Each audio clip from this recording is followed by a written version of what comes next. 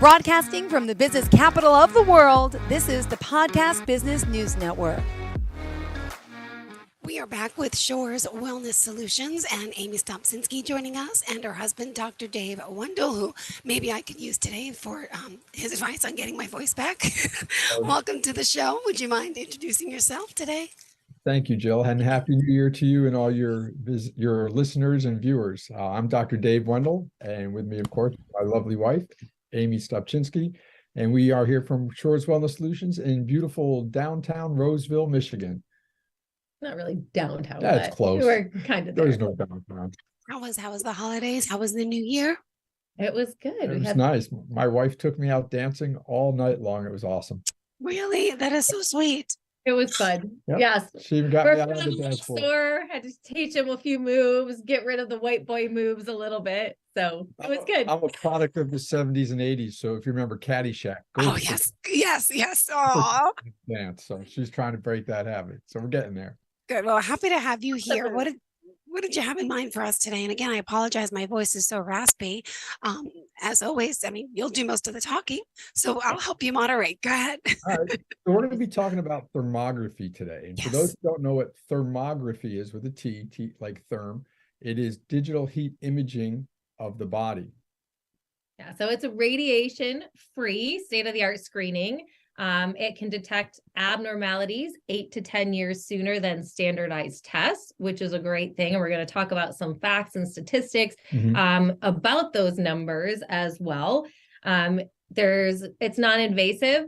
So it's great, especially for women checking their breasts, because you can see densities, especially a lot of times for mammograms, they say it's hard to detect if you have dense breasts. It's harder if you've had implants as well. And with thermography, you can get those areas checked without having to worry about radiation, compression, or anything like that. You can see pinpoint areas of concern and then correct it before it becomes a big issue. So it's a really important thing that a lot of people don't understand or know that it even exists. So we want to share that a little bit more about what thermography is and how it works. And just curious, you're right, because every year they say, okay, make sure you get your mammogram. Here's your script, the doctor says, but why are we doing that? Why are they not saying go?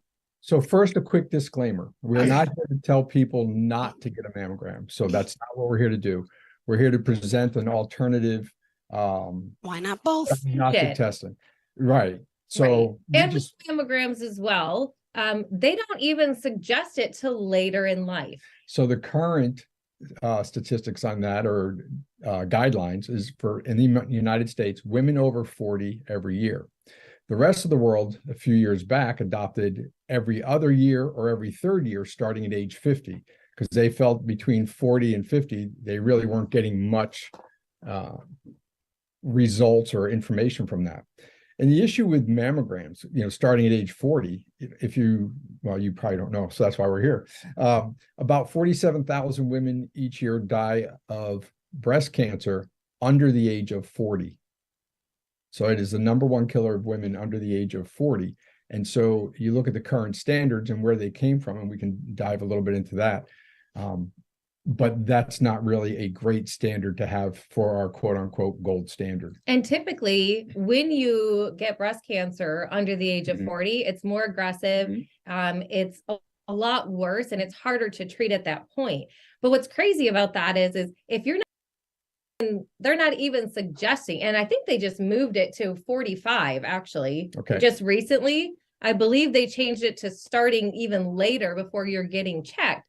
And the downside to that is by the time you actually get checked, it's so aggressive that there's not much you can do about it. So why aren't we getting checked at a younger age? Why aren't we starting in our 30s, checking to see if there's anything going on? Because if there is, we can help you by changing your lifestyle. We can feed you the right nutrition and supplements that's going to actually super feed the body so it can heal and repair, so you don't have to worry about all the other things down the line. So it's really, really important to understand that there is testing out there that is non-invasive for you to check. And even doing a baseline at an early age, unless you feel something going on or a change in the breast or things like that, even checking every other year. And then once you hit 30, you really want to check it yearly, because that's the biggest time that you may have something going on, and you don't want to do it before it's too late. It's a preventative measure. And I know on this topic, as we say some different stats and figures and give you some information, there's going to be some viewers and listeners that may be offended by it and say, oh, well, that's not true.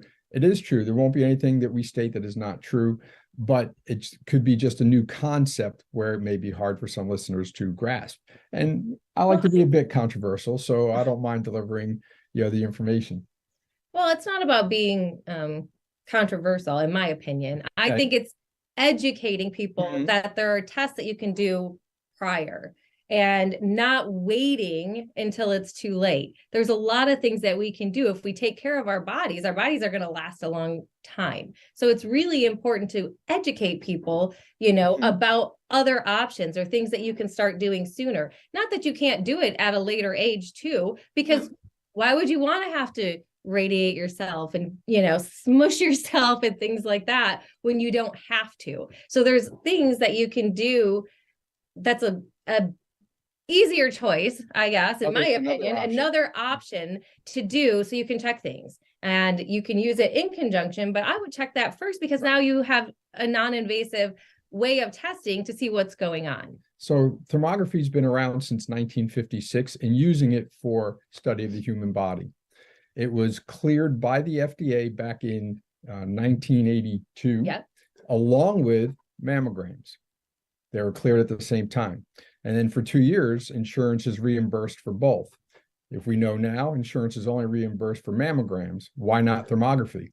Well, there's a foundation out there, the Susan G. Komen Foundation, that lobbied all our politicians to not include thermography with insurance reimbursement. They wanted to hold the field. And it's right in their bylaws and guidelines that they did this to squelch other ways to diagnose breast cancer. Thermography should be done once a woman hits puberty, and then starting at age 20 every other year, and then at age 30 yearly, unless something is found. And as Amy said before, we find things 8 to 10 years sooner. The thermography is 97% accurate for finding things the size of a sesame seed or larger. A mammogram is 83% accurate for things the size of a dime or larger. And so things have had to have been grown for a while before it can be found on a mammogram. Mammogram, when you radiate, you're building up radiation in the fatty tissues, particularly if you're doing breast on a regular basis. You also risk metastasis, because if there's something there and you compress it, you can then cause metastasis. And if you want to understand that, just think of a sponge. If you take a sponge and squeeze it, the water is going to come out. And so those are some risk factors with that. And those have been published in some medical journals, particularly back in the mid-90s. The Lancet had it. I know the Lancet isn't as up to date as it used to be. I'll keep it simple. But back when they were really reputable, that was some really great research that was done. There's a lot of great books and articles out there on thermography and the efficacy of it. And so those are the things that you need to know and understand. Right. And a few startling facts that you might not know or understand is a chance of women having breast cancer is 1 in 8. So it's very high. Breast cancer is a leading killer in women ages 35 to 54. So again, it's really important to start getting checked earlier, because that's your number one killer. There's over 1 million cases of undetected cases currently. 47,000 women die under the age of 50. That's every year. I mean, that's crazy. That's crazy. And this is something that, if it's caught early, is preventable. You can change that. You can feed the body the things that it needs, take out the things that are feeding it, which is another thing we've kind of talked about a little bit before. But we want to reiterate, sugar is a big feeder of cancer. Cancer loves to eat sugar, and cancer cells eat 8 to 12 times faster than normal cells. So if you're eating sugar, whether it's in the form of white flour or in the form of sweeteners, those cancer cells are going to grow much quicker. Right. Everybody has cancer cells in their body. Let's be real. It just depends on if you're going to feed those cancer cells, what it what it needs to actually grow into an issue, or if you're taking away the things that are feeding it so the body can heal and they go back into like a dormant state. So it's really important. And that's why we teach so strongly about the prevention, testing things earlier to make sure that you can check things and do something about it, and changing your lifestyle, super feeding the body the nutrients it needs so it can heal and repair, so you don't have to go through all the devastating things that come along with it. So if we've caught your attention so far, you can reach us at shoreswellnesssolutions.com. Our number here is 586-445-8032. Oh, I almost forgot that.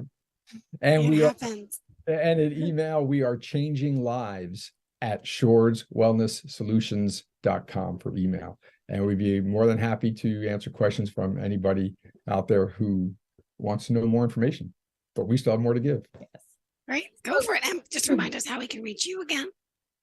Sure. Our email is changinglives@shoreswellnesssolutions.com. And our direct line is 586-445-8032. I got it that time. And our website is shoreswellnesssolutions.com as well. Thank you so much. All right, great. Let's continue with this information. I'm shocked. It's funny. I've heard of thermography. We talked about it a little bit before, but I don't understand why they would fight against doing two methods that could help someone. It's about money. Yeah, that's a shame. It really is. Exactly. There's no money if you don't have cancer and you're not going through all those treatments and things like that. There's no money in it. So if you're healthy, right, and you don't need to go see the doctor, you don't need to go in for anything, and your body's working the way it's supposed to, there's no money in it. So unfortunately, it's very sad, but we want to teach you that there are alternatives as well. And what's great about thermography is it isn't just for breasts. We do full body thermographies as well. So it's going to check more than just that. You can check the thyroid to see if the thyroid is functioning or if you're having issues with that. You look like you had something to say. I got lots to say. I know. I'll be patient. Go ahead. We can find out years ahead of time if a person is susceptible to a stroke by looking at the carotid arteries. And you don't see them from here because remember, with thermography, we're looking at physiology. We're looking at changes in heat in the body. We're not looking at anatomy. An X-ray, an MRI, a CAT scan, that all looks at anatomy. That looks for fractures, tumors, things like that. We're looking for changes in heat. And you say, well, why is that important? Well, before any issue of the body becomes a major problem, you'll get a change in heat. And that change of heat is more blood flow to an area. Inflammation, we talked about that in previous weeks. Inflammation, how inflammation plays a role in the body working or not working. And so we want to reduce that inflammation. And that's something that's going to show up on a thermogram. And if a tumor is starting to grow in its infancy, it'll produce a hormone called VEGF, vascular endothelial growth factor. And that tumor will put it out into the surrounding area. And when that hits the blood vessel will start to grow towards the tumor. And as it hits another blood vessel, more blood will grow towards that tumor. And that's what causes the increase of heat in a localized area, the increase of blood flow. And that's called angioneogenesis, the growth of new blood vessels. And so by doing that, the tumor is looking to feed itself because once that blood vessel hits the tumor, it will triple its size in that first year. You want me to keep going? I'll keep going. So when we talk about, well, how does... I like to talk about all the things that it looks for. So when we look at a head and neck and we talk about the carotid arteries, we're looking for the heat differential up here, supraclavicular, supraorbital arteries here. If one side is colder than the other, that tells me that if this is the cold side, this carotid is occluded or blocked.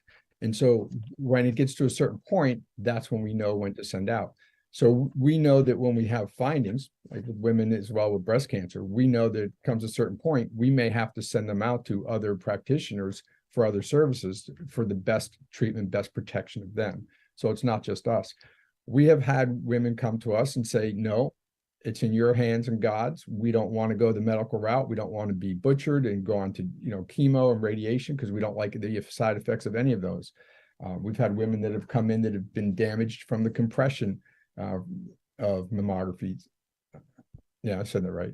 Think about that for a minute. And so it's really important to know and understand that. And we have watched women with stage 2, with stage 3 breast cancer reverse themselves back to being totally clear, clean bill of health. It's not a quick thing, but it's something that can be done usually within 12 to 18 months is my experience. Go ahead. You want me to keep going? Well, Okay. no, I just didn't know where you were going to next. No, I'll let you go. Other inflammatory things we'll find. We can look at posture analysis and see how posture is off based on the inflammation that's found. We can see if people are developing neuropathies, which is great for diabetics, type 1, type 2, if it's advanced, whether it's in the upper extremity, the arms and hands, or the lower extremity, the legs and feet. And we can see these things based on the heat differential. And the neat thing about thermography, you can never look at something and say, ooh, what's that? You have to look at something, let's say it's on the right side, and then you have to look at the left side and see if it exists there also. Right, because everybody's body, for one, is different. And what's great about thermography is you can see those changes. So let's say we do find something. We put you on a protocol, we're checking everything out, we're seeing what's happening. We can recheck you by taking those pictures again and see, is it changing? Is it getting better? Is it going away? Is it getting worse? And you don't have to worry about the radiation and all of that to keep checking everything. You can physically see it and you can be like, hey, we're on the right track. Or, hey, maybe we need to do something different because things aren't changing as quickly as we want, or that kind of thing. So it's a great, great tool to check your progress as well and physically see what's happening, so you can know that you're on the right track, or do we need to change something? And you don't have to keep waiting, and you can do it as frequently as needed without having to worry about any issues and anything like that. It'll check for abdominal inflammation, which, to be real, we have a lot of people with gut issues going on. So it's nice to see exactly where it's happening in the gut, in the digestive tract, so you can make sure you're feeding it the right supplements and tools to help with those things as well. And the inflammation over the abdominal area, the stomach area, that people call it, will determine, which organs we want to target to make sure that we're bringing back up to normal function, getting them working. You can even check for melanomas and things if you have something on the skin to check to see if there's an issue. A lot of times we'll do a full body thermo and you see an area of the skin that looks abnormal, and you can say, hey, we need to send you out to a dermatologist. You need to get that checked. That doesn't look like it should be looking. There's an area that, just doesn't look right. So we need to take care of those things. Keep going. You're on a roll. I'm not sure. Well, can I just ask, expense-wise, how much does it cost approximately, anywhere from what to what? I mean, clearly it's worth the investment, but just curious about what costs are for thermography, if you don't mind sharing. Oh, not at all. So in our office, if you get a full body thermography, it's $4.99. Wow. If you're new to our office, we also include our full new patient exam as well. And so how we help our patients out, if they're going forward with a full exam, is we want to make sure that if we do a full exam, that part of your testing you can submit to your insurance company for reimbursement if your insurance company covers that testing. So we do try to help our patients out as much as we can. But we think it's important to not only get the thermogram, we think it's important to do the other testing like we do in our office, because we want to check for everything. We want to see everything that's going on in the body. We like to check the heart, which we use our heart sound recorder reading to check the 4 valves of the heart as well, because it's very important how the heart's functioning. We do our nutritional exam using nutrition response testing, so we can see if there's any food sensitivities, chemical stressors, all of that. So you're getting everything for that $4.99. We also give a discount if you prepay for your appointment. You can get everything for $4.49. And that also includes your report of findings, where we're going to sit down and go over the results of your thermogram. We're going to go over all the testing that we did, how you're absorbing nutrients and minerals, and what our recommendations are moving forward, which is great. Now, if you're not ready to do the full body, but you want to just do breast only, we do that for $2.99 with a prepayment of $2.49 if you want to hold your spot. Gives you a little bit of a discount. And that will include a breast thermography where we check just the breast only, but also our full nutritional exam as well. So it's very affordable to do and check yearly. We spend more than that just getting our Starbucks coffee every day. If you add that up, you're going to spend way more than either of those things. And that's probably harming your health because most people put sugars and all the extra fun frills into it. But it's a very, very affordable test that's going to tell you so much about your health and help you just be preventative in what's going on, especially for the new year. Let's check ourselves, see where we're at. We have a whole year now to get our bodies in shape, make sure we're healthy, make sure we're feeling well. So it's really important. And it's a really affordable test to get your body checked. All right. Thank you. What else did you want to share about thermography, both of you? Good. Oh, you popped something up, so I thought you were on the way to go. Well, I did mention earlier it's 97% accurate. There aren't any false positives in there because when you're looking at inflammation, increased blood flow, it's either there or it's not. When you look at a mammogram, 20% of women who get mammograms have false negatives, meaning they're told that everything's fine, but it's not. They have something there. And that's 1 out of 5 women getting a mammogram. And I'm not knocking it. I'm just telling you what the statistics are, what the facts are with these different tests. So there are over 20,000 cases of cancer each year in women under the age of 40. That's crazy, crazy, crazy. And it's really, really important to know that, why are we waiting until... And there's no screening for that group. Exactly. There's no screening anywhere except for thermography. And so why wouldn't you start getting checked? I mean, I look at all these young kids who are out getting their lashes done and facials every day. And they're spending hundreds and hundreds of dollars every month, which is great. But wouldn't you want to know if there was something going on internally that you could change and correct early so you don't have to deal with all of the extra stress that comes along with just getting checked to make sure that your body is working the way it's supposed to? I think it's just so important. And most women don't even know that it's out there. And that's the part that is, kind of nerve-wracking. And I think it's important to get the information out so people can have an alternative of something to do so they can change their life for the better. And I don't put a shout out for Amy. We are both certified thermography technicians. I introduced her to this test back in 2016, I think. And she's like, I have to do that in our office. And she is phenomenal with her performance, handling of the test, the technical aspect of it. And it's just really amazing. And there's just countless women that we have helped, particularly her, just the last couple of years in doing this. And it's just incredible the changes we can make in people's lives, before there's a major issue. And what's also awesome is seeing the changes. If we are finding issues in the body and putting them on a protocol and rechecking them and seeing how much things can change.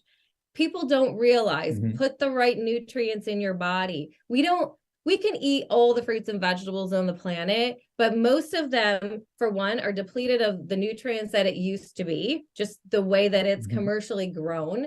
And we can do all of those things, but we can't get enough of the right nutrients in. And people don't realize how beneficial supplementation is, using supplementation. Exactly. And there's a difference between the two. We only use whole foods here in our office. So when it says kale and Brussels sprouts, that's what they do. They take it out of the ground, pulverize it into a capsule. And those are the things we're going to use to help your body heal and repair. And they're so highly concentrated that most people can't eat 7 pounds of kale and Brussels sprouts a day. But you can take some capsules to feed your body that nutrition so it can heal and do what it needs to do and repair. And that's what's super awesome. And that people, if they just understood that alone, adding the right nutrients in to their body. And we design a protocol specific to you and your body and what your body needs based on our testing, which is great because now you don't have to guess. You don't have to go to the store. Everyone's going to the store and they're like, the new year, I need to be healthy. I need to start taking my supplements. I need to be doing the right things. But do you really know what you should be taking? Do you know how much you should be taking? Or do you want a design clinical program that's going to tell you exactly what your body needs, how much you should be taking, so you know you're taking the right things? And something to look at on supplements. I know you're probably not going to be able to see this. I'll get it close to the camera. If you look at the nutrition information on there, where it lists different vitamins, you'll notice afterwards there are no parentheses with words in them.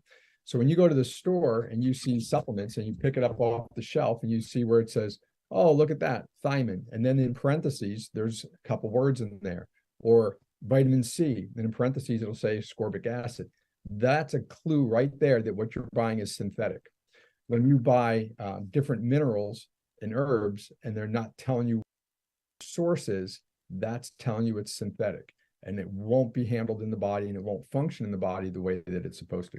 Yeah, when you put a synthetic supplement in the body, the liver then has to work twice as hard to process it.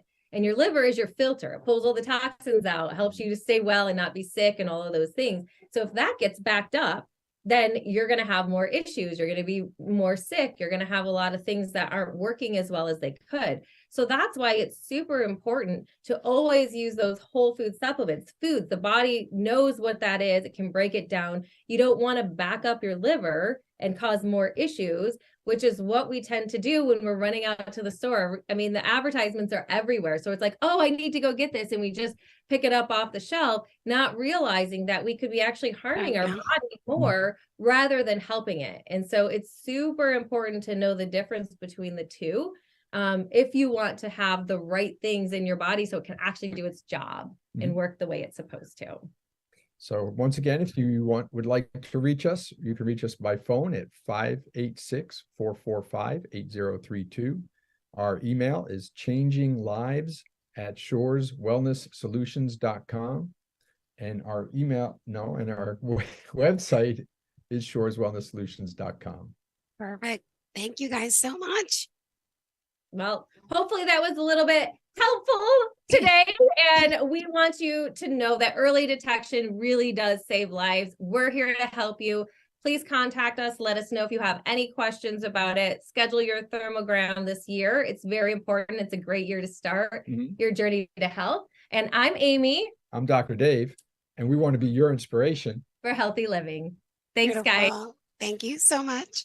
Are you looking for even more of the podcasts and hosts that you love? The Podcast Business News Network is proud to announce that you now have even more ways to listen live. Check out the MyTuner Radio, online radio box, and Simple Radio apps on iOS and Android, or find us online. Search for Business News Network on mytuner-radio.com or search Podcast Business News Network on streama.com and onlineradiobox.com/US. Take your podcast on the go and don't miss a minute of the action.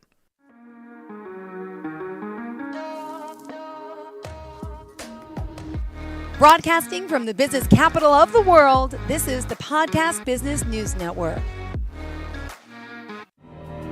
For nearly 2,000 severely injured veterans, everyday life has become filled with barriers. Day-to-day simple tasks can become pretty daunting. I have to carry my chair up 2 flights of steps or have somebody do it for me. What scares me the most is just the falling. When I'm struggling with my house, I think, to have that one great barrier just knocked down, it's crucial. Home for Our Troops is a wonderful nonprofit that builds a mortgage-free, fully adaptive, handicap-accessible house. And there's no catch. It'll be our very first home that we've ever owned. This is a game changer. This is where your life begins again. We need you to join us in completing this important mission. Please visit hfotusa.org and help build homes and rebuild lives. Because of you, everything's going to be okay.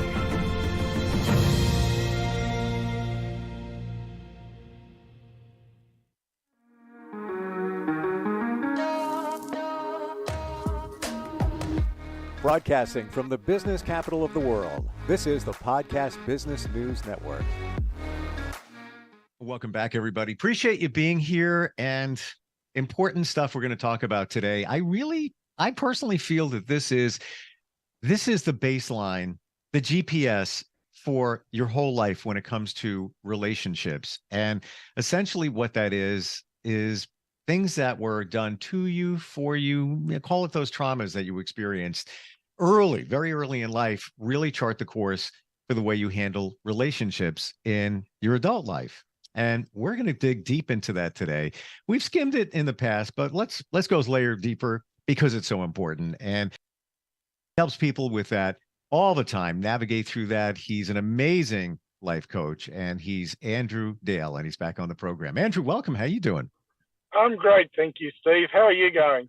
Doing great, doing fantastic. And it really is something that we've centered on in the past before, in that those things that happened in our lives, many times we had no control of, or when we were a kid, call it 2, 3, 5, 7, 8, whatever years old. Those things that we heard really do chart the course for the future of how we deal with our relationships, right? Yes, absolutely, absolutely.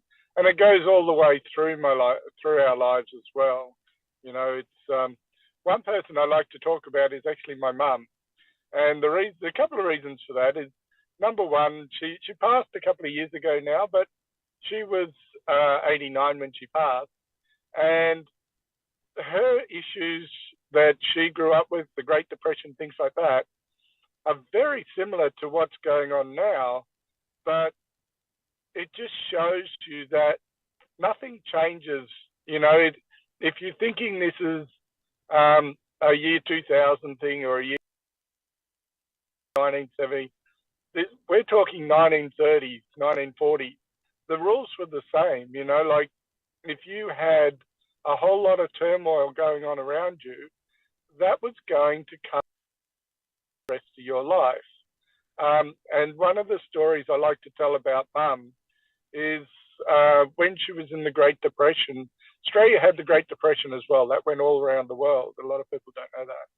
But she lived in country Australia, and people had to keep moving. They had nowhere to live, and they would come past her house each day, the families, and their family would feed another family, and then they would go off and find somewhere to sleep. And Mum learnt from that to have enough for yourself was greedy. You had to share everything you had. And it wasn't until she was about 84 when we dealt with that, sitting in a beautiful place in Austria looking at the mountains. And I went through it, and I actually said to her,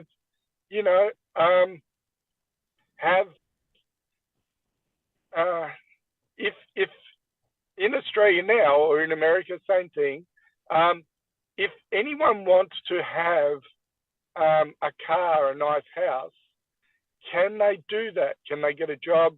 Is it reasonable that everyone can look after themselves if they want to, if that's their goal in life? And she said, yeah.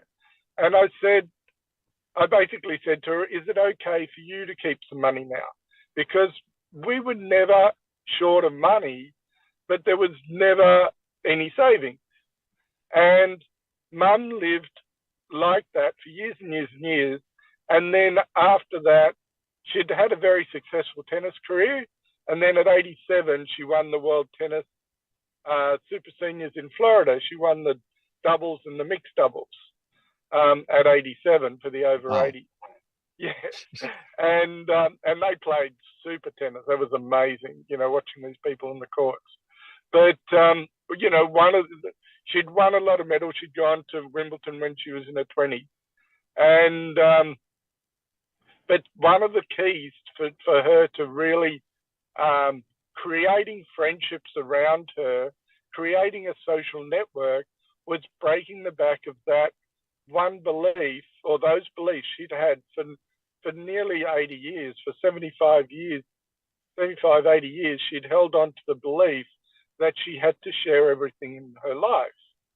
And, this is what I'm saying. People, younger people now have had a lot of trauma in the last 10 years. They're going to have to make sure that they're very much aware of, and the adults seeing their grandkids, be aware that the kids have been traumatized. They go to school and they don't know if there's going to be they're doing active shooter drills. You know, that's going to stay with them unless we understand that, and we're going to have to understand our grandkids, and that's one of the traumas the grandkids are going to go through. So for ourselves, all of these, so that's a negative trauma. One of the positive traumas that we can end up with is say we're when we're kids. Someone was talking to me this about the other day. Their father was a doctor, and they'd stop at every major accident, but they'd say to the child, "Stay in the car or stay in the house. Stay away from the action. We don't need your help here. Stay away from the action." And part of that translates into, you don't have to step up. Someone else will do it for you. So while the father's being very generous and very safe for the child, they're actually causing a barrier that says you don't need to look after, you don't need to step into the action. You stand back and sit on the sidelines. We will take care of everything. And, in life, it's very rare that you can go through life with someone else taking care of everything for you. And it just, it means that it's much more difficult to take responsibility when times get tough. That's how that one translates. But there are all these type of things where different people, bullying's a big one. One of the ones with mum, I talk about mum a bit. She's got some YouTube videos, which is great. I can go back and listen to my mum give motivational speaking about her tennis, and while she plays tennis with her dog. But one of her things was she was bullied at school by one of the local wealthy kids, so that it was basically a family that was being aggressive towards her. And we talked about this, and she was a prefect at school, which is a position that's voted on by the kids. And, once we got talking about it, then the other stories came up, and one of the stories was one of her friends at one of the reunions was talking to one of the teachers, and he'd said, "Yeah, I always thought Margaret would do really well in life, and that doesn't surprise me that she's doing what she's doing." And when Mum thought about this and we went through it, she thought she was the outcast at school, whereas she got voted in. So the majority of kids liked her, and it was causing her problems because that would cause part of the bullying. But the reality was more people liked her than didn't, because she'd won the vote. The teachers, thought she was going to do amazing things with her life, but she'd forgotten these things. All she remembered was this family that was bullying her, instead of going back and getting it in perspective. We're not trying to cover things up. We're trying to get things in perspective, right? And the reality is, I like to talk about moments in time, which means that, you might have been bullied for 5 years by the same kid. That's one moment in time. But what other moments took place during those 5 years? Were you playing sport? Were you doing well at education? Did you have a great family life? Did you have good friends? And when we go back and we actually layer up all the good things that were going for you at that point, all of a sudden the bullying means it's just nothing. Even though you remember it, energetically, it's now nothing. Energetically, number one, you realize that allowing the person who was bullying you to have any input on your energy is just you giving your power away to someone that doesn't honor you. And so, you feel a little bit silly about it, and you should, from the point of view of you don't want to go back there. You never want to give someone the power over you if they haven't got the best of you at heart. Now, bunch of thoughts here, Andrew. First of all, I think you said your mom passed a few years ago. Yeah, just 2 Yeah. years ago now.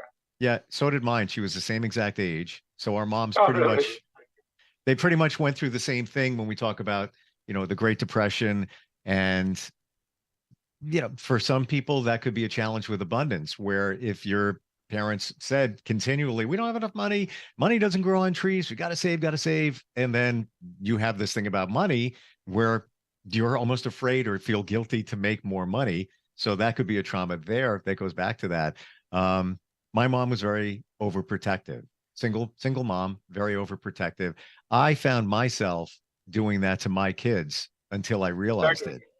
And like, it's a kind of a cliche. It's like, we turn into our parents. Well, I turned into my parents, and it came from a good place, but there was, when my kids were much younger, I look back and I was like, you were really overprotective on them. But then it got to a point where I was just like, I stopped it, corrected it. And it's like, why am I following you around, worried that you're going to fall and hit your head? If you do, it's okay. You'll mend and you'll be back. You'll be okay. And the bullying thing, I was bullied as a kid, and it definitely made an impact on my life later in life until I confronted it and dealt with it. And like you said, and you said it perfectly, we don't just make those things go away. We just acknowledge them and put them into perspective, what they really were. But when you're a kid and you get bullied, it's a big deal. It makes a huge mark on you. Yeah, and it's not. As I said, we look for the other things that were going on at the same time, because just trying to put something aside creates the vacuum. You've got to have something else to go into that vacuum to fill the void. It's sort of like, if you think of space, if a planet disappeared, it's not going to disappear. Something's going to go there. A vacuum will suck something in there. Well, the choice for us is, first of all, you decide what's going to replace that. And so you replace it with great memories or positive thoughts about yourself. Why was the bullying happening? Oh, the person was jealous. Oh, that means that I was actually better than them. Yeah, see? Yeah. This is interesting. I have to tell you, Andrew, I confronted all of that through hypnosis and, before we met. But I've never heard it said to look at the positive things that were going on around that time as well. And when I look at that time, the bullying wasn't good. And I'm talking, 8, right around there, and period of years.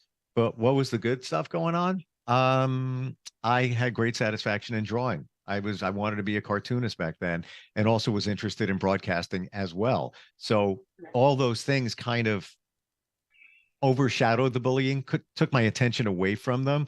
But it's an interesting thought when you talk about going back to the trauma, but looking at all the things that surrounded it, and maybe a lot of those were a lot of good things. I always hear the word trauma, go back to that one moment, but there's other things to frame it, to put it all into perspective. Yeah, you got to be careful going back and dwelling on a moment. People can get really hurt doing that, and it's going to hurt a little bit to change. You're going to have to acknowledge that moment in time, but you don't have to. People talk about reliving it, and you shouldn't have to do that. No. And we've got to be. You've brought up a great point where you've got to acknowledge things, but you have to be grateful for what that person did for you. And for you, you may never have been drawing if it wasn't for the bullying. So if you have a look at that, my dad was abusive for years, and I would never have taken up sailing if it wasn't for my dad. I would have been playing football, playing cricket. He was the worst sideline dad in the world because he'd yell at me instead of the other team. But the sailing, I could sail all day and I couldn't hear him. So it sparked a lifelong obsession for me with sailing. I sailed on Sydney Harbour. I sailed the Sydney Hobart yacht race. I own my own little yacht there in South River. I've sailed against world champions. I never would have done any of that, or possibly, if it wasn't for the fact that my my dad was so noisy on the sideline that I had to find a solution. And yeah, so I was extremely lucky. I was also pretty crazy, which helped. Yeah. So my idea of taking up a sport is find something you can't do and do it anyway. Well, not a lot of people do that, so I applaud you on that. I don't know if I would be that person to do that, as well. Yeah. But you're right about if you focus on just the trauma, it can potentially not be a great thing. It's better to look at all the other stuff. When I was hypnotized, looking at those moments, Sure. I confronted myself as a child, and it was good. Like basically, you are there for him. You'll always be there for him. The adult in me was always there after that hypnotherapy session for that child to help move forward. But you're right. There's a lot of pluses. Yeah, there's no right and wrong way to do things either. It's what works for you, and that's finding someone to work with that that can crack the code for you. So some people are great at it. Other people, it just depends on you. And but yeah, being grateful for things. Gratitude's an amazing thing. I think we've talked about gratitude before. Yeah. But being thankful for who you are, being, nurturing that young child within you. They need a hug sometimes, and and no one's parents were perfect. And the one thing, one of the big things that I figured out was, they do the best job they can. Everyone does the best job they've been trained to do by generations. So your parents were trained by their parents, were trained by their parents. So what you're learning now could possibly be, 150 years old.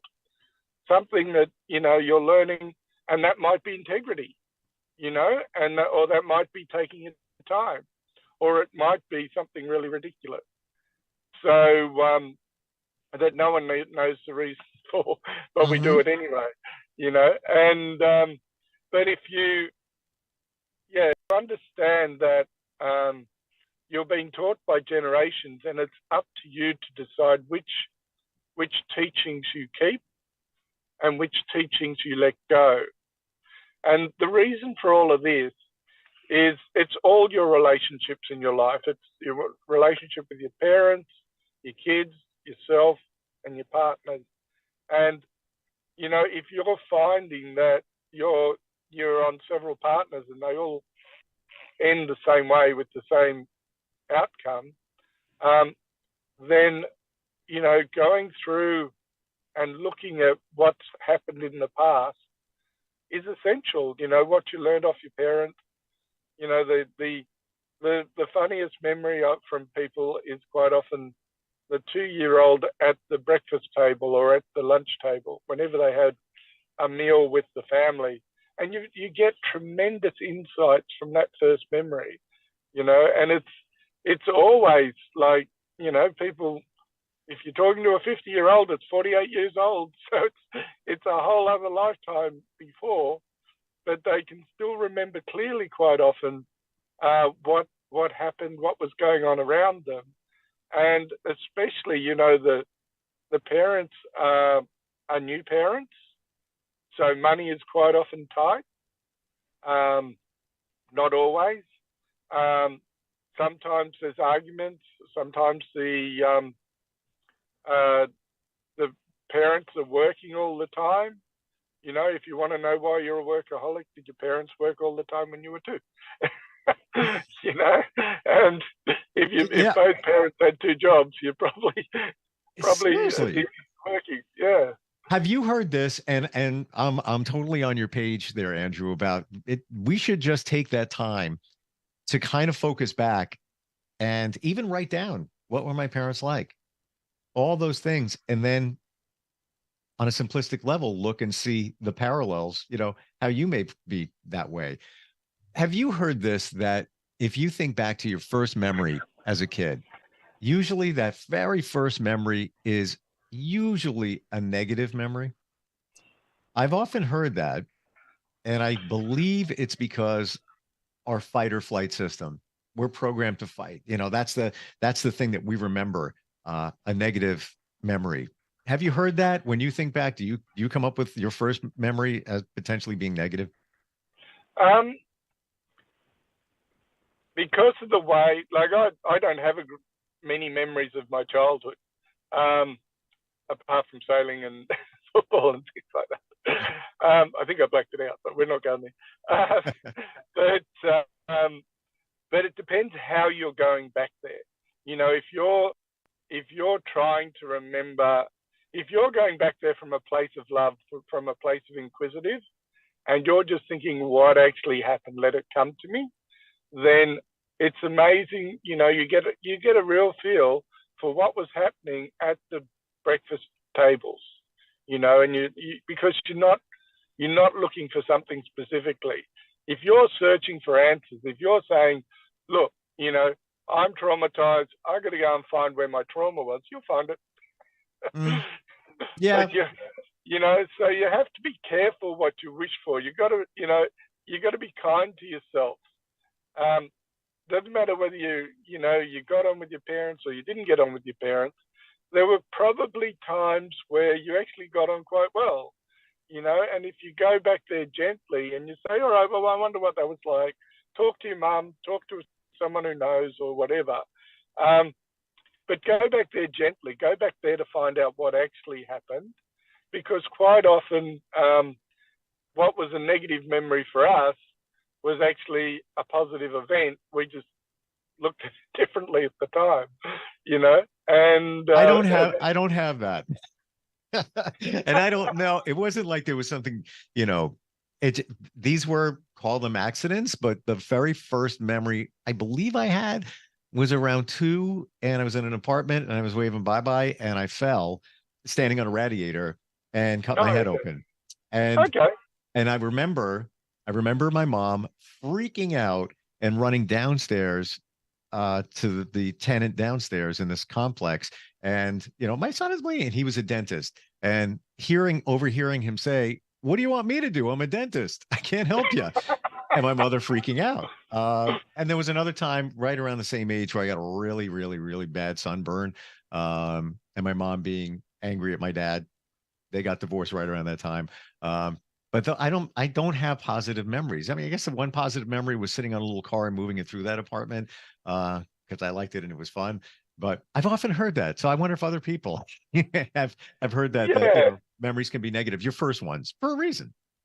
Yeah, and the funny part about that is you're looking at those as a negative memory. Here's a crazy story. Okay, so I'll keep it a little bit short for you. I was sitting in the desert in Western Australia, like a couple hundred miles from anywhere, on a road crew where I used to drive, support the road crew in a 4-wheel drive. I was in my 20s. It was a great job. We were literally out in the desert supporting oil rigs in the desert. And out of the 6 guys that were there, as children, they put a garden fork straight through their foot. Believe it or not. And the 6th guy was crazy, so that was just as well. But I can still remember my mother looking up and going, no, as I put my garden fork, one of the big 4-prong garden forks? A pitchfork. Right. Yes, the pitchfork. Yeah, right. Right through my foot. And so to me, that's not a negative memory. That's just boys being boys. Agreed. I totally agree. And with me, I call it a negative memory. It was an accident, but I remember it. It's like, why don't we remember the more positive things? Don't know. Maybe there's a reason for that. But I think your mum, reacted from a point of her perspective, whereas my mum would have always gone, okay, off to the hospital, and we just would have got it fixed. Well, country folk, and exactly. And that goes back to what I said before. My mom, she was wonderful, but she was overprotective, so she probably overreacted, and then that's why I remember it. Has it impacted those things? I don't know. I have to look at those. But it's funny how we talk about how those things chart the course for relationships. Because I know somebody whose mom was had a lot of anxiety. This person, she had a lot of anxiety as well, passed on from maybe the mother, and says that she always attracts people in relationships, partners that have a lot of anxiety. So there's a potential there, unless you confront that situation, that's what you're going to bring to you. Sometimes I guess people are just gravitating because they feel comfortable because you have anxiety, you're anxious, and they do. I heard a great little video. It was probably 1 minute video of Charlie Munger the other day, and someone was interviewing him, and he said, well, one of the great things in life is you find a partner that supports you, has their stuff together. You don't find someone to fix. And I'm going, what a great idea. I wonder why he's a billionaire. But it's such great advice. If you're constantly looking for someone to fix, that means that you're not ready to accept someone that is complete, which means you're probably not. It means you've probably got some work to do. 1,000,000,000%, and you probably don't even know you're doing it. Yeah. Oh, look, absolutely. But I was amazed that, he's a billionaire. You'd think he'd think different. No, he thinks exactly sensibly. It was the best advice I'd ever heard for anyone. And, you might not be there at the moment. So sometimes it's not the right time for you to jump into a relationship. Sometimes, we all have seasons, and maybe this season for you is the winter where you hibernate for a bit and go into spring where you bring yourself together and basically reborn. And that can be like, it can take a moment, it can take 6 months, it can take years, but it's important that you take the time to find out who you are, and it really doesn't take that long if you had the right help. But exactly, but find out who you are, find out the positive things about you, find out where you really want to be, and what you will and won't accept in a relationship from yourself as well. Put that down on the list. And if you find that you're badgering your partner until they're pulling their hair out all the time, maybe you need to work on that. And you can't do it alone. So that's where you come in to help people help us analyze, where these things took place. The one thing I've learned from you today, Andrew, the way you work, you come from a picture of positivity. But it's realistic positivity, because anytime I hear anybody talk about those traumas, it's usually centered on a negative thing. You went through this and now you have to fix that because you're going to continue going through it in your relationships and in your life. You have a different spin on it, where look at what you learned, the positive. Yeah, it messed you up. There's no doubt about that. You got to confront it. You got to deal with it. But look at those positive things that came about from that and learn from those as well. For you, if somebody wants to dig deeper into that kind of stuff, that's your wheelhouse. Your website is andrewjdale.com, right? Yep, that's right. And if you go on there, you can have a look. I've got a few clients on there that you can find out. Just listen to their videos; they're only short, and book in a free clarity session. I'd much prefer you get to know me a little bit and you unpack where you are, to make sure that I'm the right person for you. So we do that for free. So just go on and you can book in there, and I'd love to speak to the audience. That would be great. Yeah, that's fantastic. And you gave the word clarity session. That's what we need. We just need some clarity. Don't even call it a consultation, even though it is. Just get some clarity on your life. andrewjdale.com. Andrew, always great having you on with us. I really appreciate it. Thank you, Steve. Much appreciated. I love these conversations. We Same have here. great back and forth. It's Absolutely. And even the parallels with our moms, that was kind of weird too. You don't know until you talk some more. But yeah, be well. We'll talk soon again. Okay. All righty. Thank Take you. care. Are you looking for even more of the podcasts and hosts that you love? The Podcast Business News Network is proud to announce that you now have even more ways to listen live. Check out the MyTuner Radio, online radio box, and Simple Radio apps on iOS and Android, or find us online. Search for Business News Network on mytuner-radio.com, or search Podcast Business News Network on streama.com and onlineradiobox.com/US. Take your podcast on the go and don't miss a minute of the action.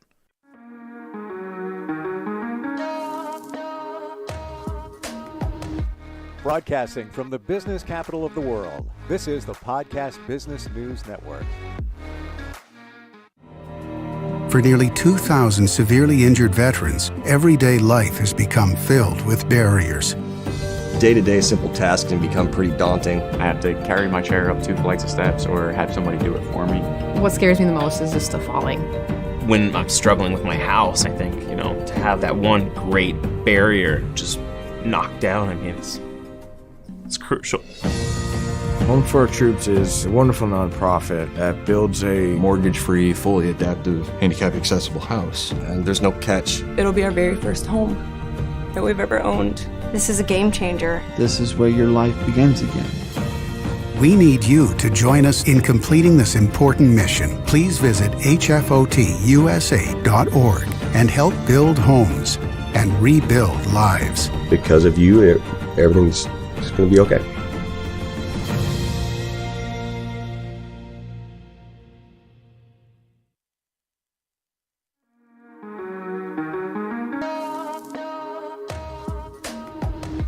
Broadcasting from the business capital of the world, this is the Podcast Business News Network. Welcome back, everybody. If you have a business, if you're an entrepreneur, if you're a solo entrepreneur, trying to move your life forward, trying to increase your business, trying to hit those goals, we're going to try and answer some questions for you today. Some of those questions around the why and the who. What am I talking about? He's going to explain a little bit better than I do.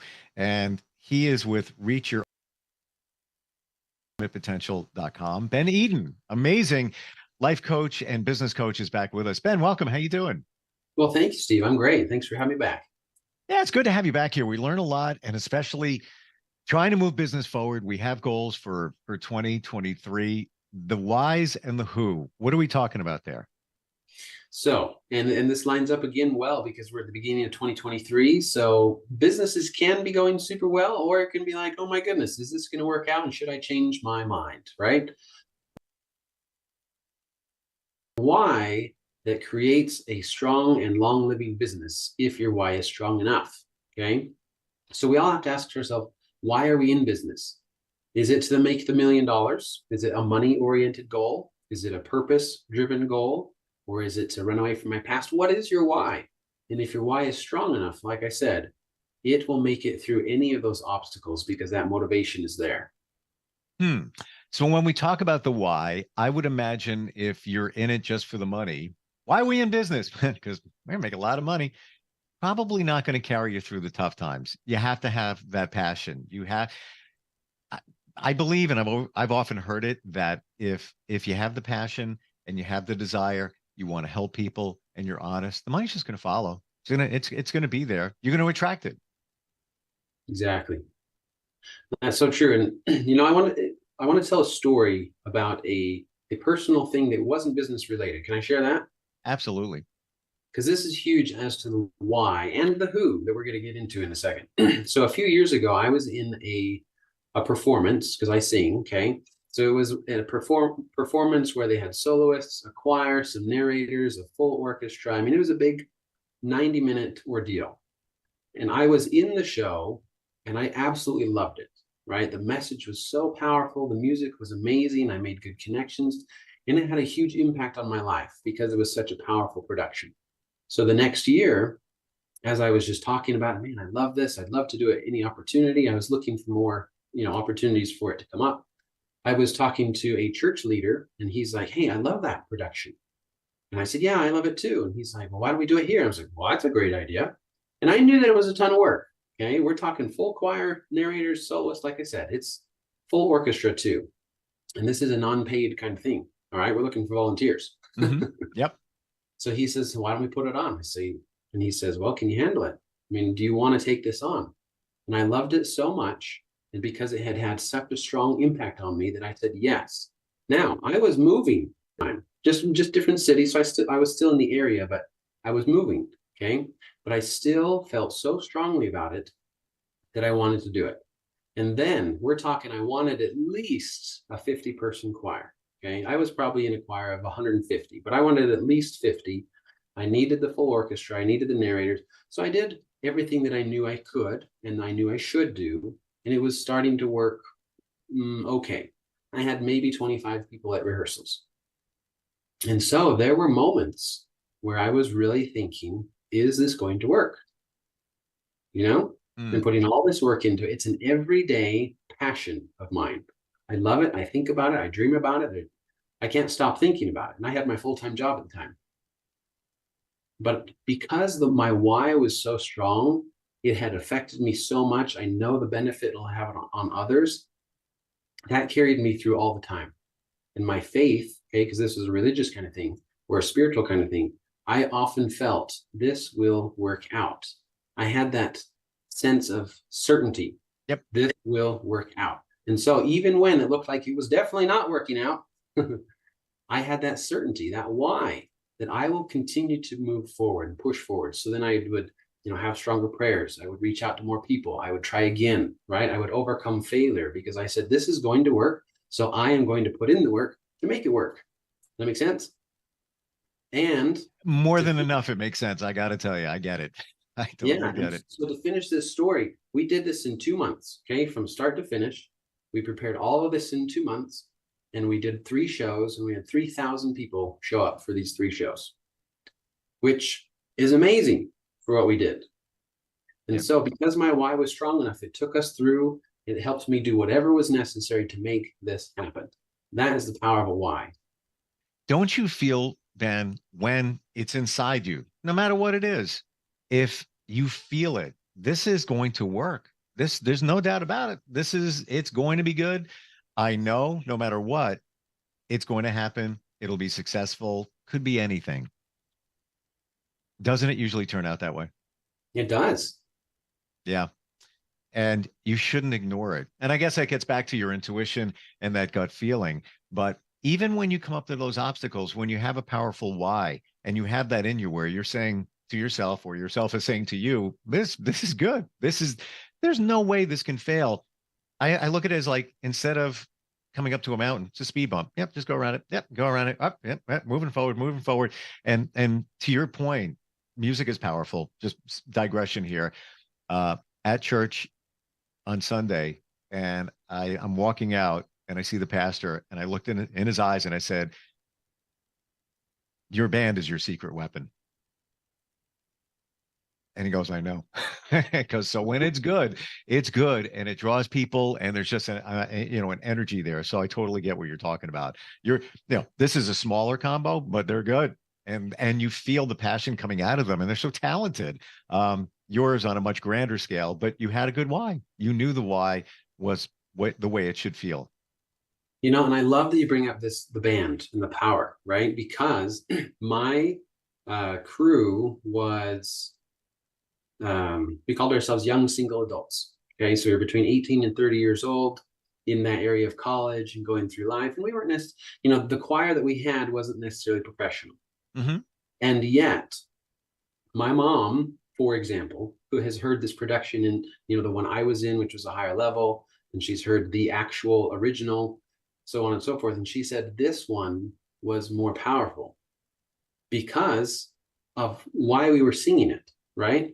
We felt the power, we had the passion, we shared that message, and that brought more power, right? Yep. Somebody can be doing the same business or following the same road, but you can tell if somebody's passionate about it or not. Say you're doing a book club, right? I don't know why that comes to my mind, but you can be reading this book and saying, "That's cool. Let's turn to page 40. It's fine. What did we learn today? That's awesome." Or you can be like, "Have you heard about this book? This is amazing. The things that you learn, it's changed my life. And if we apply these things, let's have this discussion."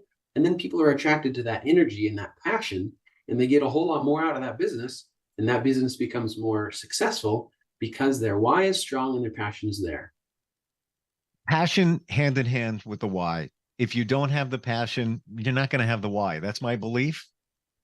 I think you might agree with that. If you have to feel it, you have to, and that's how you know you got a winner, no matter what you're doing. There can be salespeople that can seem passionate, but maybe don't believe so much in what they're selling, or they're just trying to get somebody to buy something. And eventually it starts falling away. Sales don't last long. Somebody doesn't re-sign, but when it's there, those are the people who are successful. So let's go back to the whys, and we'll get to the who in a moment.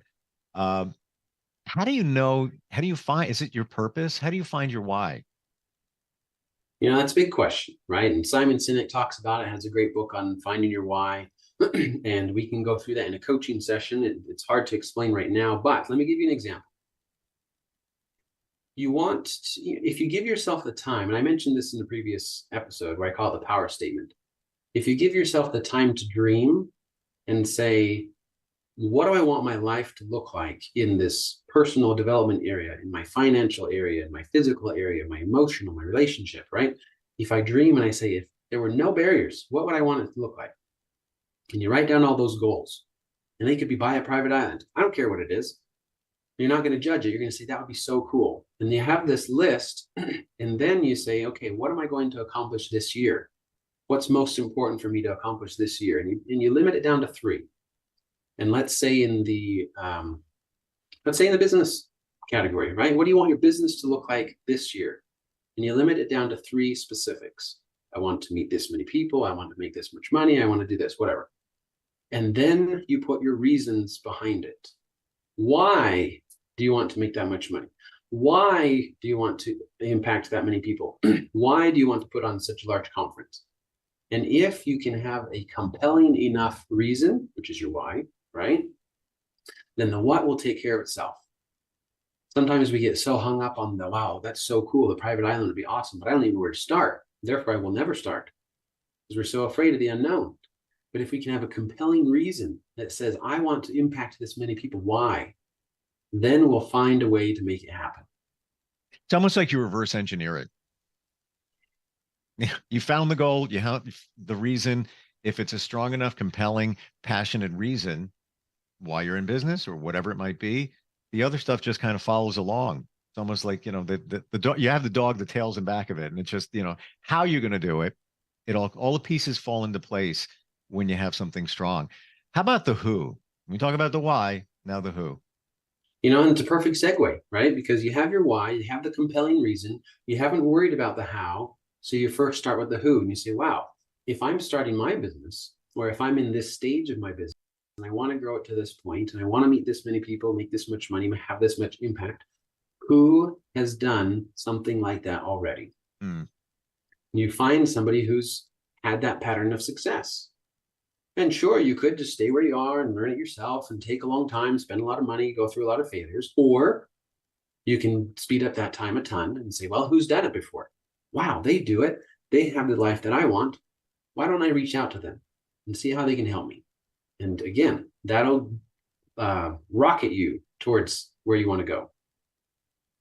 I've done it. I totally agree. And people want to help other people. Even if it's a competitor, we can all work together. And even if you don't initially reach out to somebody, study them, study their website, study what they do, maybe their social media, maybe they have videos. And it's not like you're copying them. I always call it, you're emulating. It's like you're going to school. You're taking a piece of what they do and making that yours, and maybe you're blowing it up and making it even larger because it fits you in that way. Or you could look at somebody else that you admire, and it might inspire another idea that you didn't even think of. That's not even their idea. Just their power, their energy inspired you to come up with something that you didn't even think of at that time, right? Exactly. And what I love to say is there's no one right way to do business. But if you find somebody who's been successful at it, then they have found something that works. And if you can learn what that is and apply it, great. You're that much further ahead. If, for whatever reason, you choose to follow somebody and it doesn't work out so well, You can choose to call it a failure, or you can choose to call it an education. It's like I said, you're going to school. You're going to school just by studying people, and start at the top. Some of the top players in your arena, your profession, your occupation. See how they do what they do. Or it might even be a great idea, or I truly believe, because I've done this, listen to them. Listen to, let's say they give a motivational speech, whatever it might be. Listen to it a few times. Pick up a couple of things. It might inspire you to move in a different direction. When you work with somebody, Ben, these are questions that you answer for them, or you help them answer these questions? Well, absolutely, right? Because I could give them examples of who's, and I can, but that comes after I understand their why. And I can't give them their why, right? It's already inside of them, and I help bring it out, and I help clarify their why. I help strengthen their why. So then somebody who's maybe trying to do business and they've tried to copy somebody, or they've made some attempts here or there, but if we can get to the depth of their why, then again, that's like putting fuel in the tank, and you're like, wow, I can do anything. And now I'm ready to reach out to that who. And then I can give them options. If I'm their coach, then I'm one of their who's done a lot of the things that they're looking to do. Otherwise, I'm like, okay, well, you need this tax person, you need this lawyer, you need this network, right? You need this book. There are a lot of ways, like you said, to get an education, because what do they say? Leaders are readers, right? The more you learn, the more you grow. And that is a way. If you can keep your mind growing, then your business will have to keep up, right? But if we don't, and we say, well, I'm just going to do it myself, I'm going to isolate because I don't want to fail, and I'm just going to try it until it works. Okay. There's the mountain. Exactly. Get on that. How about setting goals? What's reasonable? Like, we talk about the who, and we identify that you should look at somebody or some that you admire, and maybe you find that they're leaders in your field.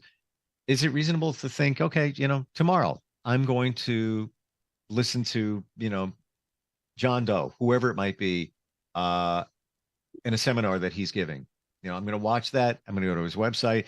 How do you set those goals and then stay on track with them? Let me see if I understood.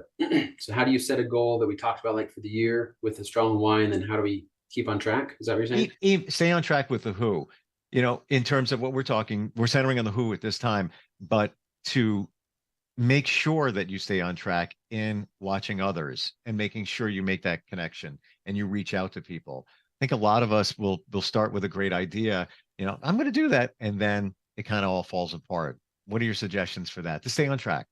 Yeah. So my personal example, I've tried a number of things, right? I've tried to jump into a bunch of networking groups and get to know a bunch of who's, and hopefully somebody becomes the who that I need. So that works a little bit.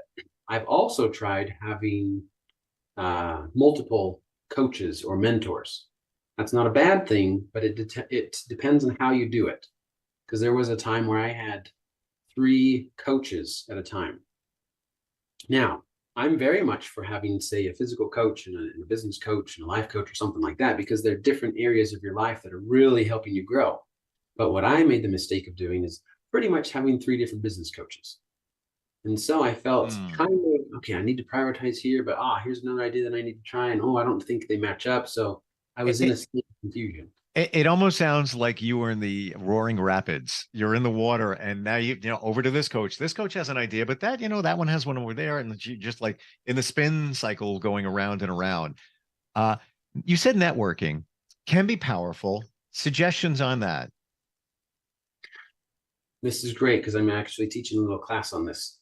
Networking, I know the stigma. Networking is like, oh gosh, so annoying. It's full of anxiety. It's never going to work. Whatever. We have to change it from what am I going to get to what am I going to give?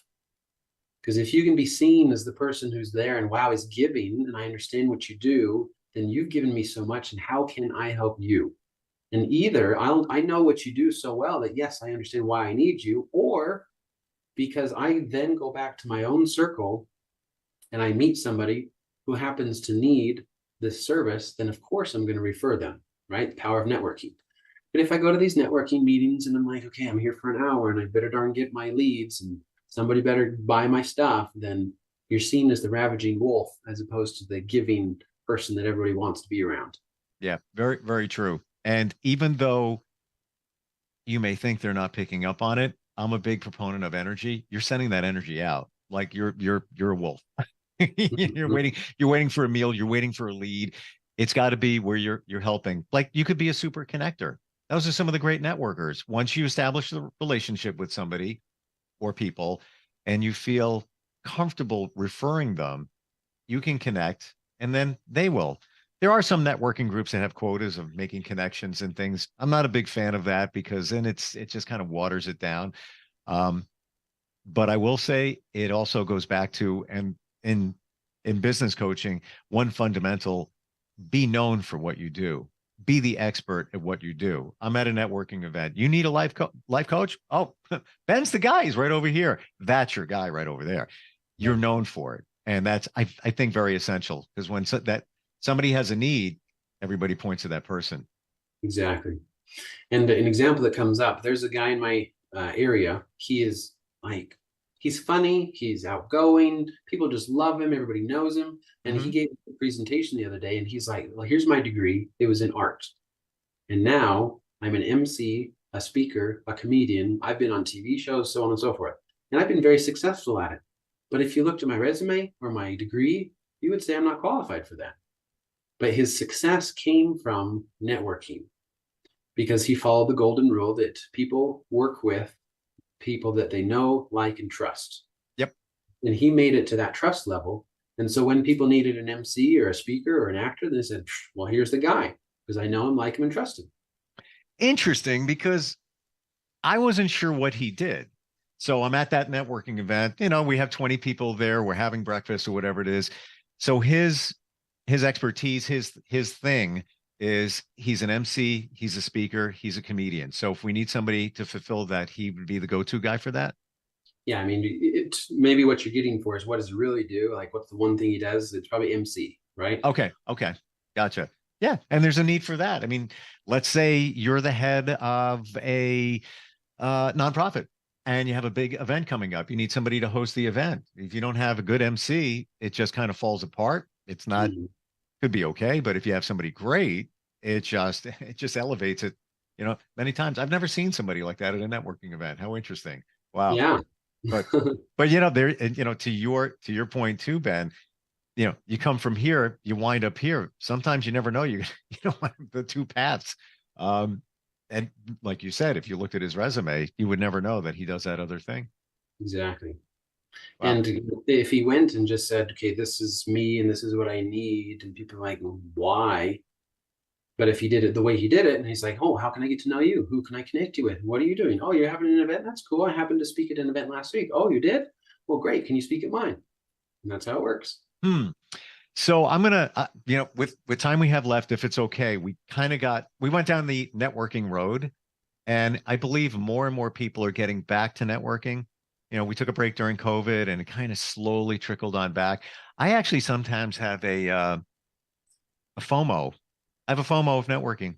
I have a fear of missing out. I have friends that went the other night to an event and I was like, oh, how did I miss that? I wish I would have known. I would have gone. And sure enough, I see the pictures and I'm like, look at all the people I know. I haven't seen them in so long.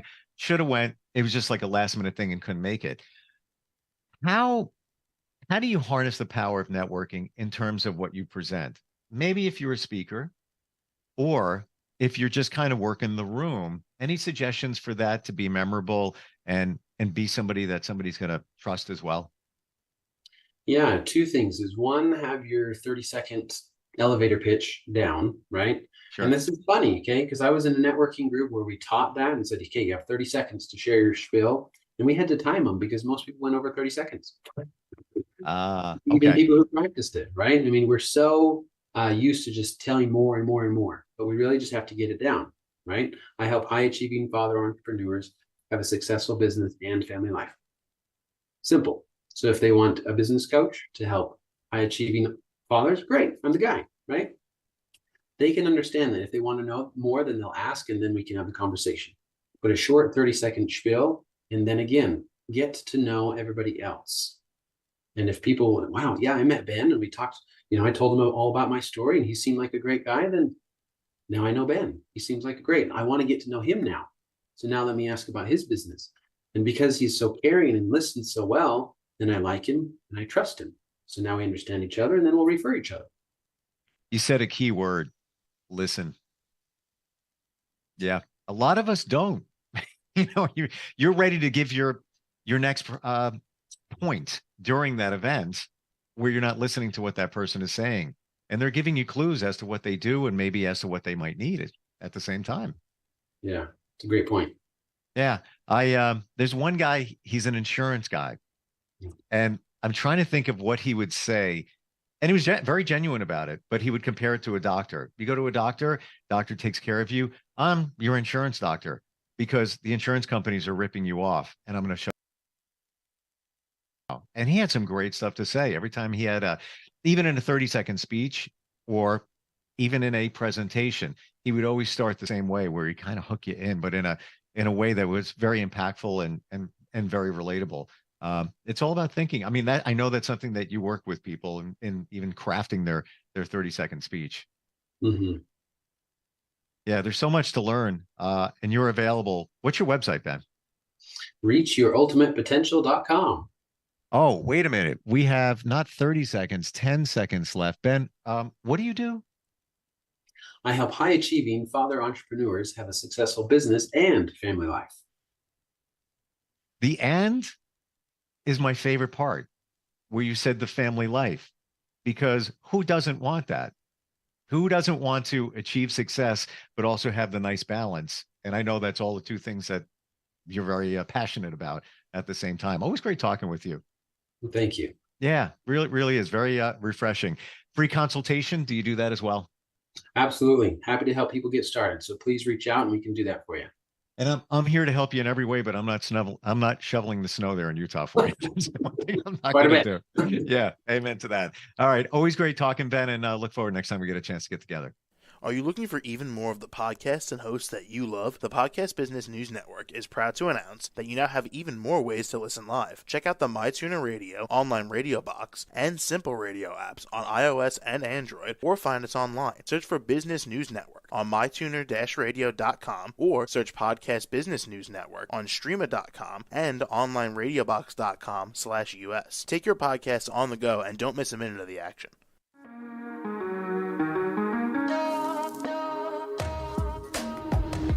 Broadcasting from the business capital of the world, this is the Podcast Business News Network. For nearly 2,000 severely injured veterans, everyday life has become filled with barriers. Day-to-day simple tasks can become pretty daunting. I have to carry my chair up 2 flights of steps or have somebody do it for me. What scares me the most is just the falling. When I'm struggling with my house, I think, to have that one great barrier just knocked down, I mean, it's crucial. Home for Our Troops is a wonderful nonprofit that builds a mortgage-free, fully adaptive, handicap-accessible house. And there's no catch. It'll be our very first home that we've ever owned. This is a game changer. This is where your life begins again. We need you to join us in completing this important mission. Please visit hfotusa.org and help build homes and rebuild lives. Because of you, everything's going to be okay.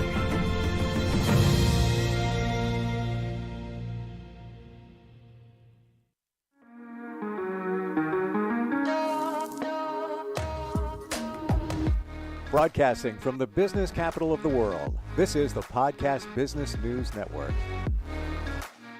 Hey, welcome back, everybody. If you're someone who feels that you're just out of sorts, things just don't seem the way you think they should be, maybe you've given up your power. And we're going to talk about that today. That can happen in many different ways. You may have done it and you don't even know that you did it.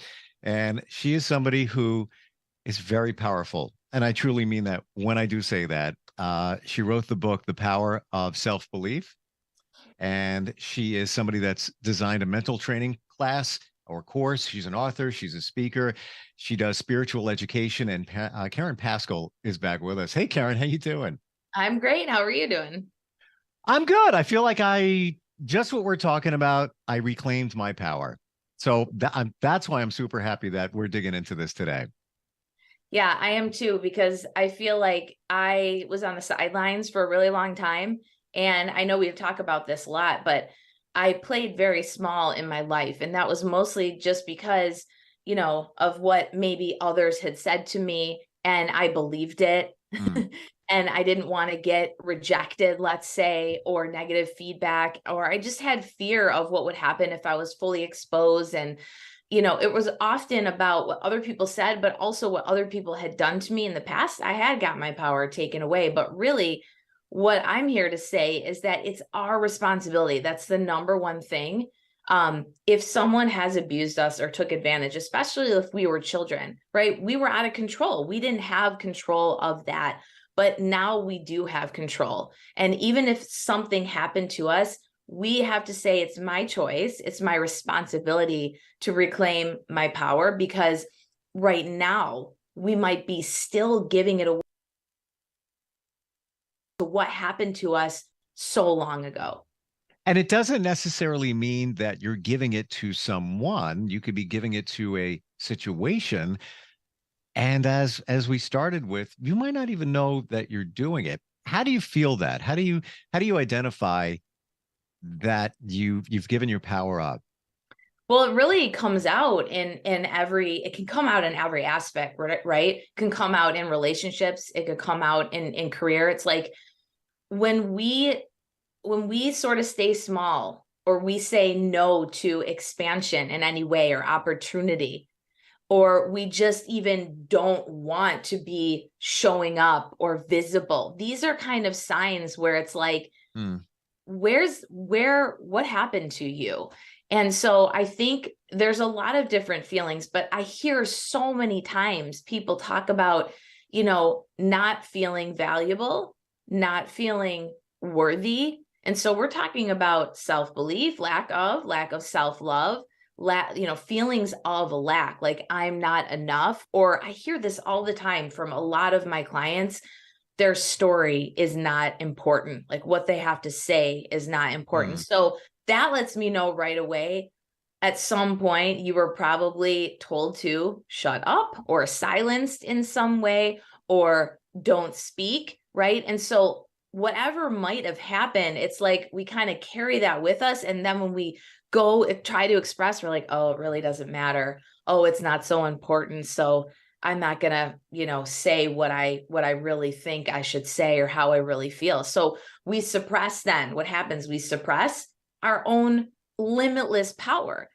And then we don't feel like we have. It goes back to last time we talked about the energy, right? Then our energy gets shut down. And, so those are just some kind of feelings, or if you're resonating right now and thinking, oh, I've thought that before, probably because you don't realize that the power has been taken advantage of at some point and you never took it back. And so you're still giving it away to the people, places, and things that have hurt you, or whatever it was that happened to you, situation, environment, upbringing. And so we have to really open ourselves up to think, wait, am I still giving my power away? And can I take radical responsibility to reclaim it? Because it's still in there. It's just you have chosen to block it with your own thinking. You may feel unfulfilled too. Like, just there's more for me out there. I have a great job, great family, everything's good. I don't feel like I'm doing what I should be doing. I have more to offer, but why don't I feel like I'm doing that? And why can't I do that? Because you probably gave your power to something. You should feel great about, like you said, telling your story, talking to people, feeling good about yourself. It could, like you said, Karen, it could go right back to your childhood where somebody told you to be quiet, or you internalized something and you hadn't healed from that. When you identify what's up and why you're, lacking the power you think you should have, where do you go from there?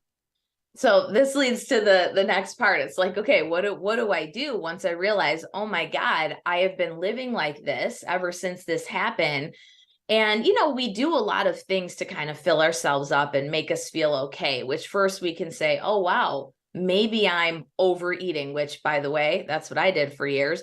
Or maybe I'm whatever it is, I'm taking this drug or that, or I'm finding this addiction or behavior because I'm trying to feel better about myself, right? And so if we identify, oh, why am I trying to feel better? What has happened to me, and how can I feel good without doing those things and open up to me being a beautiful human being? Well, one of the things that's so important, I think we've talked about this before, but there's a forgiveness that needs to happen. And it's not just I want to explain this because I don't want anyone to take this the wrong way, but there's two forms, right? It's forgiving the person, and I will explain this. And it's also forgiving our own self, because for so long, we're going to come into this knowing it might hit us really hard. Like, oh my God, I've stayed stuck because of this one thing or many things that have happened to me. And I haven't been living my life fully. I don't feel fulfilled. And then it's like we feel this sort of shame and we're like mad at ourselves. So that's not going to help. So this moment is beautiful. It's an opportunity. It means you're ready and you've got, the next best 30, 40, 50, 60 plus, whatever, how many years, so we have to do this forward thinking and think, okay, the past is, I can learn from it. I can reclaim my power. I can take responsibility and I can live more fully every day from that. But the forgiveness, when we don't forgive, what happens is that shame or that hatred or upset we have toward another being, or the resentment that we feel, or the anger, right? And it's of course we feel those feelings, but when you're feeling those feelings all the time, they will destroy you and your happiness and your fulfillment and your power and everything with it. So when I say forgive another person, it doesn't mean you call them up and say, let's hang out. No, it doesn't even mean that you ever speak to them again. It means that person, first of all, anyone who has truly, purposefully, intentionally hurt you. Now, sometimes people do that and they don't even do it intentionally, right? They might not even know. Yep. But when they intentionally, if it's intentional, that person is miserable and suffering. So I always have compassion, because I'm thinking, my God, for you to have to do that to a child or to me or to someone you saw, you could take advantage and have power over, right? For you to do that, you must really be a miserable human being. Okay. So God bless. That's what I think. Like I bless and praise you, but that person, I don't know their story and why they did it, but we can't take it personally. We were a victim, and they found us because we had a weakness of some sort, whether it was an age thing or whatever. And, they said, that's my target. So that person, though, they've done it before or they're doing it again. That person that's what they do, is what I'm saying. It's not just only you. It's like, hey, this is what this person does. So they're being themselves. I'm not saying it's right. I'm just saying you're forgiving them for being who they are. Like, okay, a zebra's a zebra, a lion's a lion, a bear is a bear, a snake is a snake. So if someone's acting like a snake, that's just who they are. They're going to be a snake to everybody. So it's forgiving someone's nature. So that's how you release and reclaim your power. You just let go of the person who's acting like themselves. That's them. And I can reclaim my power and move on, right? And then you forgive yourself, because sometimes we're like, how did I let myself? Because even as adults, right, we can be taken advantage of. We can give our power away easily. We say to ourselves, how did I let that person do that to me, right? And so then we go on that whole rant of beating ourselves up and self-sabotaging. So that's not going to do any good either. So we have to, okay, this happened. I gave my power away, or I let someone take it. And now I realize that I did. And now, instead of, though, this is what happens, right? We're like, well, I'm going to stay small. I'm going to hide out. I'm not going to talk to anyone now. I'm not going to ever trust anyone. No, that doesn't reclaim your power either. What we have to do, we forgive another for being themselves. We forgive ourselves of the shame and blame. Look, we didn't know. Now we do. And so we learn from it. We learn from it and we stay open, because when we stay open, we can move through it. And also we learn that we don't really have to trust others. It's about trusting ourselves. And the more you love, believe, and trust yourself, nobody can mess with you. They can try, but they won't. They can't, because you've got your power and you're like, nope, I'm going to just be me. Right. And they can't touch you, meaning they can't bother you. Powerful stuff. So many things here to say. Thank you. And it was comforting for you to say, if somebody's done you wrong, you need to realize that they're hurting. They've got the issue. Not to say if you're in a relationship, it does take two. You may be reacting to that person, and maybe you have to forgive yourself for some things, but you may have been doing it. You may have been reacting to what that person was doing because of what you said, Karen, stuff that they're carrying inside, stuff that they haven't healed from. And they may be miserable and not even know it. And they're just doing what they do, and that's them. But you can't condone what they did, but you have to let it go, and you have to release it, and you have to move past it, because you're allowing them to hurt you. You're allowing their power to take your power, overpower you, and they don't care. It's already done for them. They've already moved on. Yeah. Right? They're going and doing it to someone else at this point, and you're still allowing them to have power over you. So you're actually giving them, by not being able to let go and forgive, more power. Exactly. And why would you want to do that? And then what you said before, and so many people say the same exact thing when they've been done wrong. I can't trust anybody anymore. I just can't. Well, first of all, you're manifesting that. So you're putting it into the universe. I can't trust anybody. No, I trust that I can trust people. But how do you do that? Just what you said, in that you trust in yourself. Next time, your radar is, your gut, your intuition is now amped up. You've turned it up. You've turned up the power of that. And now you can spot it a little easier and trust that, it's not going to happen again. I learned that time. That's definitely not happening again. Well, so oftentimes we're looking, and I find this so much in my own self in the past, and now working with beautiful human beings who want to work on themselves. They tell me they're looking for validation from other people. So that's a huge red flag. When you're looking for validation from others and you're not self-validating, you can so easily give your power away, because it's like you're just banking on waiting for someone to pat you on the back or to tell you you're doing a good job, or I don't know. And it's like, then you're just giving your power away to anyone and everyone. And what happens is you turn into a people pleaser, you turn into codependency, it turns into perfectionism, and you're running around trying to be perfect, trying to, please everyone, make everyone happy to get the validation. And you're literally running around just giving your power away. And that's why there's so much stress in that way of living. You're going to get exhausted. You're going to get sick. I watch people do this, and then they're ending up in bed. And I was like this too. I just was debilitated. And so when you start, and this is why I wrote the book, is because I watched my husband, have this power of self-belief.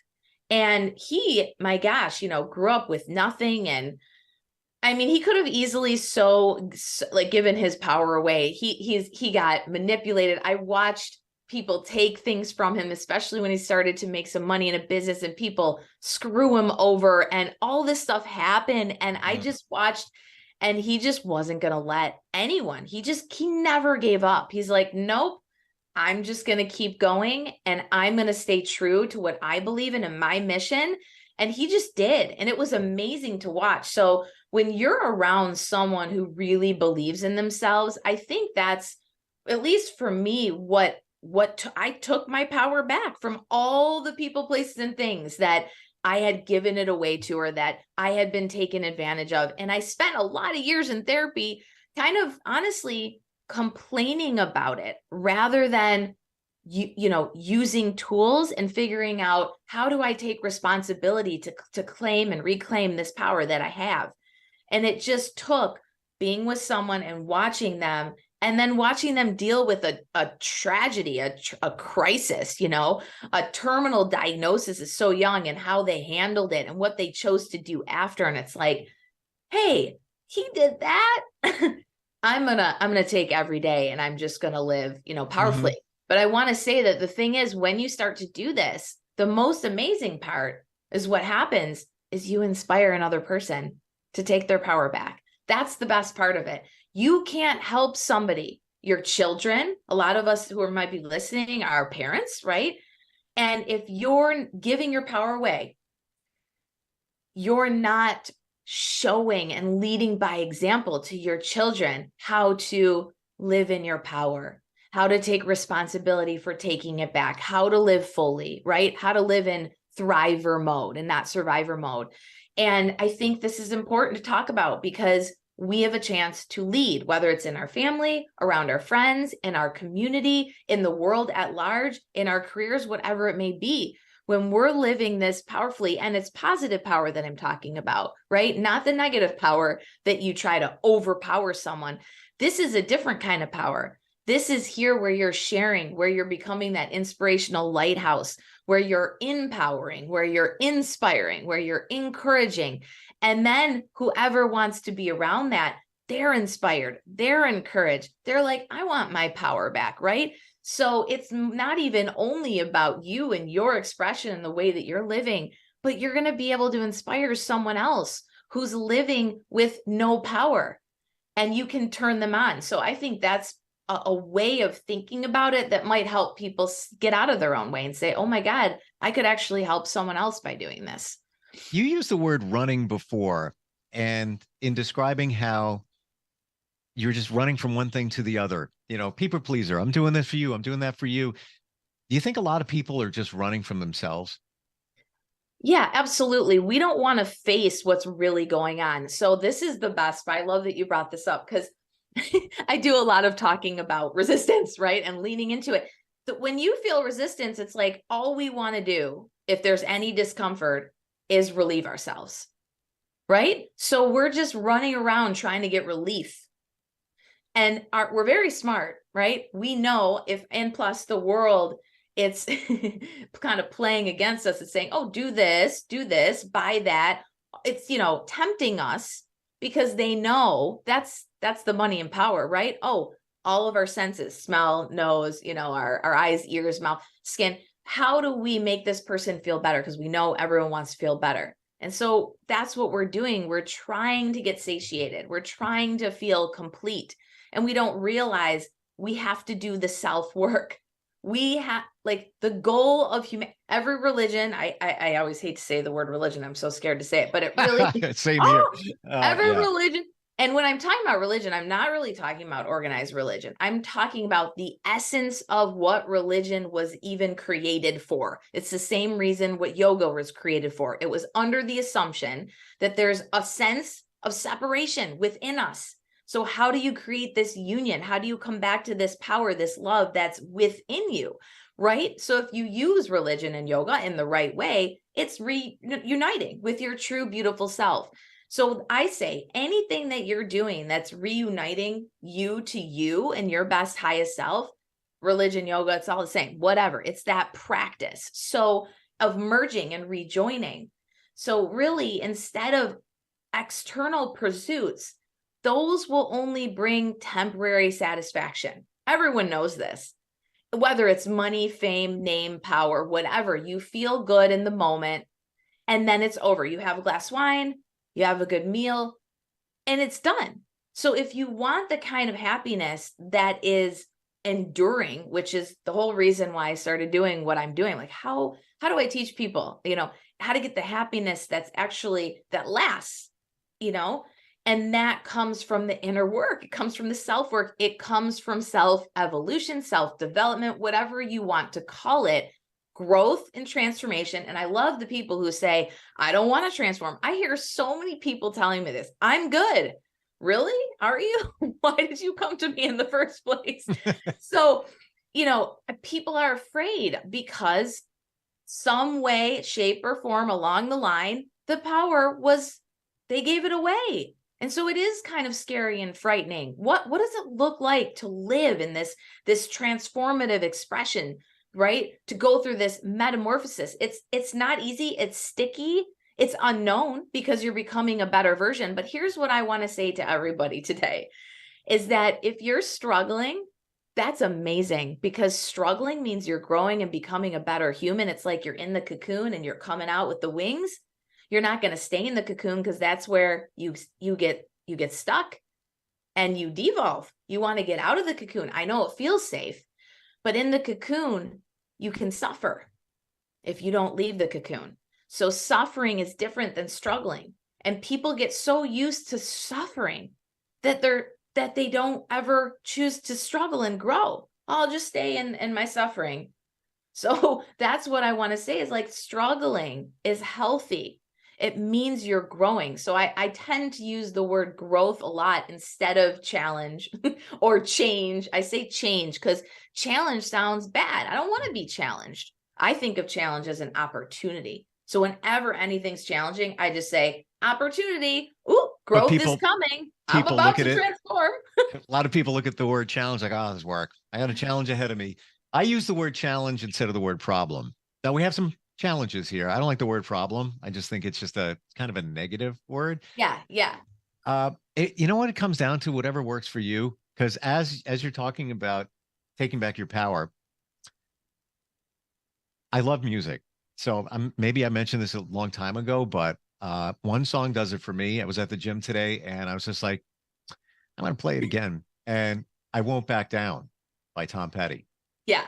And I put it on repeat. And I was just like, I'm still at the gym working out. And it's like, it's 2 minutes and 58 seconds, back on again. And it's like mental training, because I'm not going to back down. I'm not. Absolutely. I don't mean that in a nasty way, like I'm taking numbers here. No, it's like, I believe in something. I'm not going to back down. You're not, basically what you're saying. You're not going to take my power. Right. No, nothing is going to stop me from doing what I believe is right. Right. And so for me in my life, because I only got one, there's no other lives hanging in the closet. I can go pick one out. It's like, this is the only one I know of right now. I don't know what happens after this. So Same. I got one chance. And yeah, it's just so interesting because this morning, and relating to what you said, I do all of my daily disciplines for my mind and my body in the morning, because I know as the day goes on, it's less likely for me to do it. But I also do it. I just shared with my whole like mental training crew today. I do it to prove it to myself that I can. So this morning, like I now committed to running a couple miles like every other day during the week. And I don't really love running. It's not my like favorite thing to do. It's a challenge. It's a challenge for me. And when I face that and I do it and I conquer it, I prove it to myself that any other thing that comes my way, I can do it. I have the power to do even the things I don't really want to do, but I know they're going to make me grow. And I know it's going to prove, hey, I can do this. So, but I feel good after. And then I've been doing this. I put on a song that I just dance my butt off to every day after I go on my run. It's like a 3 to 5 minute song. And I don't know if anyone watches, sees me walking by in the window, they must think I'm crazy because I look like I'm just having a party. I literally have a dance party by myself because I can celebrate. Like, this is really, if you want your power back, you have to be in celebration mode for no reason at all other than you woke up today and you're worth it. Like, so when you act that way, and it's sober, I'm sober. This is in the morning at 6:30 or 7 a.m. I don't have to go do something or put something in me to make me feel that way. I can just decide life is amazing. I'm awake. I've got another shot and I'm dancing, and it like brings all the energy up. Like you said, with the Tom Petty song, same thing. It's like, yes. So whatever it is that turns you on in a healthy way and it makes you feel empowered to be alive and to show up today fully 100% and never give up, do those things every day, because they will amplify. If you are consistent, if you do it once in a while, it won't work. It's like consistency. It has to become a habit. Exactly. It's got to become a ritual. And what are habits? Habits are, you have to have something positive on the other side of a habit.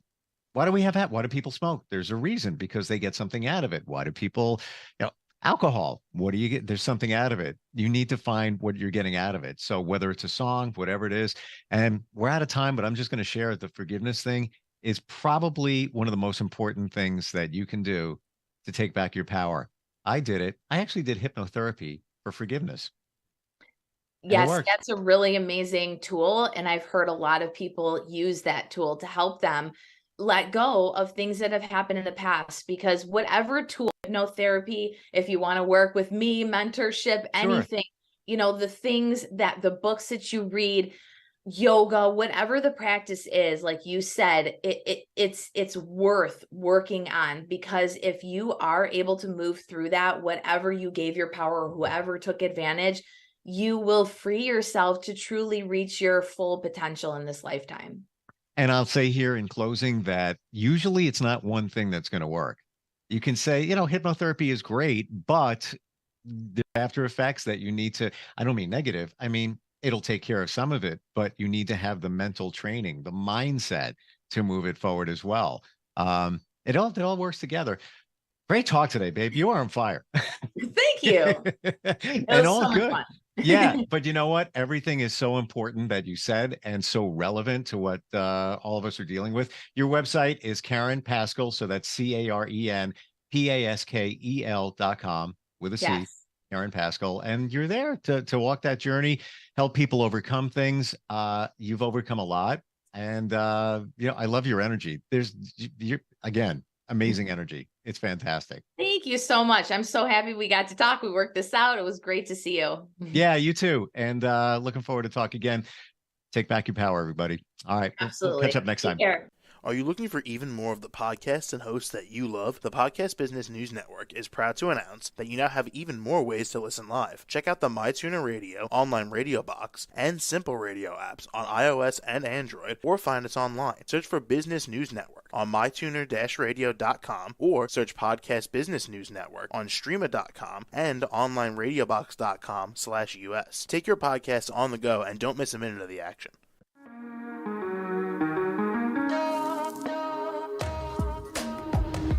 Broadcasting from the business capital of the world, this is the Podcast Business News Network. For nearly 2,000 severely injured veterans, everyday life has become filled with barriers. Day-to-day simple tasks can become pretty daunting. I have to carry my chair up 2 flights of steps or have somebody do it for me. What scares me the most is just the falling. When I'm struggling with my house, I think, to have that one great barrier just knocked down, I mean, it's crucial. Home for Our Troops is a wonderful nonprofit that builds a mortgage-free, fully adaptive, handicap-accessible house. And there's no catch. It'll be our very first home that we've ever owned. This is a game changer. This is where your life begins again. We need you to join us in completing this important mission. Please visit hfotusa.org and help build homes and rebuild lives. Because of you, everything's going to be okay.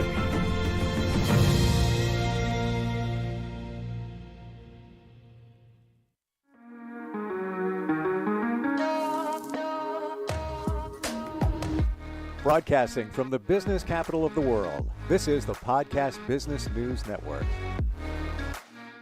Welcome back, everybody. If you're looking for answers, she has them, and it's in the stars. It's also in the cards. And she's an amazing energy person. She's also somebody that can really interpret tarot cards, teach it as well, and so much more. And she's Divine Angel Oracle, and she's back on the program with us. Do I call you Angel? Do I? You can call me whatever you want. I also go by Carrie, Divine Angel Oracle. My business is called Starry Sky Connections. Yes. I was wondering about Carrie because some people are sensitive about that, not using you can call me Carrie. It's probably easier. Gotcha. Their given name. So good to have you back. It's been a while. How's everything going? Good. It's going really good now. We're actually on vacation. That's why I don't have my angel wings back here. Okay. My chair with the angel wings. I remember that from last time we got a chance to get together. Got a lot to talk about today. And I just realized that you also teach tarot. Before we even go there, do you say tarot or tarot? Gosh, I go back and forth too, because I don't even know the right way to say it. to be honest, because people say tarot, same thing. It's like, I don't even know the right way to pronounce it either. Maybe I should look it up. I hear tarot. I don't know, but we know. Tarot. Hello, tarot. Right. We know what we're talking about, and it's cards that you pull that, if you're able to interpret them like you are, it gives answers to questions, situations. You teach it as well. Right. And I'll be honest with you, I've only been doing tarot for like 5 years, but I figured the best way to teach and to learn is to teach it. Gotcha. But you know what? 5 years is pretty good too. Right. Yeah. And it's funny. I decided to start doing tarot because I was watching pick-a-cards on YouTube, and I thought, I bet I can do this. And sure enough, I picked it up really quickly. What is the key to interpreting the cards? I believe, this is my belief, of course, it's the symbolism on the card itself and your connection with spirit, God, universe. Do you feel that you're intuitive? Yes. And we talked about this last time, that everybody is intuitive. You just have to connect with it. Yeah. Well, the reason I bring that is the intuitiveness, if you're tuned into it, I'm sure helps you interpret the cards or literally read somebody when you're doing it. Right. And I'm intuitive even when I meet a person. You feel something? Mm-hmm. Their energy. Yeah. What does that feel like? I've always wondered. For me, it's I can read their body language first off.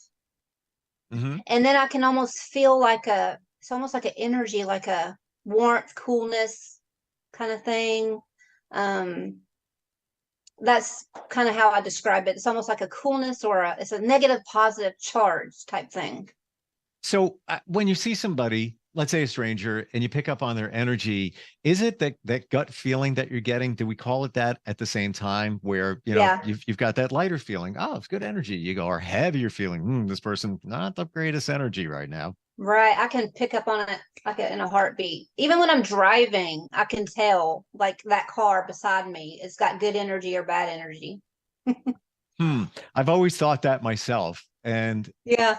Not that, again, we feel that everybody's intuitive, but you have to be in tune to it. I've done that. Like I've tried to pick up on somebody's energy, or even when, somebody cuts you off right away, you're like, but then it's like, okay. Oh my gosh. And road rage is such a thing. Yeah. Yeah. But I try to understand that maybe they did it for a reason. Tough day. They got a text that emergency. Right. Or just they're working a lot, didn't focus on what they were doing, out of town. And then there's that. So you got to maybe cut them a little bit of slack. But for you, are there situations, times in your life where you ignored your gut feeling, not just in reading somebody's energy, but just in general, just said, I'm going to go against it? Do you remember those times? I don't remember them specifically, except with a friend per se, and we stayed best friends, things like that. And then it was like, why did I go that route? Yeah. So I try to listen to my gut now more than I have ever in the past. But sometimes you want to give people the benefit of the doubt. Sure. Yeah. Or you overthink it. Right. I often hear this, and I try to, I guess it's trial and error. When you think of those times where you went the other way, it's like, why did I do that? What did it feel like at that time? I can tell you, I can go back decades, and I can tell you where I ignored my gut, and it was screaming at me. And I think I'm more intuitive now than I was even back then, but I can tell you those moments. Yeah. Well, yeah. Then you learn to interpret what you got there with that feeling. But many people tell me that if you're trying to make a decision, or you're asking your gut for the answer, the first one you get, that's the one. Go with it. Definitely. Like taking a test. Go with your first answer always. Don't go back in a race and go back. Just go with your first answer. And usually it's the answer that just seems so obvious and one that it just can't even be the logical choice. How could it be? How could that be that easy? Come on. But we make life so much difficult. I know. And then it's the wrong answer. And a lot of times they say, think with your mind, but I think it's think with your heart. I agree with you. Yeah. It has to come from within, but it's also learning to see the signs, feel the signs. But this gets in the way. I know. we overthink, like you said, overthink so many things. Yeah. So when you're working with somebody pulling cards, I know you do it virtually, right? A lot. Yeah. Mostly virtually. I do a couple, one-on-ones, but I'm in Big Bear and it's a very remote town. Where's that located? Is that Montana? No, it's actually California, and it's about like 2 hours from LA, but it's up a mountain. And we're in a ski resort. Ah, okay. It's like we just had snow the other day. Oh my gosh. It's almost if snow and California don't go together sometimes. That's what most people think. Wow. And we're South California. We're Southern California too. Wow. It's like you're the big sage on the hill with the answers, maybe it's through the cards. I don't know. Right. You have your own deck, right? You designed your own deck? I do. I have it right here. This one's actually an oracle deck. And notice it looks like me, the wings with the crown. Sure. Yeah. I know we skimmed over that last time, a long time ago when we got together. And you have a friend's deck with you too, if I'm Yes, her correctly? name is Kate Ledez. And hers is a tarot deck. Kate Ledez Tarot. And it was all a dream was the title of it. And hers is very whimsical, and like mine's whimsical too, but mine's an oracle, hers is a tarot. Hers is a what? Tarot deck. Hers is a tarot. Okay, so your oracle, she's okay. I gotcha. Yeah. Your preference obviously is oracle. But yeah, I love tarot too. It's just different. I hear that tarot cards are sometimes, and maybe not yours or hers, but deeper than oracle. Yeah, they're deeper. Depending on, it's like tarot has come from something like Rider-Waite is the one they're based off, and hers is not a Rider-Waite type deck. Hers is more her own design, and you'd have to take the course to understand what I mean by Rider-Waite. It'd be a long time for me to describe to you what I mean by Rider-Waite. It's just a design. And, there's 4 types of, what would you call it? Like wands, cups, pentacles, and swords. And so there's like the way that I'm like withdrawing a blank here. The way to describe tarot, there's like minor arcana, major arcana. There's a certain design to tarot. And oracle, there's not that. Okay, so what you're saying, there's a certain structure, but oracle, there isn't. Wow. Yeah, tarot actually has a set of standards that you follow, whereas oracle doesn't. Have you found over the years that you interpret better? You get it? I guess get it easier? Yeah, fine, because it took me a long time. Yeah, I still have to look in the book. Like sometimes I'll be like, Page of Wands, what does that mean again? And let me look through the book, and then I'll be like, oh, Page of Wands. Oh, that means creativity, or taking action on this, or like that kind of thing. Not even to this day, I'm still like Page of Wands. Let's look it up. It's a lot to remember. It's like I could never be a doctor because I can't remember all the names of medications. That's like me. I'm a nurse practitioner by trade, a family nurse practitioner. Wow. And learning all that was like, oh my gosh, from child to death, the whole range of people's lives. But I got good at it because I practiced. Where do you, isn't it weird that I mentioned medical? I had no idea that you, yeah. Weird. And that's why I think I don't want to brag or anything. That's why I think I'm a good tarot reader and a spiritual coach, because I have both sides of the realm. Or the coin. I have Western and Eastern medicine. Are you an empath? Yes. I got that. Very much. Yeah. Which I think people in the medical field, many of them are. And I could walk in a room and diagnose a person almost before I even saw their chart. Yeah. Yeah, you just pick up on it.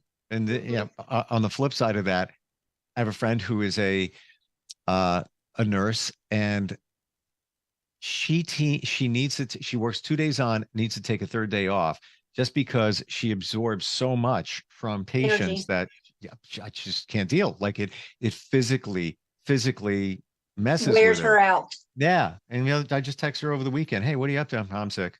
It just like wears her down. It does. Like when I go to an event per se, like over the weekend, because I also do this. I sell clothes. I'm a fashion designer for Cabby. Wow. And I went to a convention. I was exhausted when I got home because there was like thousands of people there.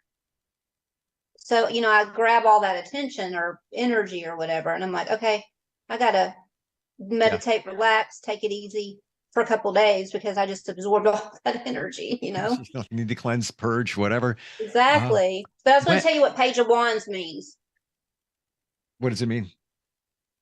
Ambition, curiosity, newly forming ideas and discovery, the inclination to aim high, the willingness to do anything and sometimes anyone at least once, unbridled enthusiasm. And I also believe creativity because that came to me. When you pull cards, what do you think it is that puts the card in your hands for somebody? Is it I think spirit? it's a tool. It's a tool that's coming between you and connection with spirit and God. Okay. And it's just a tool to guide you to the message that you need to hear that day for whatever question you asked, or if it's just a general message. So I am dealing with something. Mm-hmm. Okay. I don't know if you could pull a card and see what you get. And in my mind, I have the answer. I don't know if it's the right answer, but I need to make a decision literally pretty much today. And, These don't tell you yes or no. They can, but I usually don't do yes or no, but it might guide you in the right direction. Oh, absolutely. And if you say it and it connects, I'll connect it. Okay. There's a connection to this situation. I'll pull 3 cards and see if that helps, but you probably need a bigger reading than 3 cards. I want to That's see if even you scary to know. out. Listen, I could pull 3 cards on you, but you're a basket case. You got issues. I'm going to pull 500 I'm cards in a deeper reading. Yeah, exactly. But look how nice her cards are. They're like blue on the side. They're gilded with blue. Oh, they're super cool. And that's the back of them. Huh. And this is your friend's my cards? Friend Kate Ledez, and she's on Instagram. Kate and then Ladez, Kate Ledez. And she's selling them on her Instagram page. Wow. Are they made out of traditional card material? Because it almost looks like cardstock, like $4.50, and it's very thick, like very. That's what material. I'm saying, and especially that blue color, like totally pops out. And they're very designer, meaning they're not your typical rider weight deck. I mean, she put some time into them, and they're very, very good. Bougie. I used them this morning and did a reading on my husband, and they were spot on. Wow. Okay. I just pulled one on you. What do you got for me? I'm doing it right now. Ooh. Wow. Wait, I didn't want to come out. Okay. We got, let's see, 9 of Pentacles. So something about money. Possibly. 9 of Pentacles. That's like, let me show you the card. So it's got money here and also some boxes. Something about your pocketbook, possibly. Possibly abundance here. But it has to do with justice. I don't know if it's something to do with someone doing you wrong or something about that. Also, we've got the 7 of Swords. So it could be, this is just coming out. It might not be with your decision right now, but someone doing you wrong. Stealing from you, taking something from you, spying on you, that kind of thing. Interesting. So I will tell you this. Mm-hmm. That wasn't I don't believe that was the answer to what I was asking. Question. Mm-hmm. However, dealt with a situation today. That was that. Yeah. Not even kidding.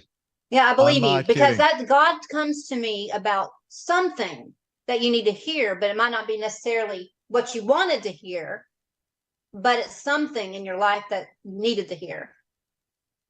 I'm trying to interpret that. What you're saying is true, not surprising me. It dealt with it. Mhm. Part of it, in a way, dealt with it literally today at 10 a.m. Mhm. But I'm wondering where I go from there, or if this is just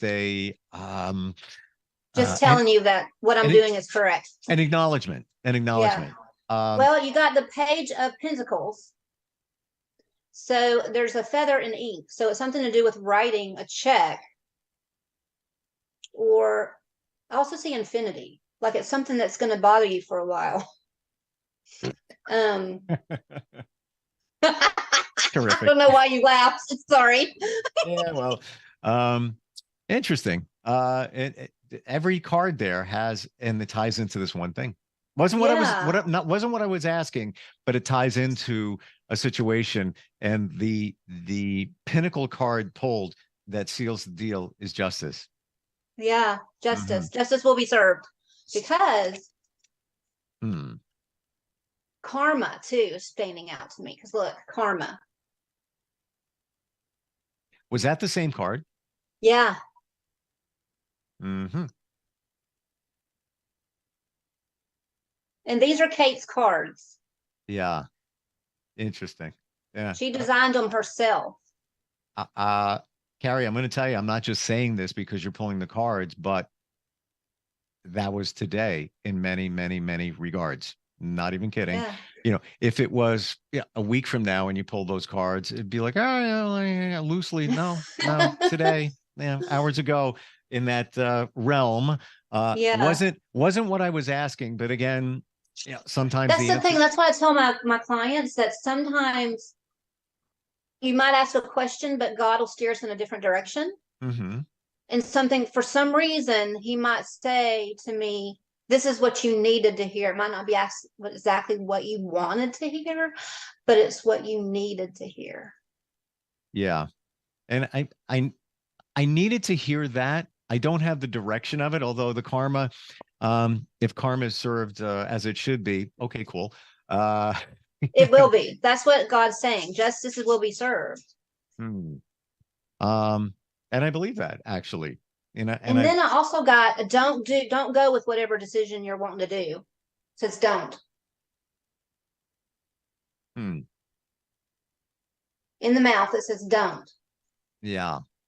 Yeah, I got to think about that, how that applies. I mean, if that applies to it's the 7 of Wands, and I'll read it to you. 7 of Wands. See what it says, and it's in your mouth. Let me read it to you. 7 of Wands. See what it says. Confrontation, competition, and challenge. The stand your ground card, the need to maintain boundaries, look, but don't touch. Asserting yourself in situations where you may otherwise have been taken advantage of. Not being beat for the bullshit. And then F around and find out. So whatever the situation is, you need to really find out the truth of the matter before you make a decision. I got to apply that to the answer I was looking for, or the answer to the situation, or the other situation. I think it has to do with your question that you were asking. Because when I pulled the card, that's why I was asking. I was saying, he needs to find out what he asked. Yeah. And it says don't.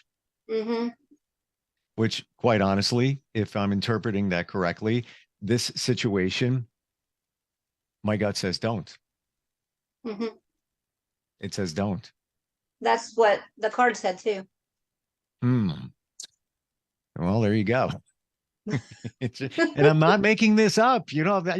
I say you can only spot a phony. There's nothing. This is the real deal. It's my gut is saying don't do this particular thing.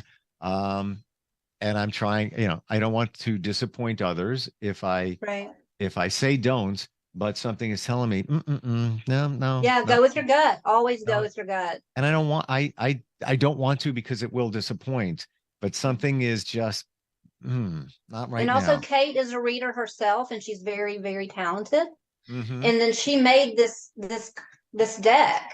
And the fact that, I'm a reader too, and I'm using her deck, and the fact that it said don't, and you're saying your gut saying don't, that's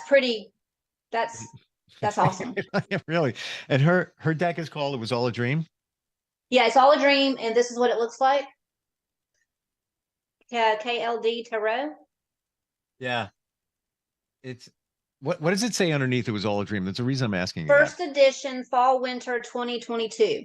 Gotcha. There's a And song. mine's numbered. I'm number 5 of 500. So she's got 500 decks in her first edition. Oh, that's super cool that she And does that. my number is 5. Huh. That's my number. Wow. There's a song. It's a rap song, Notorious B.I.G. I like rap. And it's called Juicy, and that's part of it. It was all a dream, and that's what I hear every time I see I see that. That's what goes in my head. I think She's juicy for sure. She's amazing. She's definitely a different character, personality, and I just love her. This is her book. Do you know the guidebook? Gotcha. Yeah. And then she writes on the book back 5 of 500 really cool. and her initials or her signature. So I'm going to pivot for just a sec because we have like a minute or two left. But, okay. I know that you teach tarot, but you have something called automatic writing sessions. And yes, I think I know what this is. Not 100% sure. Explain. Okay. Automatic writing is where I have the person close their eyes, take a pen or pencil, and they have a piece of paper or a journal. And whatever they close their eyes, whatever comes to mind, it doesn't matter what it is, they write it down. They just jot it down really quick. And they do that for about 5 or 10 minutes after they've had them meditate for a few minutes. And then they just write down. And then whatever comes out, it could be anything funny, cuss words, whatever they think just comes out. And then afterwards, I interpret it for them. Wow. Because it's almost like a novel. And then we try to put the pieces together. And then it could be a lifetime, something they needed to hear, or it's really, really fun and interesting. What a super cool idea. When that person is writing things down with their eyes closed, does it all have to be words? Can they write? No, it can be it can be just jargon. Picture, just like just going doodles, at it. Whatever. Yeah. I'll tell you, some of the most successful psychics, and they are worldwide, that I've worked with, helped along the way, all of that. The number one thing they do is they have a pen. And they're just, as they're doing readings, they're writing things down, just that, not anything. It's just, it doesn't make sense to me, but it makes sense to them. And that's how they get, I guess, spirit goes from here into their hand. And that's how I do mediumship, is I get symbols, signs. Yeah. And maybe you have to write it down. Maybe it has to, manifest itself on a piece of paper, right. For you to interpret what the heck was coming, from spirit. Right. Oh, your website, what is that? StarrySkyConnections.com. And it's 2 R's, Starry Sky Connections with an S. And you're available for oracle card readings, tarot card readings, teaching as well. And what about if somebody wants mediumship readings? Is that something you also do? It kind of comes along with the reading. I'm not true medium, like doing a medium reading yet, because it's still new to me, but it will come through in the reading. Gotcha. If it needs to. I look at it as a deeper form of being intuitive. Maybe it's all there, and it's like you said, and I firmly believe it. We all got it. Some of us can tune into it. But you got to tune out the other stuff. Yeah. And I also do like things like charm casting and pendulum work. I just got exposed to pendulum work recently, and this is all cool. Carrie, Divine Angel Oracle, great having you with us again. So much to do, so much to learn. Yeah. Look forward next time we get together. Enjoy the rest of your vacation, by the way. Thank you. I'm excited to be here. Palm Springs, California. That's awesome. And thank you for the reading today. Now I got my answer. Now I got my answer. All right. Be well, have fun, and we'll talk soon. Okay. Thank you. Are you looking for even more of the podcasts and hosts that you love? The Podcast Business News Network is proud to announce that you now have even more ways to listen live. Check out the MyTuner Radio, online radio box, and Simple Radio apps on iOS and Android, or find us online. Search for Business News Network on mytuner-radio.com, or search Podcast Business News Network on streama.com and onlineradiobox.com/US. Take your podcast on the go and don't miss a minute of the action.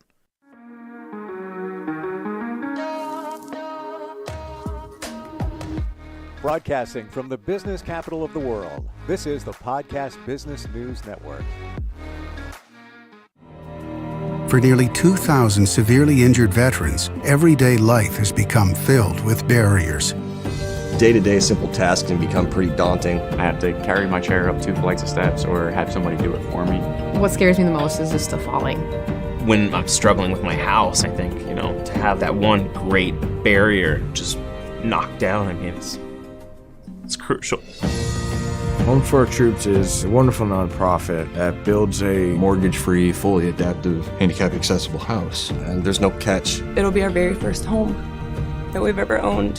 This is a game changer. This is where your life begins again. We need you to join us in completing this important mission. Please visit hfotusa.org and help build homes and rebuild lives. Because of you, everything's going to be okay.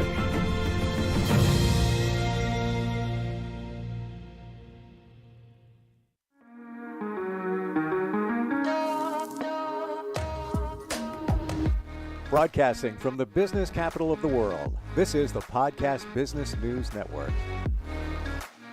Hey, welcome back, everybody. It is a challenging time. It really is, with everything going on. A lot of people are dealing with anxiety, depression as we get out of COVID, and just life sometimes isn't the easiest. And for that, sometimes you need help moving life along, whether it's professionally or personally. And she's somebody that can help you out with it. And we're going to look a little deeper as to how a life coach can help you. And not only is she a Christian life coach, but she's a certified mental health coach. So a lot of us having some challenges with our mental health as well. So we're going to look at that and kind of break it all down for you. And she's with Insight Life Coaching, and she is Cheryl Hines, and she's back on the program. Welcome. How you doing, Cheryl? Hi, Steve. I'm great. Thanks for having me. It's so good to have you back here. I always enjoy Tuesdays at 1:00. It's great. I enjoy it. So yeah, learned a lot so far and more. And it's like, I'll talk to friends and I'll say, yeah, what I was talking about, Cheryl told me this. I go back to it. Just some of the things we've learned. I know you deal with addiction as one of the things that you help people with, and we learned a lot recently. So today we're thinking about getting right to the coaching aspect of it. Again, you are a mental health coach and also a life coach. How would somebody make the determination to go to see you when it comes to a mental health coach? What are some of the things that you help people with, or people with certain challenges?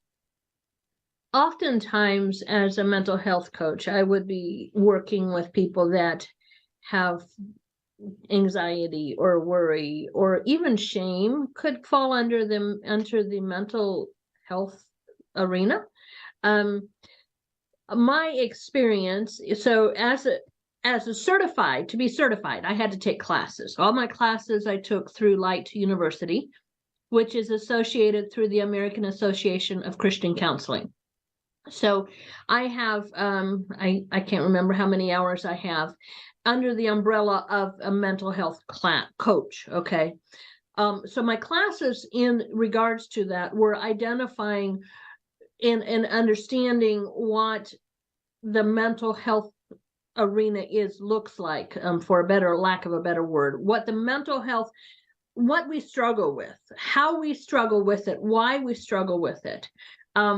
Let's talk about, for example, this catastrophic earthquake that has taken over 20,000 lives overseas. That's not really affecting you and I, Steve, but yet it's affecting 20,000 families, or the potential of 20,000 people. That is a mental health crisis. Okay. So understanding that these people, or just here, let's bring it closer to home. Michigan, in Lansing, Michigan, last night, there was a shooting and there was a couple deaths. That has impacted Michigan University. That has impacted those students, and it has impacted the faculty and the surrounding people and the families that are involved in this. Okay, that could potentially become a mental health crisis. Okay, so I, as a mental health coach, would come along somebody and would help them unpack those feelings of fear, those feelings of why did this happen? Am I going to be safe? The anxiety that comes with those feelings, the depression that comes with those feelings, the worry that comes with those feelings. So I, as a mental health coach, come alongside them and I help them navigate through some of these places of their lives. Now, I don't diagnose. I can't diagnose. I wouldn't want to diagnose. But I'm taught how to recognize signs of PTSD. So one of the courses I took yesterday was because I'm continuing my education and I'm taking a biblical counseling class currently. And one of those courses was about trauma and how do you respond, and understanding that when somebody goes through trauma, like the shooting at the college yesterday, the university, understanding how do I come alongside them and recognizing that people have PTS, okay, post-traumatic stress. Within 30 days, normally that PTS subsides, or for some people it continues to go into PTSD. But I don't diagnose the post-traumatic stress disorder. I could help them understand that post-traumatic stress and help them understand why they're having it, and then follow along with them in helping them reevaluate, helping them understand, helping them navigate through the trauma that they have experienced. So many people with addictions have not necessarily PTSD, but they have the anxieties. They have the worry. There's such a thing as called fight or flight. Mm-hmm. And so we either are going to stand up and fight, or we're going to flight. We're going to run.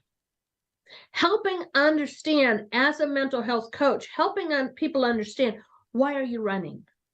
What are you running from? Why are you running away? Instead of staying in that spot and helping them understand that they're safe, helping them understand that it's okay, that they don't have to run anymore, that the people that are around them are safe. So that's where I come along. Now, before I can do that, Steve, I have this quote. I don't know where I got this quote, but it's called, it's building a bridge of trust that can bear the weight of truth. So I come alongside somebody as a coach, and I'm building a bridge of trust. So visualize with me a bridge. We all drive over bridges many times, and we don't think about whether this bridge is going to hold us or not, whether we're walking across a bridge or whether we're driving across a bridge. Some people do. Some people do, though. You could be walking in the city and go over one of those ventilation grates, and some people, I'm not walking on that. I could cave in. So kind of the same thing. Yeah. So building that bridge of trust that can bear the weight of truth. So I come alongside of them and I'm building a bridge of trust. So it doesn't happen overnight. Even in Celebrate Recovery, we tell people, come back 4 times. Don't just assume after the very first meeting that this isn't for you. And it's the same way for me as a mental health coach. Let's do this for a month. That's why many coaches have somebody sign a 3-month contract, because it's in that 3 months that they're building that bridge of trust where they can then bring it so that they can bring out truth. Now, as a coach, I'm not a counselor. So as a coach, I ask a lot of questions. I'm really good at asking questions. One of the things I love to do with people anymore now is, in honestly, like 14 years ago, I was terrified of people that were tattooed all over the place. Now I walk up to somebody and ask, can you tell me what your story is with your tattoos? That's like huge opening, building that bridge of trust so that I can help them unpack. And that's what I do. I ask questions. I ask, so tell me about your day. So tell me about what happened. I just coached somebody this morning, and one of the things that came out was and I think a lot of us are in this way, when we have certain expectations and we have certain, our day is set to be go a certain way, and then all of a sudden it's turned upside down. And how do we handle that? How do we handle that stress? So I was talking to her about this and asking her questions. Well, she came up with her own solutions and how to best handle that the next time that happens. But it wasn't because I gave her the ideas. It's because I asked her questions, and I helped her figure out how to unpack so she comes to her own conclusion. So that's a little bit different where I come alongside in the realm of mental health coaching. How about this? Because it's so prevalent now, but depression. How do you help somebody navigate through that? Is that something that you can work with them on? Yes. Now, again, I can't diagnose whether they have depression. Okay. But my understanding is so many times, even anxiety and depression are stemmed from something that has happened in the past. Okay. You remember those roots that we've talked about so many different times? Mm-hmm. That depression can come from rejection, abandonment, worry, feelings of failure, not meeting up to somebody else's expectations. And eventually that can lead to where there's depression. So I, as a coach, would come alongside and help unpack that. I would also help them understand that depression's not wrong. It's just what it is. Okay. Sometimes we get into such a bad place that we don't know how to move forward. So I, as a coach, would say, okay, so for today, what's one thing you would like to accomplish? I'd like to get my bedmate today. Okay, so how can you do that? When's the best time for you to make your bed? And is it right when you get up? Is it after lunch? When's the best time for you to make that bed? Helping them understand. I mean, this might sound so trivial, but helping them understand that making that bed is that next right thing to do. And if that's what's going to help them feel a little bit better, helping them realize that, okay, if you don't do anything else today, making your bed is going to help you feel better. And then tomorrow, well, oh, that felt so good. So tomorrow, I think I'll get up and I'll make my bed right away. And tomorrow, I might see if I can get my dishes done. So helping them unpack all of it, unpack why they're depressed. Again, I'm not a counselor, but I can ask questions. And it's in those questions. And so oftentimes when they give me an answer, it's like, oh, okay, so you're depressed because this has happened. Let's talk about that. What about that situation has caused you to be here? Unpacking that story to get to the root cause of what that story was. And then there's freedom. That depression is no longer keeping them captive. It's those chains are broken off and they can walk in a different way. I just had that visual too of chains. Like they came off because they realize what's been holding those chains on, be it a past trauma, past situation. But yeah, I know people that deal and have dealt with depression. And I know what, like you said, it sounds trivial, but that littlest thing of just taking a shower, that was the daily accomplishment. That's what it was. I friends that hate when I say this, but it is what it is. You can't change it. You have to work through it, and it is what it is. You took a shower today, great. You know, you met your goal, and that is what it is. So maybe tomorrow, maybe 2 goals, whatever that is. Right. On the mental health side, how does that? And I know we've talked about it before, but I'm just before we get into Christian life coaching.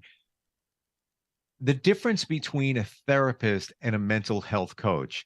A lot of people will go to a therapist for depression. I guess we'll center on that for a moment. And when it comes to a coach to help them with that, how does that differ? How is that the same? So a therapist can diagnose them. A therapist can give them ideas and suggestions. I, as a coach, once I have established that trust factor with them, then I can say, okay, what do you think about trying this? What do you think about doing this piece of homework? Whereas a counselor can look at somebody and say, well, you need to do this, this, and this, and so this is going to help you. So I, as a coach, I just come alongside of them and I'm walking the journey with them. Okay. The schooling that I took for coaching was through Professional Christian Coaching Institute. And Christopher McCloskey was actually a clinical psychologist. I mean, he was a counselor. And he decided he wanted to become a coach because he found out that coaching was a lot more successful than counseling. And one of the big differences from me as a coach to a counselor is I have education, I have knowledge, but I don't have the degree, which is why I can't come alongside and say, well, I'm diagnosing you with this and you have to go take these. You go to I'm writing you a script and you go get this med at the doctor's office or at the pharmacy. So it's understanding, it's asking those questions and intuitive listening, really intuitive listening to what they're saying, how they're saying it.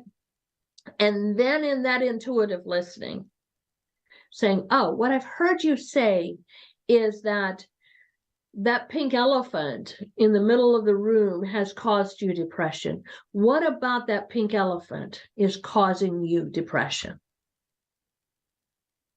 And then them saying, well, it bothers me. Okay, what about that pink elephant is bothering you? Well, it stinks. Okay, so the elephant stinks. Is there something you can do about the elephant that stinks? Sure. Okay, what would that be? And then, I could remove it. Okay, how would you go about removing that elephant from your room? So it's in those questions. I'm not really leading them, but it's in those questions, in that intuitive listening, that I can help them understand why they are where they're at and help them unpack a little bit more. And the more experience that you have as a coach, the better you get at it. I think it's like that with anything, but it almost sounds as if you help them question it. They're doing all the work. You're just guiding them. Right. In terms of even those questions, you're presenting it in a different way so they can question it. It's not like you're saying, oh, wait a minute, you should do this and you should do that. And don't you see this? And don't you see that? It's more of you phrase it or position it in a certain way to make them think about it and think about the answer and the alternative to what they're dealing with.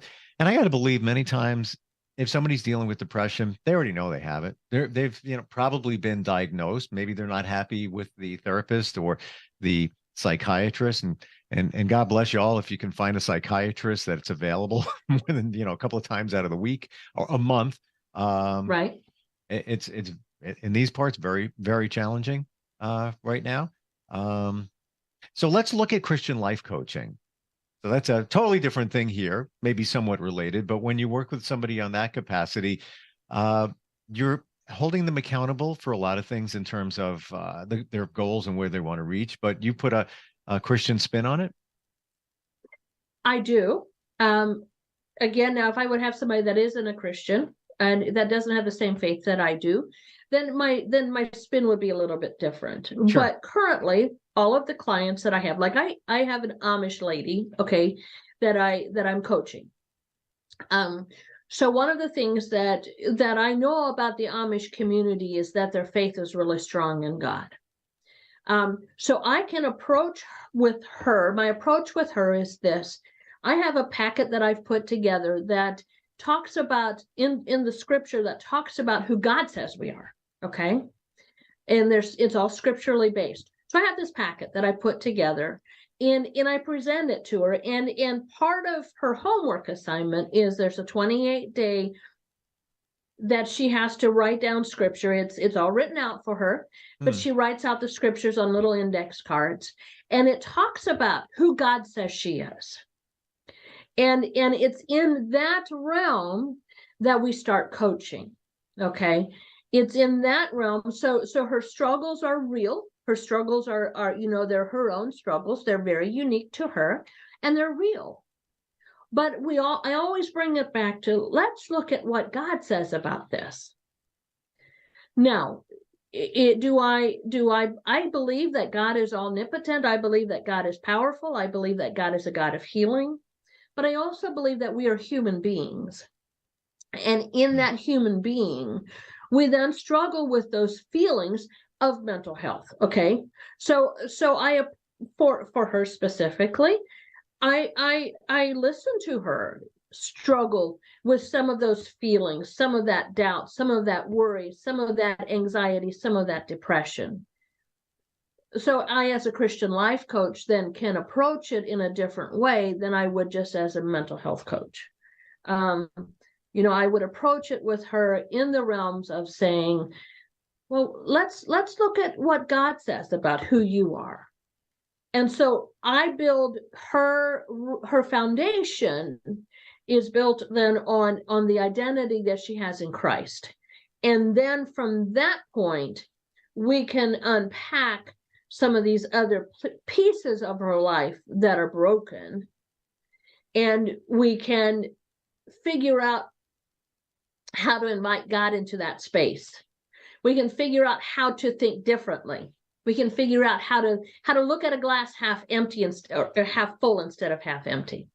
We've talked about that before too. So it's they're two different things, but yet they blend together depending on who I'm coaching and how I'm coaching and what I'm coaching them around. For this Amish lady, it's very specific to her and her story and her family story. And so I coach specifically around that family dynamic, that concern that she's brought to the table. And I help her understand, okay, your husband might look at it differently. He's a man. He might not understand why you're feeling this way. He might not understand why you're thinking this way. So how can you respond to him in a way that is kind, but yet you're standing up for yourself. You're standing up for who how God has made you. I told her last week, I said, you're the queen of your castle. Your husband's the king. You're the queen of your castle. What do you know about royalty? God says we're fearfully and wonderfully made. God says I'm a daughter of the king. If I'm a daughter of the king, and if she's a daughter of the king, that means I'm royalty. Am I going to hold my head down low, or am I going to hold my head up high? So I approach it in that way then, which like I said, it's the same way, but it's different. Even if you factored out the Christian part of it, That's the truth. You are the queen of your castle, and Right. a man could be the king of his castle, and it's your job to reign, in terms of what you do and your values and your morals and all of that. It's cool connecting it to Christianity, but what you're saying is very empowering, very empowering. Yeah. So that's my approach as a Christian life coach. Again, if somebody doesn't have the same faith as I do, then I couldn't, unless they gave me permission to talk to them about my faith and why I believe what I believe, then I wouldn't approach it with the packet of, of the I ams of who God says I am. I would approach it in a different manner. But really it's the same thing, but they're very distinct, because the mental health portion of it is possibly working with somebody that has had trauma. It's possibly working with somebody that has had that PTSD or that depression, as we had talked about earlier. As a Christian life coach, they might have some of those same things, but we're not going to necessarily focus as much on the mental health piece as we are the whole piece. Gotcha. Okay. And the whole piece could be whatever their goals are. Let's say moving their life forward, getting a new job, excelling in their career, improving in that area. So yeah, that does come clear, where if you could be dealing with the same thing. You could have had a, PTS, you have a trauma from the past, and depending on how you want to frame it in terms of a coach, I guess it's up to the individual if they want to go, deeper into what got them there in terms of the trauma or not. I see a lot of similarities in the two. Yeah. Yeah. They're very similar to each other, but yet they're too distinct. Yeah. Because not every life coach is a certified mental health coach. Exactly. Yeah. And not everybody wants to dig deep into past trauma. They may have, God willing, they've recognized it, and it definitely holds them back, but maybe they don't want to go there as much. Maybe they've already done that with a therapist, and they want to take a more forward approach instead of going back and talking about it. Right. Yeah. And so as a life coach, that, because my niche is so much the addictions part of it, but even in that addictions part of it, as a life coach, they might have had 10 years sobriety. Okay. But they still struggle with some of that mindset. They still struggle with possibly, well, how can I move forward out of this place I'm at? And so helping them set those goals, helping them set those achievements, helping them look at the possibilities of a different career move.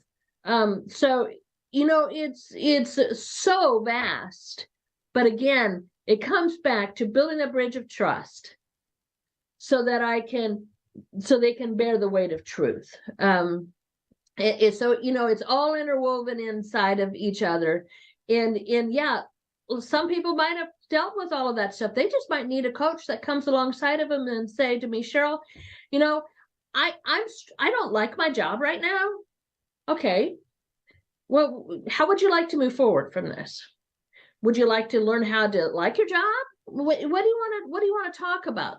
Or, well, I'd really like to know how to move forward into making a different career choice. Sure. Okay. What are your dreams? What are your aspirations? What are you good at? What is your niche? What is it that you're passionate about? Oh, well, I'm passionate about doing Word document. Okay. So, and I've excelled at that, and I've taken all these classes. Okay. So what are, and then helping ask questions and helping them look at the possibilities of a new career and how that would look. And, I just heard a quote on Sunday that said, and you'll find this interesting, that the age of 60 to 70 is when people are the most productive. 60 to 70? Yeah. And then 70 to 80. And then 50 to 60. I fall right into that 50, 60 mark. I found that very interesting. So if a 60-year-old comes to me and says, my life is over, and I don't know what to do, nobody's going to hire me, I'm so close to retirement. Let's pause. let's process through this. What's truth? What's a lie? And let's look to see what's available. Let's look to see where your niche is, and then move forward from there. So absolutely. And you know what? Everybody has these perceptions like, well, reach a certain age, there's nothing left for me here. No, but that's where you come in to show them. It's almost like watching a TV show in a different camera angle. Wait, have you looked at it over here? What about from up here? What about from this side over here? There's a lot going on. Yeah, that perception that my best years are ahead, and I know it. Right. not being cocky, but even if you believe in astrology, I've heard that too. That the best is yet to come. And I guess as you a Christian life coach, I know that you believe that through God, that your best life is ahead. Yeah. Give your website. Somebody wants to reach back to you and ask some questions, or even decide whether it's a mental health coach or a life coach is best for them. So it's insightlifecoaching.coachsolutions.cc. insightlifecoaching.coachsolutions.cc. Yeah, I love your insight, and glad we went down this road today. And I love that quote. And when we talk about that bridge holding the weight of your truth, it's all of us. I would imagine it's living your truth. You have to face up to it, whatever it is. Sometimes a little heavy. Sometimes you need a strong bridge for that, but that's the only way you can cross the bridge from that point. Cheryl, great talking with you today. Good topic. Likewise, Steve. Thank you. By the way, happy Valentine's Day. Thank you. You too. Yeah. Well, we'll talk soon. Thanks a lot. Are you looking for even more of the podcasts and hosts that you love? The Podcast Business News Network is proud to announce that you can now listen live on the MyTuner Radio and online Radio Box apps for iOS, Android, and the Amazon App Store. Or check us out online. Search for Business News Network on mytuner-radio.com, or search Podcast Business News Network on onlineradiobox.com/US so you don't miss a minute of the action.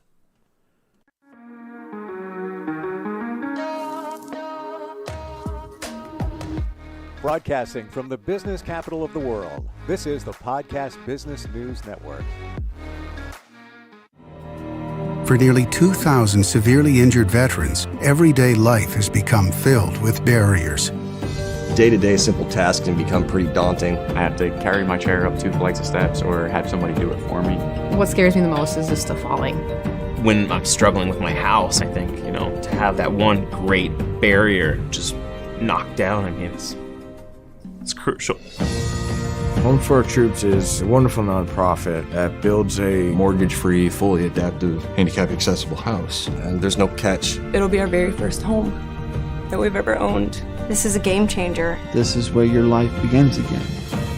We need you to join us in completing this important mission. Please visit hfotusa.org and help build homes and rebuild lives. Because of you, everything's going to be okay.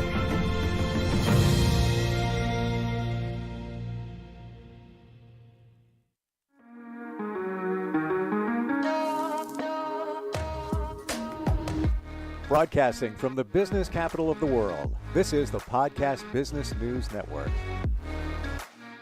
She's amazing. She helps people all over the country, all over the world, in terms of psychic readings and intuitiveness, and then also mentors, and helps us learn how to use our intuition to get the answers we want, whether it's coming from the other side, spirit, or just within. Danielle Anatra is back on the program. Hey, Danielle, how you doing? Hi, how are you? I'm well. I always have so many questions, and once we get going, it's like we run out of time.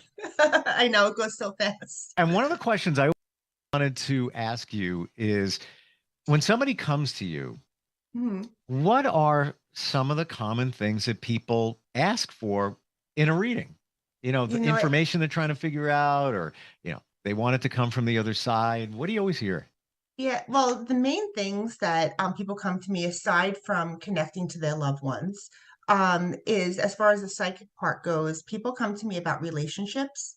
When am I going to meet somebody, or how can I make the relationship now that I have better?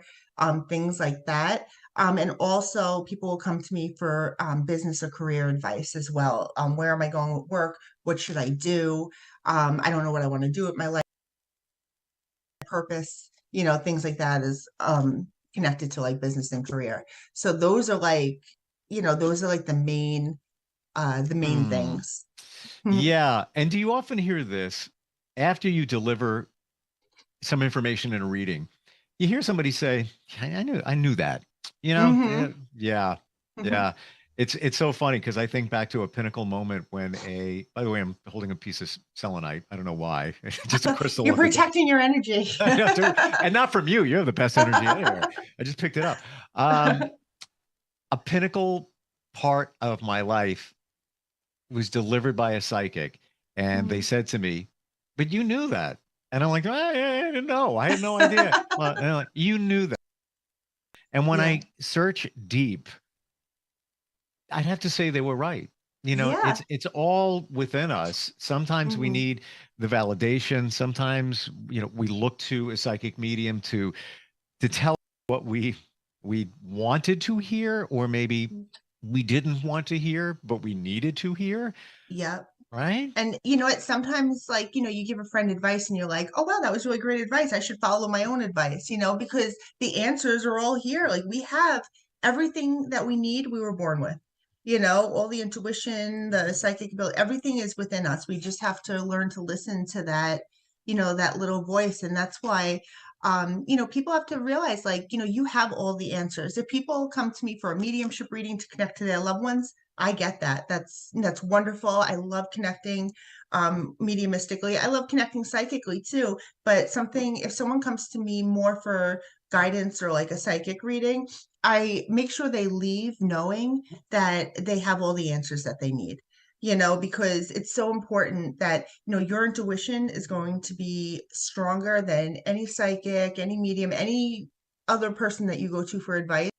It all comes down to you, and you just have to do, what you really feel in your heart. It's about listening, listening to self.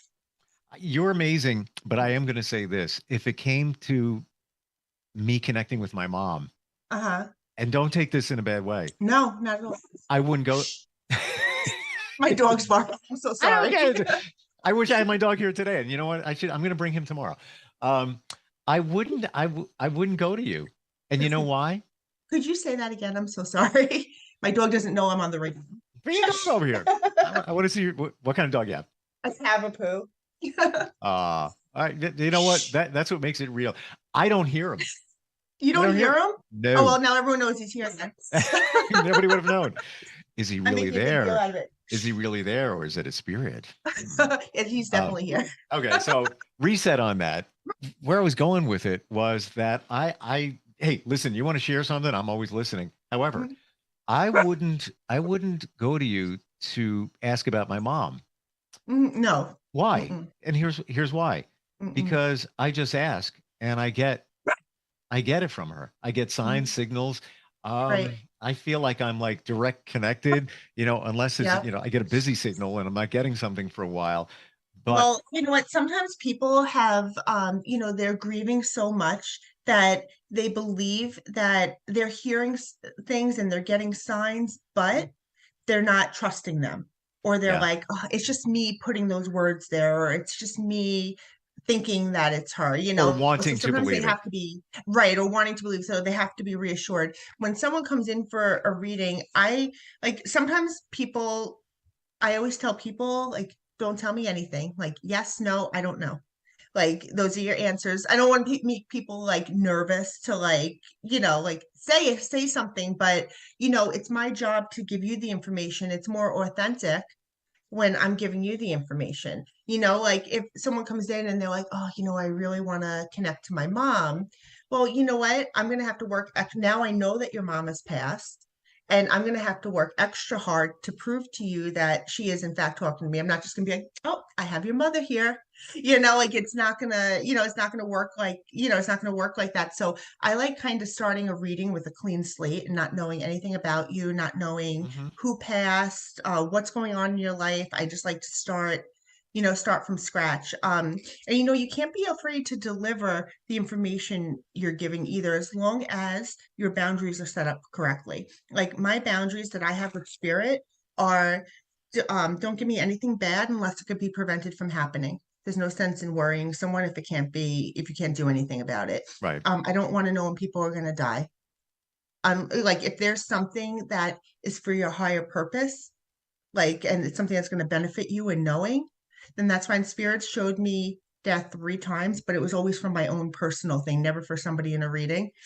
Um, and also, and I just tell them, like, just tell me things that are for their highest good, things that are going to make them leave feeling better, and it's not up to us to always know. Somebody came in, um, to see me once, and I had a relationship with her because she's come every year for probably like 5 or 6 years now. And I know that her mother passed away, like prior to her coming in, because I was friendly with her. Uh-huh. And I didn't know how she passed or anything like that, but she came in, and I'm connecting with this woman whose mother just passed from breast cancer. And her mother told me that the girl that was with me, her daughter, had a lump in her breast. So I'm Who like, told you that? I want to make sure I the have it right. mother in spirit told Okay, me got that it. her daughter that was sitting with me had a lump in her right breast. Okay. And now I'm like, I hesitated for a second because I'm like, what if she doesn't know about this? Like, that was a pivotal moment for me to learn to really fully trust. So I said, you know what? I have my right boundaries set up. I know that spirit's got my back. Sure. So I said, would you understand having or currently having a lump in your right breast right now? Your mom's bringing me right here. And she said to me, she goes, yes. She goes, she knew about it. So she said, yes, I know about it.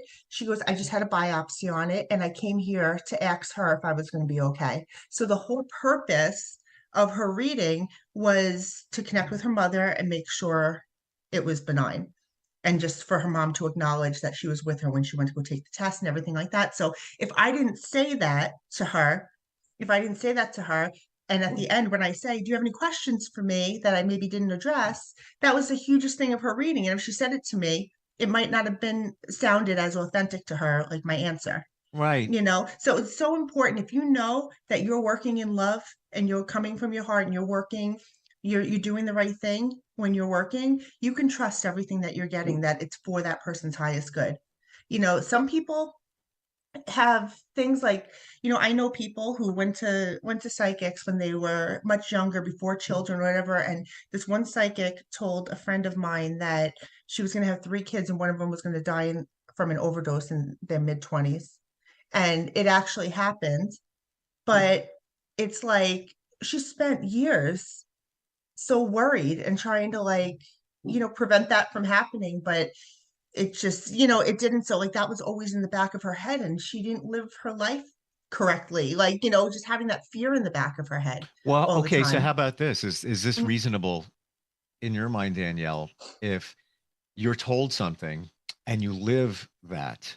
Let's Mhm. say whatever it is, yeah, you're going to have trouble with money. You got some challenges coming up. I'm getting let's say your aunt is coming You're through and implanting that in someone's thank head, you. Thank you. And you're and that living your life. person is Yeah, manifesting. That's why that's the what I'm way going. we grow up, the way we live, the way we Yeah, grow up is like, we're getting downloaded with all this crap, 100%. and we could either choose to live it and own it, that as that being our truth, or we change it, and it's so hard sometimes to walk away from or drop these things that, like, we live with. That's what we're all doing it at work. Like, everyone's screwed up somehow when we were younger, like, because we're implanting all these things, otherwise we wouldn't be doing all this work as adults. Yeah.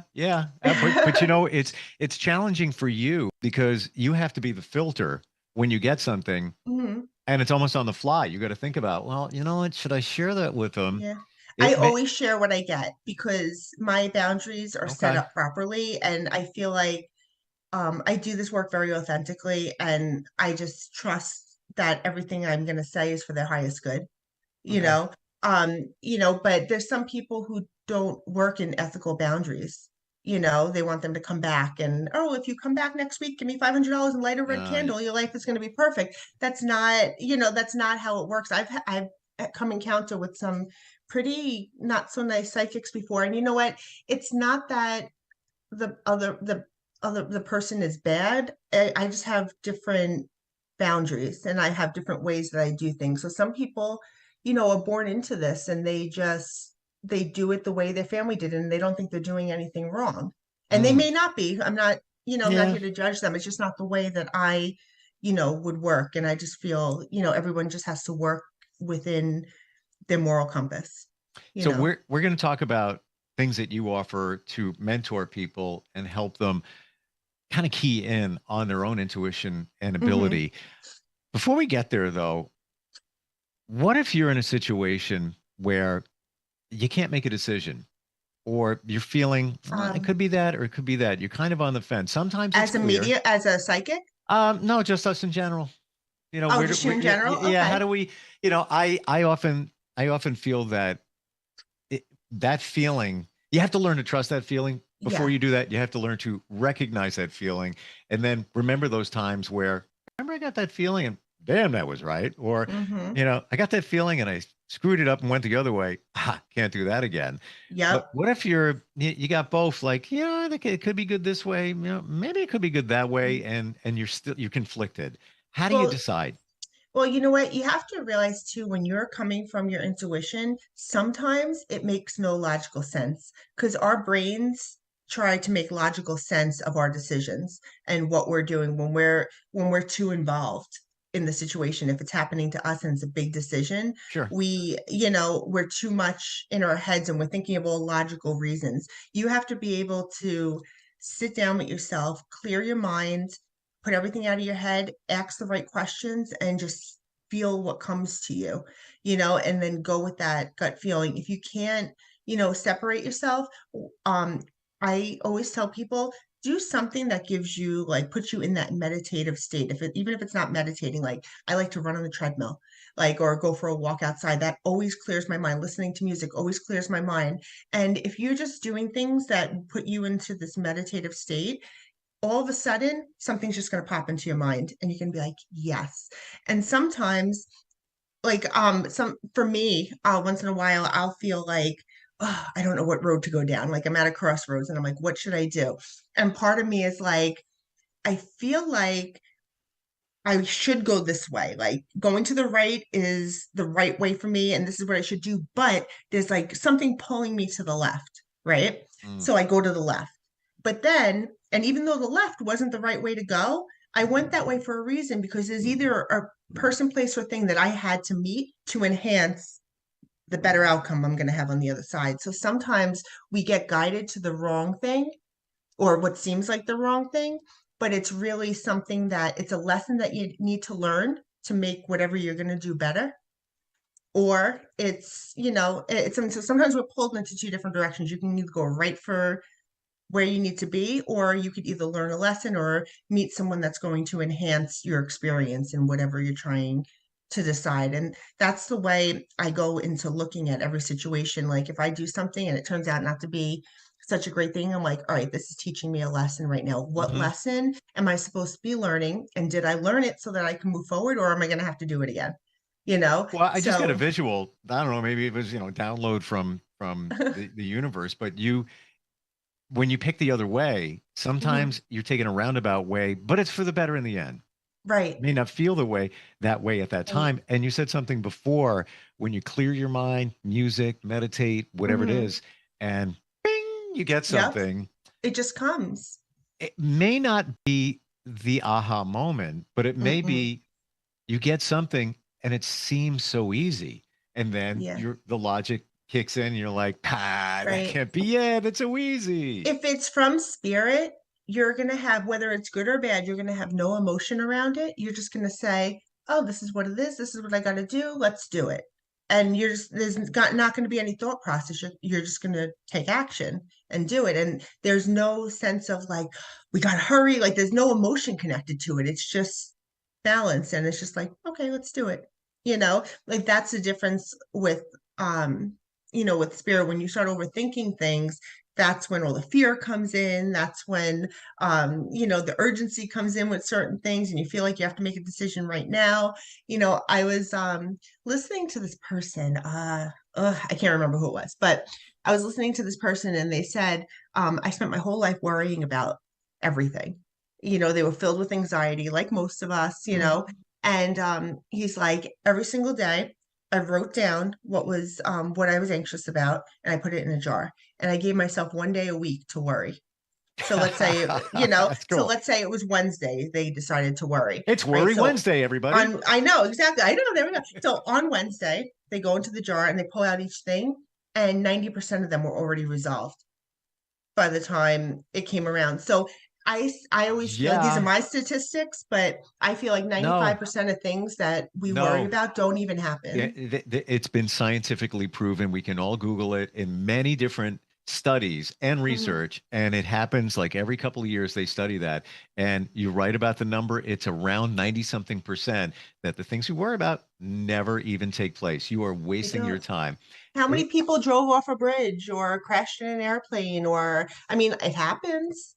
It Right. happens. Right. But I mean, for the amount of people who worry about it, Oh my the gosh. percentages are, you know, it's So here, I want to share this. We talk about music, and this just popped in my head, and that's how it okay. works. So there's a It is. song by Eric Clapton, came out in the 70s. It's called Let It Grow. And you say, you come from a place of love. Mhm. And these are the lyrics. I'll just read the first verse, but it Mhm. says basically what we're talking about here. Mm. Thank you, universe. Standing, standing at the crossroads, trying to read the signs. Tell me which way I should go to find the answer. And all the time I know, plant your love and let it grow. Mm-hmm. That says it right there. What Yeah, exactly what we were talking about. There's so many things like that, and you just have to, you just have to follow your heart, lead with compassion, because, if you let someone get you flustered, if you let someone get you angry, you're giving them your energy. They're taking power over you. For Why sure. do you want to give someone your power? And yeah, we're going to get frustrated once in a while and have experience that human emotion, because that's what we're here for. But the less we do it, the less power that we give people, and you're always going to attract, the people around you that are like Mhm. you. Well, okay, so let's riff on that song, Let It Grow, in terms of let your love grow so that you can read the signs, but let it Mhm. grow, let it go. Like Yeah. just what you said. Just let it Yeah. go. Like You have to why? look at it, and people say, like, it's so hard to let it go, but it doesn't have to be. You have to look at it from a place of, like, you're giving this person your power. Like, if you're so angry at them, like, why are you giving so much of yourself to them still? Hmm. Even like years later, it's like you don't even see this person anymore, but you're still talking about all the crap that Yep. you went through with them. Just, Sure. sometimes I always tell people forgiveness is huge. And, they're like, how could I forgive this person? He did A, B, and C to me. But I'm like, you know what? You have to forgive for your own peace, not for them, not for anyone else. It's for you, It's powerful. and that's going to kind of catapult you forward and put you in a better situation. So it's about, giving up, like taking away the power that they have over you. You don't want anyone to have that kind of power over you. You want to just stand in your own, in yourself, stand with yourself. It's so important to do. And it really helps, like, every aspect, Yeah. of your life. And when we can have compassion for somebody, like, if they do the wrong thing, like, the bully in school, it's like, well, you know what if they're getting beat up at home, and that's the only way, that's what they know. That's all they know. Hmm. So it doesn't make it right, but it gives you a better insight of why they do what they do, and that's where And their inner work is. you don't have the answers. You could be driving down from your homeland, the Long Island Mhm. Expressway, and somebody cut you off. Oh, And yeah. you don't know what happened. They may have Yeah. gotten a horrible phone call. They may Right. have something bad going on. They might not have meant it, and they didn't put their blinker on. And what can you do? You could be like, you Right. mother, or you could just say, it happened to me the other day. I was driving my daughter to school, and somebody Yeah. cut in. I'm like, what about that? I'm like, Was it me? no. I remember their face too. But yeah, for that minute, a second, I was like, and I said to my daughter, like, you know what? Can't get mad. Not Yeah. going to do anything. Maybe there's something going on with them that we Mhm. don't know, and just let them go in peace, and whatever it may be. And, good luck to you. Because guess what? Nothing happened. They didn't hit the Yeah. vehicle. They were, Exactly. You're protected somehow. And, and you have to think about being on both ends of that. Like sometimes someone cuts me off and I'm like, like you stop for a second, but then you're like, okay, I just keep going, and right. then sometimes, like, if someone does that to me, I'm like, oh, oh, whatever.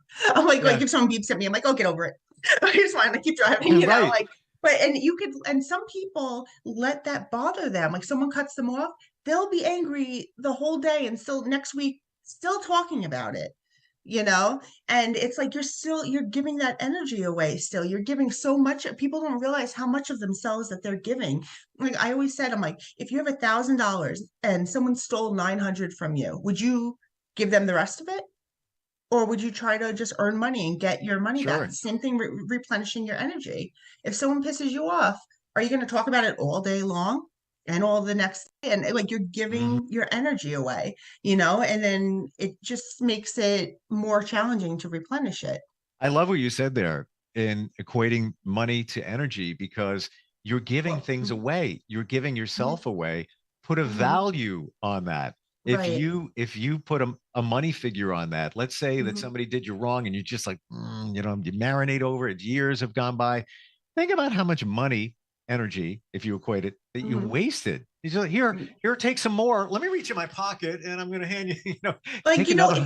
if you get like self-limiting beliefs from somebody, and then you carry that throughout your whole life. Think of all the potential that you wasted or that you didn't, do. Like, for instance, like when I was younger, I said, and everybody's different in how they take things in too. Sure. Like someone could say the same nasty thing to you and me, and you might be like, all right, whatever, let it go. And I might be like, could you believe that son of a, like for like the next year, and I can still talk about it. And you might be like, oh, I don't even remember that, but why do some people take it in some ways and some people take it in the other ways? It depends on what we're here to work on. So when I was younger, my mom was trying to work with my strengths. And, she was a great mother and she's trying to work, with what she felt like I was good at. And she says to me, I was never good in school. Like I wasn't very like, I didn't do well on my tests. Like I didn't get great grades when I was younger. And my mom was like, all right, well, what job do you want to do? What do you want to go to college for? What do you want to, and I was like, I don't know, maybe I said I'll go for like a therapist or, something like that. And my mom's like, knowing that I wasn't very good in school and that I would need some schooling for that, she was like, what if you go to like beauty school? You're really good at doing hair and blah, blah, blah, blah, blah, and like all this stuff, which I was, but I said to her, like, and in my mind, like she wasn't saying anything wrong, but those are two completely different things. So I said, yeah, maybe, like just thinking of that. But what, subconsciously, how it implanted was you're not good enough to do what you want to do. You have to take the easy way out for yourself. Not that being a beautician is taking the easy way out because No, they, no. they do wonderful, but, Right. it's two completely different jobs. But it you wasn't know? in line what was It wasn't in line you. with what I wanted. So, Right. and, she wasn't trying to do that to me, but that's the way unconsciously I took it. I got it. So, my whole life I had like these self-limiting beliefs. Like if I wanted to do something that could really help somebody, I wasn't capable of it, but it's like something so simple, a seed so small Oh, totally. that was planted, not even on malicious tendencies, could become like this huge, I'm right there with thing, you. and how somebody unconsciously swallows that, I was bullied as a kid. I was the fat kid. Never got picked for, dodgeball, literally.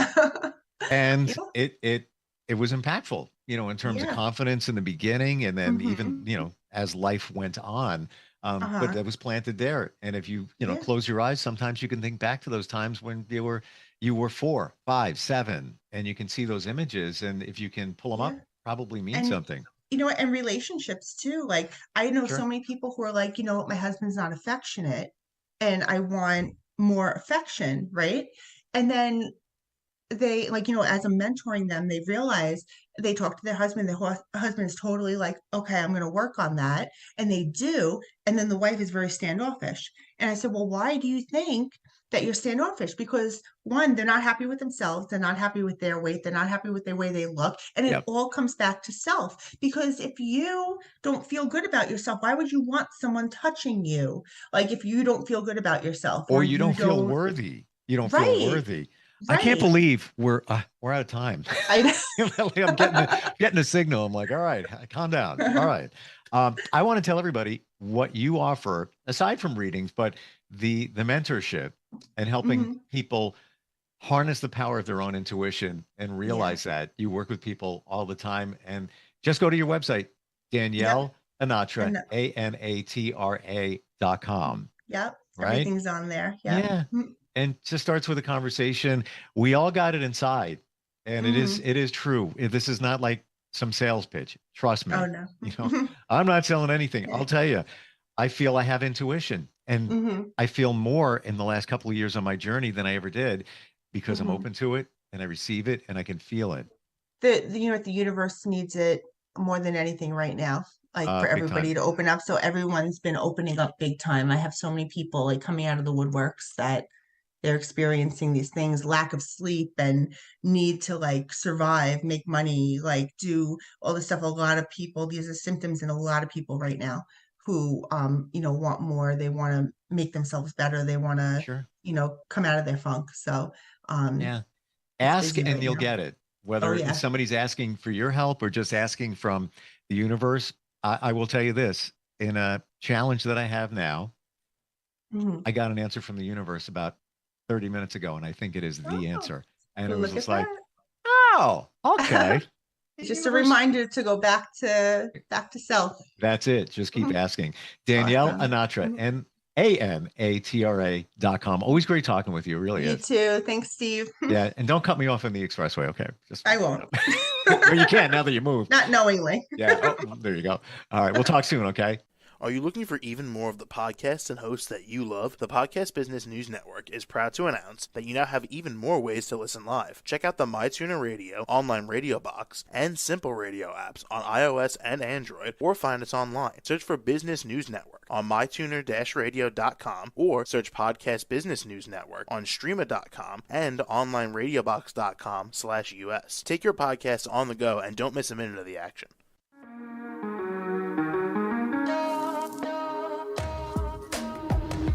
Broadcasting from the business capital of the world, this is the Podcast Business News Network. For nearly 2,000 severely injured veterans, everyday life has become filled with barriers. Day-to-day simple tasks can become pretty daunting. I have to carry my chair up 2 flights of steps or have somebody do it for me. What scares me the most is just the falling. When I'm struggling with my house, I think, to have that one great barrier just knocked down, I mean, it's crucial.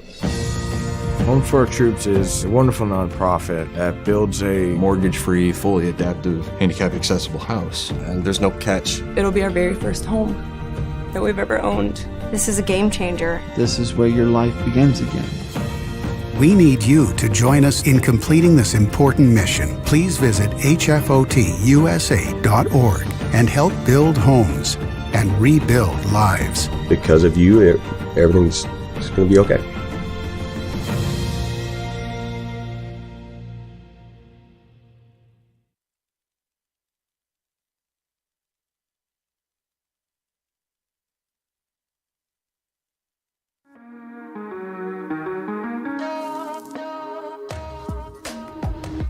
Broadcasting from the business capital of the world, this is the Podcast Business News Network. Hey, welcome back, everybody. This is going to be very exciting in terms of what you can learn about yourself based basically on your date of birth. And that's just one thing that she offers to people. She's a master alchemist.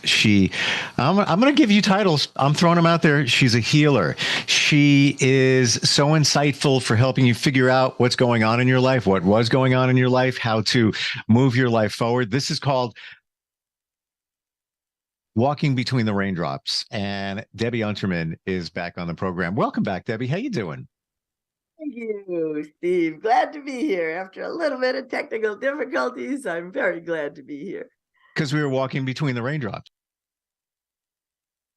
Yeah. Pretty much so. Everything has been working out beautifully. In fact, I wanted to talk about yesterday when I needed to ask you a question about your birthday. And I just, I was in the middle of like 50 things, of course, like always. But the way that I talk about getting into the flow is when you feel moved, you move.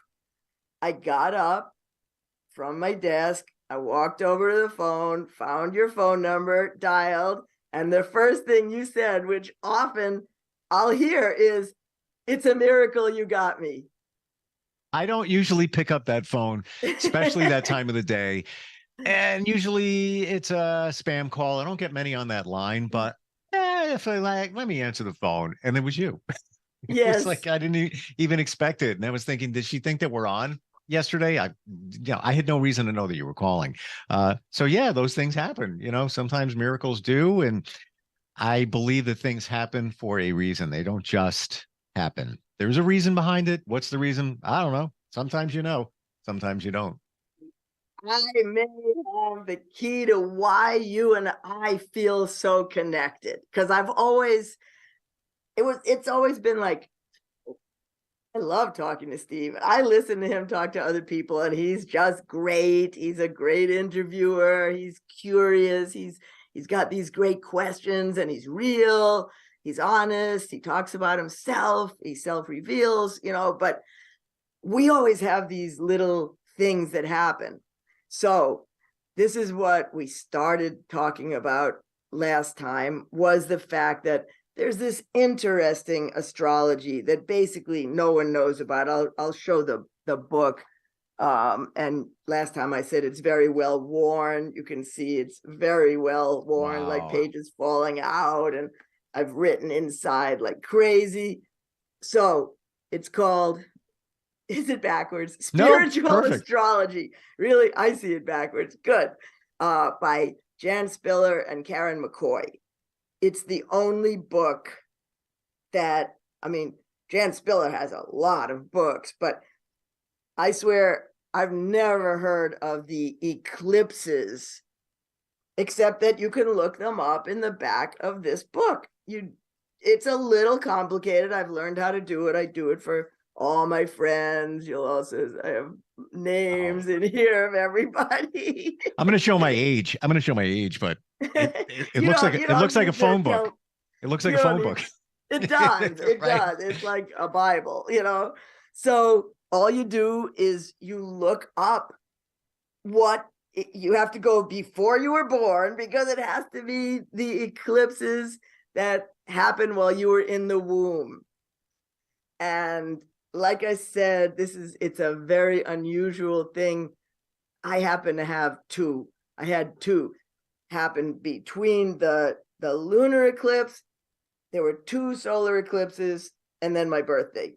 I was looking up when they were, and they were very interesting dates too. It was 7/11, which is kind of cool. I was born on 7/20, and 2/14, Valentine's Day. Those happen to have been the two solar eclipses, meaning I am teaching two things, because those all happened between the lunar eclipse and my day of birth. There were two solar eclipses. I'm the only one in the world so far. You can see how many people I've looked up. It's a possibility, but I came in wanting to teach a lot of stuff, obviously. Debbie, every time we get together, something comes up. Oh, no. My dad passed away on 7/11. Like, Like, what are the chances of you saying that random, 365 days, whatever. Wow. And last time there was references to my mom that are just undeniable. And so, yeah, please continue. That's funny, because I've never even looked up when they were, because it's irrelevant, really. It doesn't matter. But I thought those were interesting dates. So wow. there we Interesting. go again. Yeah. So this is really good. So I talked about me last time. I'm teaching Cancer and Aquarius. I'm learning Leo. So guess what? You are learning Aquarius and teaching Leo. So you're teaching the Leo that I need to learn. You're learning the Aquarius that I teach. How's that? Okay, that's really weird. Now, when we say that, what is it? What does that mean? Learning Aquarius? What does that mean? Okay. Luckily, I've got this. I deep dived into it yesterday, and I wanted to really talk to you and tell you all these things. I made all sorts of notes, and some of them I can just quickly, because I made these notes about them. And just to backtrack, if somebody missed last time we talked, this all reveals why you're here on this earth to learn, and what you're here to teach. Yes. You might think you know the answer, but the stars know the answer. That is the answer. Podcast Business News Network. They creepy. It's not creepy. It's actually very cool. But I had just called a client of mine today, and because I was in this whole role, Of the world, we had this is the a Podcast long Business News conversation Network. about her children, their school that they go to, her having to talk to them about stuff, and then we went into a lot of stuff I might talk about today about children. From the Business Capital, because this of is COVID Business and News learning Network. things they learned, they missed in their learning, and her ideas about it. And then we talked about being girls and what happens, and then after the 20-minute conversation, I went, hey, when's your birthday anyway? Let me look you up. It was like tick, tick, tick, tick, tick, tick, tick. Everything that we had talked about. And so many. She's here to teach and learn. From the business. So from the business. We do a lot of this unconsciously, hopefully, and I think you have been. When I tell you, I feel like you are right on, right, doing everything you're supposed to do. So I don't want people to confuse it, because it is confusing with the North and South Node, because those are very similar. Let me just, before people say, I know all about them, you get two, and, well, we also all have a North Node that happens on the day of our birth, nothing to do with the eclipses in the womb.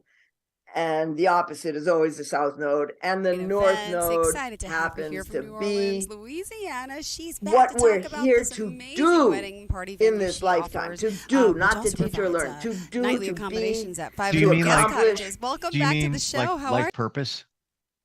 owner, yes, it is, and joining us again, and they're always the diametrically Events. opposed. It's Excited always to have her here that from New Orleans, they go Louisiana. like that. She's back It's to talk always about whatever this your North Node amazing is, your party South venue Node she is the offers, opposite. which also provides and what you nightly find out accommodations at 5 of is their guest the cottages. South Node Aaron French is joining what us you've again. already learned in past lives. Okay, so go beyond beliefs. I'm talking past lives. I'm talking things that happen in the womb, woo woo. But you gotta, when you hear it enough, you gotta believe, because it's, again, I want to say creepy. It's not creepy. You are saying that, and that's somebody with your background. Maybe creepy, freaky, doesn't mean it's not true. And it's just, it's like, wow, okay. It's wild that it really works. And I have had clients. So what you're here to learn is often where I'll go with my clients, because that's often what they're in therapy for. And similar with the North and South Nodes, I've sometimes taken the book out, a different book, Martin Schulman, who's one of the experts on the nodes, and read the couple of pages about them and had people in tears come back there in my office. Excellent. Because it's so personal. So both of these things are on the karmic level. Let's put it that way. You can know your sun sign. If you don't believe in astrology, because all you know is your sun sign, and you go, well, yeah, 1/12 of the population is all the same. What are you looking forward to? There's so much more than sun sign. The joy in and your life. These things, because Everybody, I feel, I'm has interested a different answer. in karma. Some of them may be the same, and these but then when you start really thinking of it, then you kind of start drilling down. So that's what we're going to do today. And take a look at that. So it turns out, find your joy. like, he's an my inspirational Aquarius, speaker, educator, life coach, solar success eclipse. consultant. If I look at the very first line, Fleet is on the program. And now I've lost the page of any of the chapters on the eclipses. So I'll look at the very first line, and it's going to say, in order to activate the solar eclipse energy in Aquarius, you first must integrate the lessons of the Aquarius lunar eclipse with your emotional body. So then it turns out, when you have the instructions for the book, when you're looking at the lunar eclipse, it's just a little teeny section inside of the chapter on Aquarius. So I've had to already integrate what you're here to learn. and then I go on to teach it. So the first line is often interesting because it starts with, "This is your lunar eclipse, which I have integrated." Are you saying right? mine? This is me personally? Yours, you, Okay. Steve. So your lesson in this lifetime is detachment. So first of all, I'll say I said it wrong last week. I said I'm here to teach boundaries. I said the wrong word. It's really detachment. Okay. Now let's think about detachment. That means to like be in it, but not of it. Like not attached to the outcome, right? What it is, it is. It is what it is. That's my You're not- favorite. That I say that all the time, and I don't want to say it. And people have called me out on it for saying it because it sounds like a Seinfeld. yeah, or negative or nasty. But there's no other way to verbalize it. This is the situation. It is what it is. You can't change the situation because it is what it is. So what you just said, the detachment, that according to my date of birth and astrology, spiritual astrology, that's what I'm here to learn, detachment. Yeah. And let me just go through a few notes because I wrote literally "go beyond beliefs" from one sentence that it had, because it said, okay, this is interesting too, actually. I'll give a couple of sentences. Part of the lesson in learning to detach from old set patterns of thinking is to learn to detach from patterns of thinking, go beyond beliefs, right? Patterns of thinking. You are coming from a past consciousness of royal heritage, Steve. How do you like that? Okay.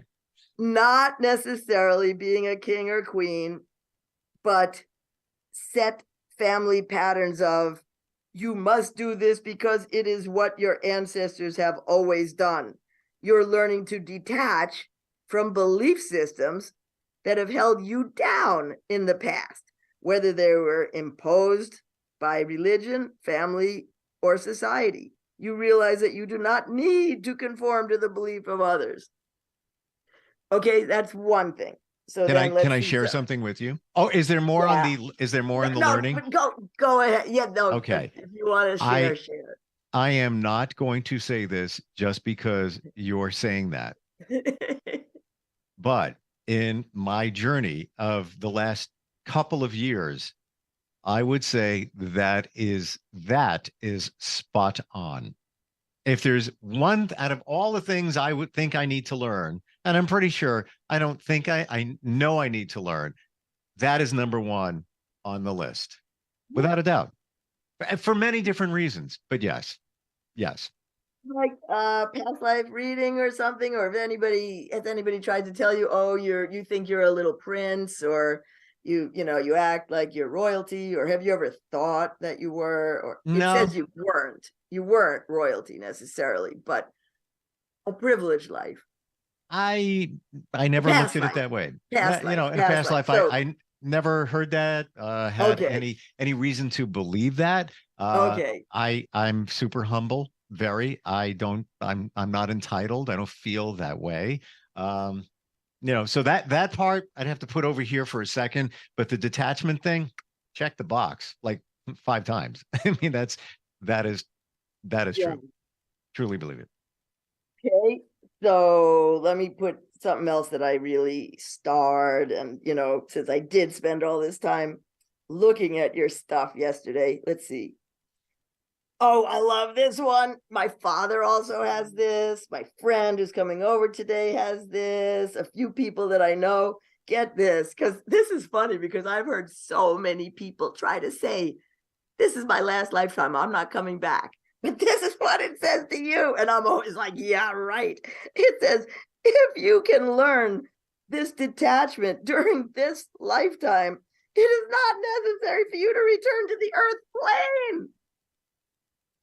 So if I effectively learn to detach in the way that I'm supposed to, then I'm done here. That's what it says. But I mean, I have a lot of friends that have, like my father is 97. I'm like, hey, Dad, you're free. I'm telling him in my mind, when Wow. he, maybe, I don't know. That's such a tough one for me to buy, because Agreed. everyone wants to say that. Usually people who do make a decision that this is going to be the end have a lot of karma. And you've continually told me, oh, I didn't have an easy life. No, I've had a lot of trauma. And a lot of times people go, when they're on the other side, I'm going to talk like I talk. When they're on the other side and they're making a decision, what are they going to do in this lifetime? Who are their parents going to be? What, family they're going to incarnate into? They'll say, give me this and this and this and this. Let me have it all so that I can do it all and be done with it. So you have told me you've had a lot of stuff. Well, stuff going on, and that's part of the detachment. But at the same time, how would you know whether you want to be done? Like, how do you decide, like, I don't need to come back? How do you make that decision? Your soul and your guides will make that decision if you have cleaned your karmic plate. Okay. All right. So I'm getting it clear now. So if you've learned the lesson, then because yes, it says it's you. If I've learned that, detachment lesson, whatever there is to be learned fully, then there's no reason for me to come back to continue in another life, because I already figured it out. I already did it. I already accomplished what was supposed to be accomplished in that regard. Yeah. And then you know what you can be on the other side? You can be a spirit guide, an angel for other people, and help them to complete their missions. All right. Does that come with benefits? Yeah, not having to come back to this place. I guess so, right? Wow. Interesting. Wow. So, okay, a couple other, that was an interesting one. I loved that. It says giving love without attachment to whether or not it makes the other person love you is a more difficult lesson. You're seeking to separate yourself from an unconscious, self-defeating need for approval. Yours is the lesson of doing what is best for the most concerned. It's Aquarius, Steve. This is why I'm so into this. I am a Reiki master, so that was my first sort of training. Literally, the Pyrenees Mountain, Aquarius. and that there are no. Yes, I've been hearing that. I'm proud of you. All of a sudden, everybody's like, on March 23rd. Yeah, it's like complete silence, and people just in a massively chill. And it started, if I have it correct, I believe around October, somewhere in that area, where it really kicked in. But yes, March 23rd is where it. I guess the end point, but it's a long time. I think Neptune or something else went into Aquarius before him. Maybe it was Saturn. So yeah, so some of the planets are leading the way into Aquarius, and they're all kind of grouping together there.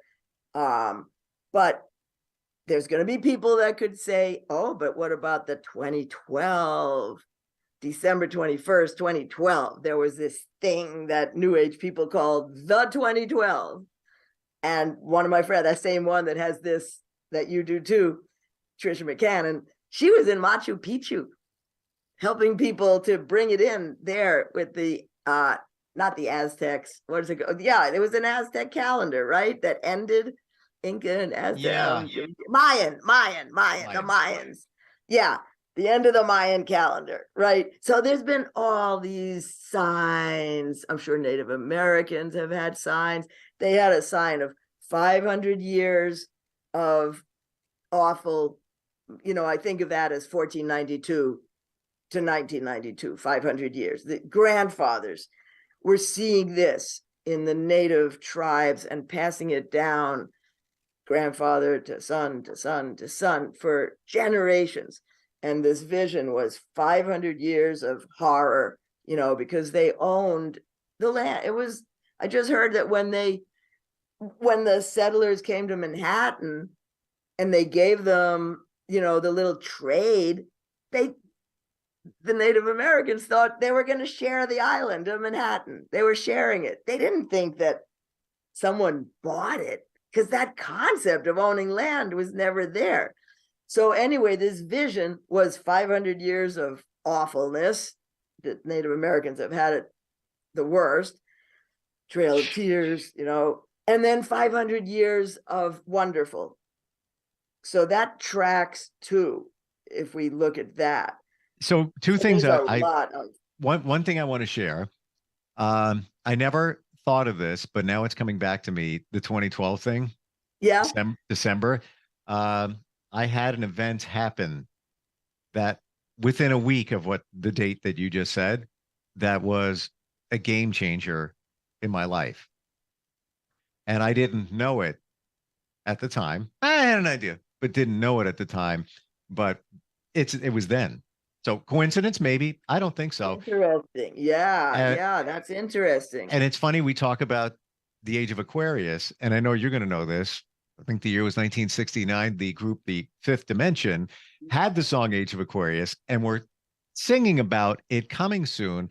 And I didn't think anything of the Fifth Dimension, the name of that group, but there is a fifth dimension.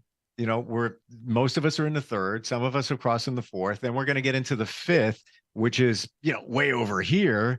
And those of us that don't move forward are going to be, life is not going to be as great if they don't adopt into the different dimension. Loosely, that's how I understand it. But I never knew the connection between the fifth dimension and and the Age of Aquarius and all that. Or was that one of those, the winky dink, that they just happened to make the song, and then Hair picked it up, of course, and I don't know which came first. Right. But yeah. Yeah, I got to think about that. Astrologers may debate, when, and then I told you this last week. This really blew my mind when I deep dived with this one astrologer. He is looking at the nodes, like I talk about the North Node, South Node that we all have. He's talking about the North Node and South Node of Pluto. I mean, which means that he doesn't see the Age of Aquarius for 800 years until the South Node of Pluto goes into Aquarius. And that is like way over my head. I was just going to say that's out of my wheelhouse. I'm looking at we're almost out of time, and I don't even know how that is possible. No. I double checked it. So that's what I'm here to learn. What am I here to teach? And Leo, yeah. I think there was something else I wanted to tell you about. Self-loyalty is a very important lesson for you in this lifetime. Being loyal to yourself. In other words, not getting codependent and attached to a love if it means you have to leave her for yourself. Ding. Yeah, right. I had a feeling. And these are just the little things that I starred. You are in the position of choosing what your response will be to the role of supporting others rather than being in the spotlight player on the stage. That's interesting. And can you give me that again? Can you give me that again? You're supporting people. You're not the main actor. You are doing these interviews and you're spotlighting everyone else.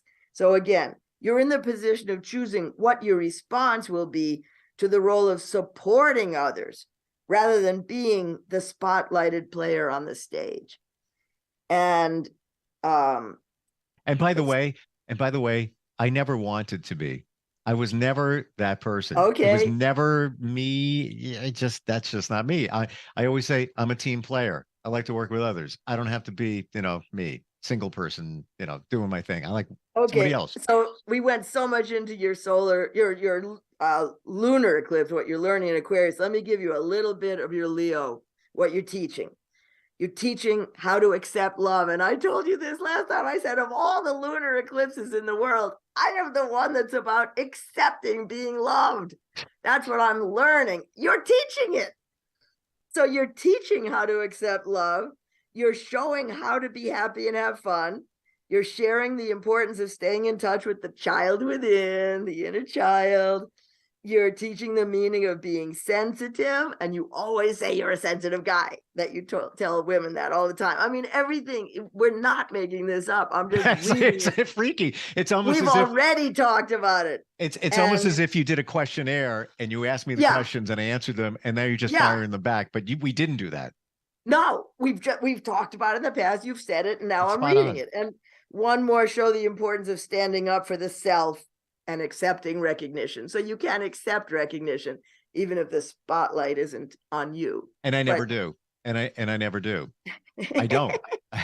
And people call me out on it. It's like, stand up. You did this. Take or you it, did that. take it I'm like, on, take it yeah. in, take it in. Okay, so go beyond Wow. beliefs. How do you like that? Like, Wow. for real.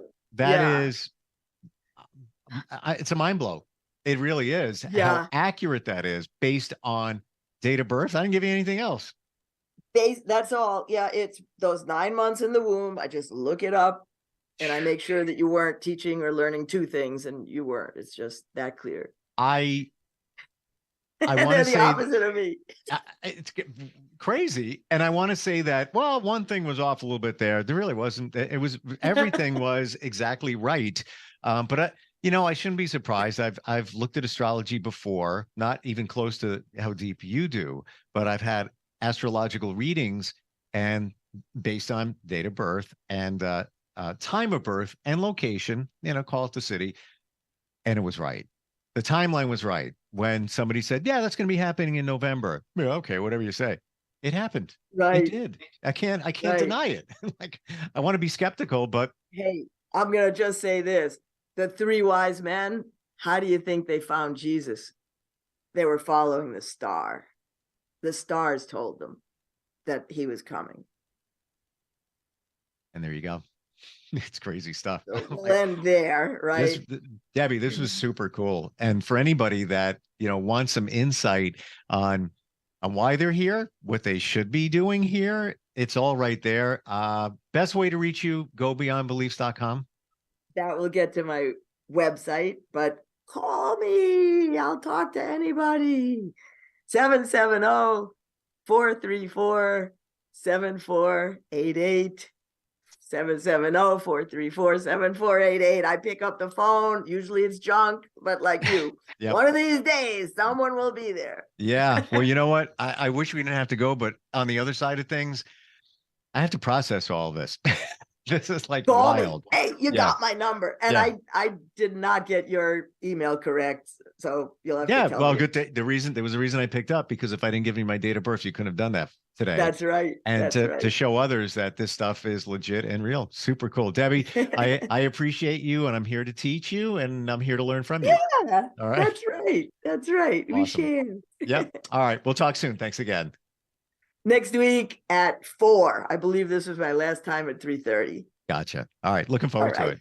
Are you looking for even more of the podcasts and hosts that you love? The Podcast Business News Network is proud to announce that you now have even more ways to listen live. Check out the MyTuner Radio, online radio box, and Simple Radio apps on iOS and Android, or find us online. Search for Business News Network on mytuner-radio.com, or search Podcast Business News Network on streama.com and onlineradiobox.com/US. Take your podcast on the go and don't miss a minute of the action.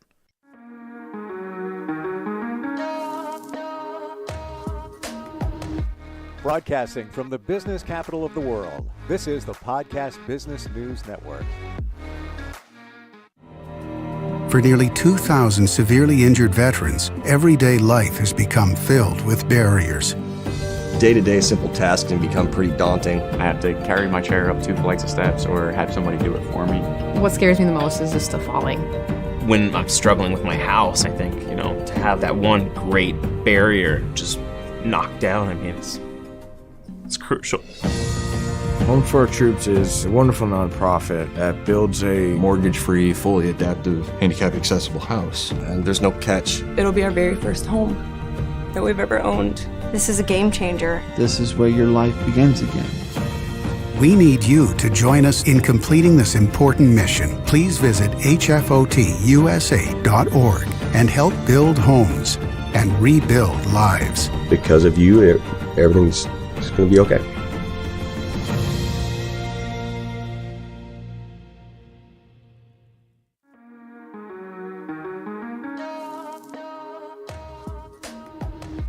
Broadcasting from the business capital of the world, this is the Podcast Business News Network. It's often been said that in life, to flourish, be successful, you need to have balance. There has to be a nice mix of everything in equal proportions or close to to really move yourself forward without any kind of conflict and feel comfortable. How do you get that balance in your life? Is it easy? Is it easier than it could be or should be? Learn about that today. She is an expert at mindfulness, meditation, medication. She's somebody that has a deep pharmaceutical background that has helped many people and still does over the years navigate medication with chronic illnesses and also the mindset thing. She's got that under wraps. And for the rest of us, she's here for us. Dr. Lisa Nesneski joins us on the program. Lisa, welcome. How are you doing? Steve, I'm doing just fine. Do you feel balanced today? I could be a little more balanced, but I'm back in my office after being kicked out for 2 months out of my home while they were repairing my home from Hurricane Ian. So the only picture I could find was the lotus, so you weren't staring at a blank wall. Do you know the story of the lotus flower? I was just going to ask you that because out of all the photos, pictures that you put up, be it the first one possibly, as you get back into your domain there, what does it mean? I feel there's going to be a meaning, like a deep one. Well, there is, for a lotus flower to actually bloom, it needs to gestate, if you will, and grow in the yuckiest mud that is just thick and full of vegetation and bacteria. It's just the absolute slimiest looking situation. So it needs all of that nutrients for it to grow and blossom. So the idea of the lotus flower, the symbolism is that we go through all this yucky stuff in our life that's just kind of crappy, and you have to go through all that before you can actually blossom. So that's why I have this particular flower. One of my artist friends, a photographer from Pittsburgh, J.P. Dearle, took this picture at Phipps Conservatory in Pittsburgh. So it has a very special meaning to me. Love the description of the lotus, and I knew it was something similar to that, but I didn't know it went that deep. And what a lovely way to look at life. Yeah, we have to go through the muck sometimes to get to the beauty and the positive side of it. Sometimes it takes longer than we anticipate. Maybe it would take less time if we did have more balance in our lives. Now, when we talk about that, what's your definition of balance? So balance to me is body, mind, and spirit all being in the same location at the same time, which is really a form of mindfulness. So if you remember when we talked about the personal core foundation, those 6 domains, health, relationships, finances, spiritual, and so on. Yep. All of those areas need to be in balance for you to really be a happy and effective person. So beyond body, mind, and spirit, when we talk about the 3 big categories of body, mind, and spirit, the subcategories come in, and then you can also subdivide it even more. But if you spend time on all of those, being a pharmacist, I earned my living with my mind. I spent the majority of my life in the mind group. I went to church on Sunday, checked the box for spirituality, but I was in my head for most of my life. And I'm not disparaging that. Like I said, it's got me as far as I've gone, but I wasn't paying any attention to my body in the way that I needed to. And so several wake-up calls later, ended up in the ER. Followed that up with a couple more episodes in the ER until I finally started questioning everything in my life to make it be more balanced. So I've been on this quest of becoming healthier. And I discovered, Steve, what my mission was. Sometimes you kind of go along, okay, yes, I'm a pharmacist and I know what that. My mission is to work within the healthcare system, healthcare, not medical care, health, to effect change. Okay, we are back talking with Dr. Lisa Nesneski. Somehow we had I don't know, a technical issue, and you disappeared. You're back here, and we're talking about balance in our lives. And you were just talking about you not being mindful of your body, and you were in your mind, but not paying attention to your body, and that led you to the ER. Exactly. And I was explaining that I discovered that my mission really is effecting change within healthcare from the inside out. And what I view that as, Western medicine has a discipline that they follow and training, and they're not always as open to the mind and the spirit. I mean, Senator Fetterman just was released from the hospital. Senator Fetterman from Pennsylvania. Very proud of this guy because he's from Western PA, just like me.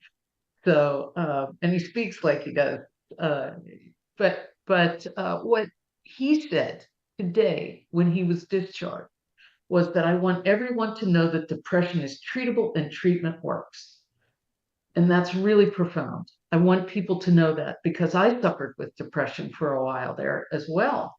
So when we're talking body, just paying attention to your body when you get into the medical system doesn't give the mind its due. So there's a disconnect there as well. And then never mind the spirit. Podcast Business News Network. I did a really fun thing this weekend. I went to one of those little festivals where they take your picture, your aura picture. Broadcasting from and the business. They projected it 3D on I got an MP4, a video file of it. So it was really kind of interesting to watch. All right, so why don't we, my body, mind, and spirit were all like like 33, 33, 34. Super. And I'm really excited about that because I've been working really hard on myself to get balance in body, mind, and spirit. So okay, so what you're describing, where they took that photo and all that, they can determine the balance of those things. Did I hear you say, body was 33, mind 33? Yes. Yes. How does that happen? It was a fun thing to do. Okay. An Aura camera, it measures the frequency of different energy and light around your body, and the way that it Your puts frontal lobe. the elevation of that frequency. I didn't like looking people in the eye. Whether or not dancing, like, having a great time. The balance of all of those things. So it was quite interesting technology. So, it was drawn in by the tech part of it and the fun part of it. But my point is that I've been working at this steadily for several years, wrote books about it, and I'm on a mission to now translate that information to what can help others. So I have a two-part mission. I'm going to help others impact the medical system by what I can do for them, like dropping a pebble. This is you over 30 years ago. And the ripple effect of having it have those waves go out. So it's all kind of the same thing, if you will.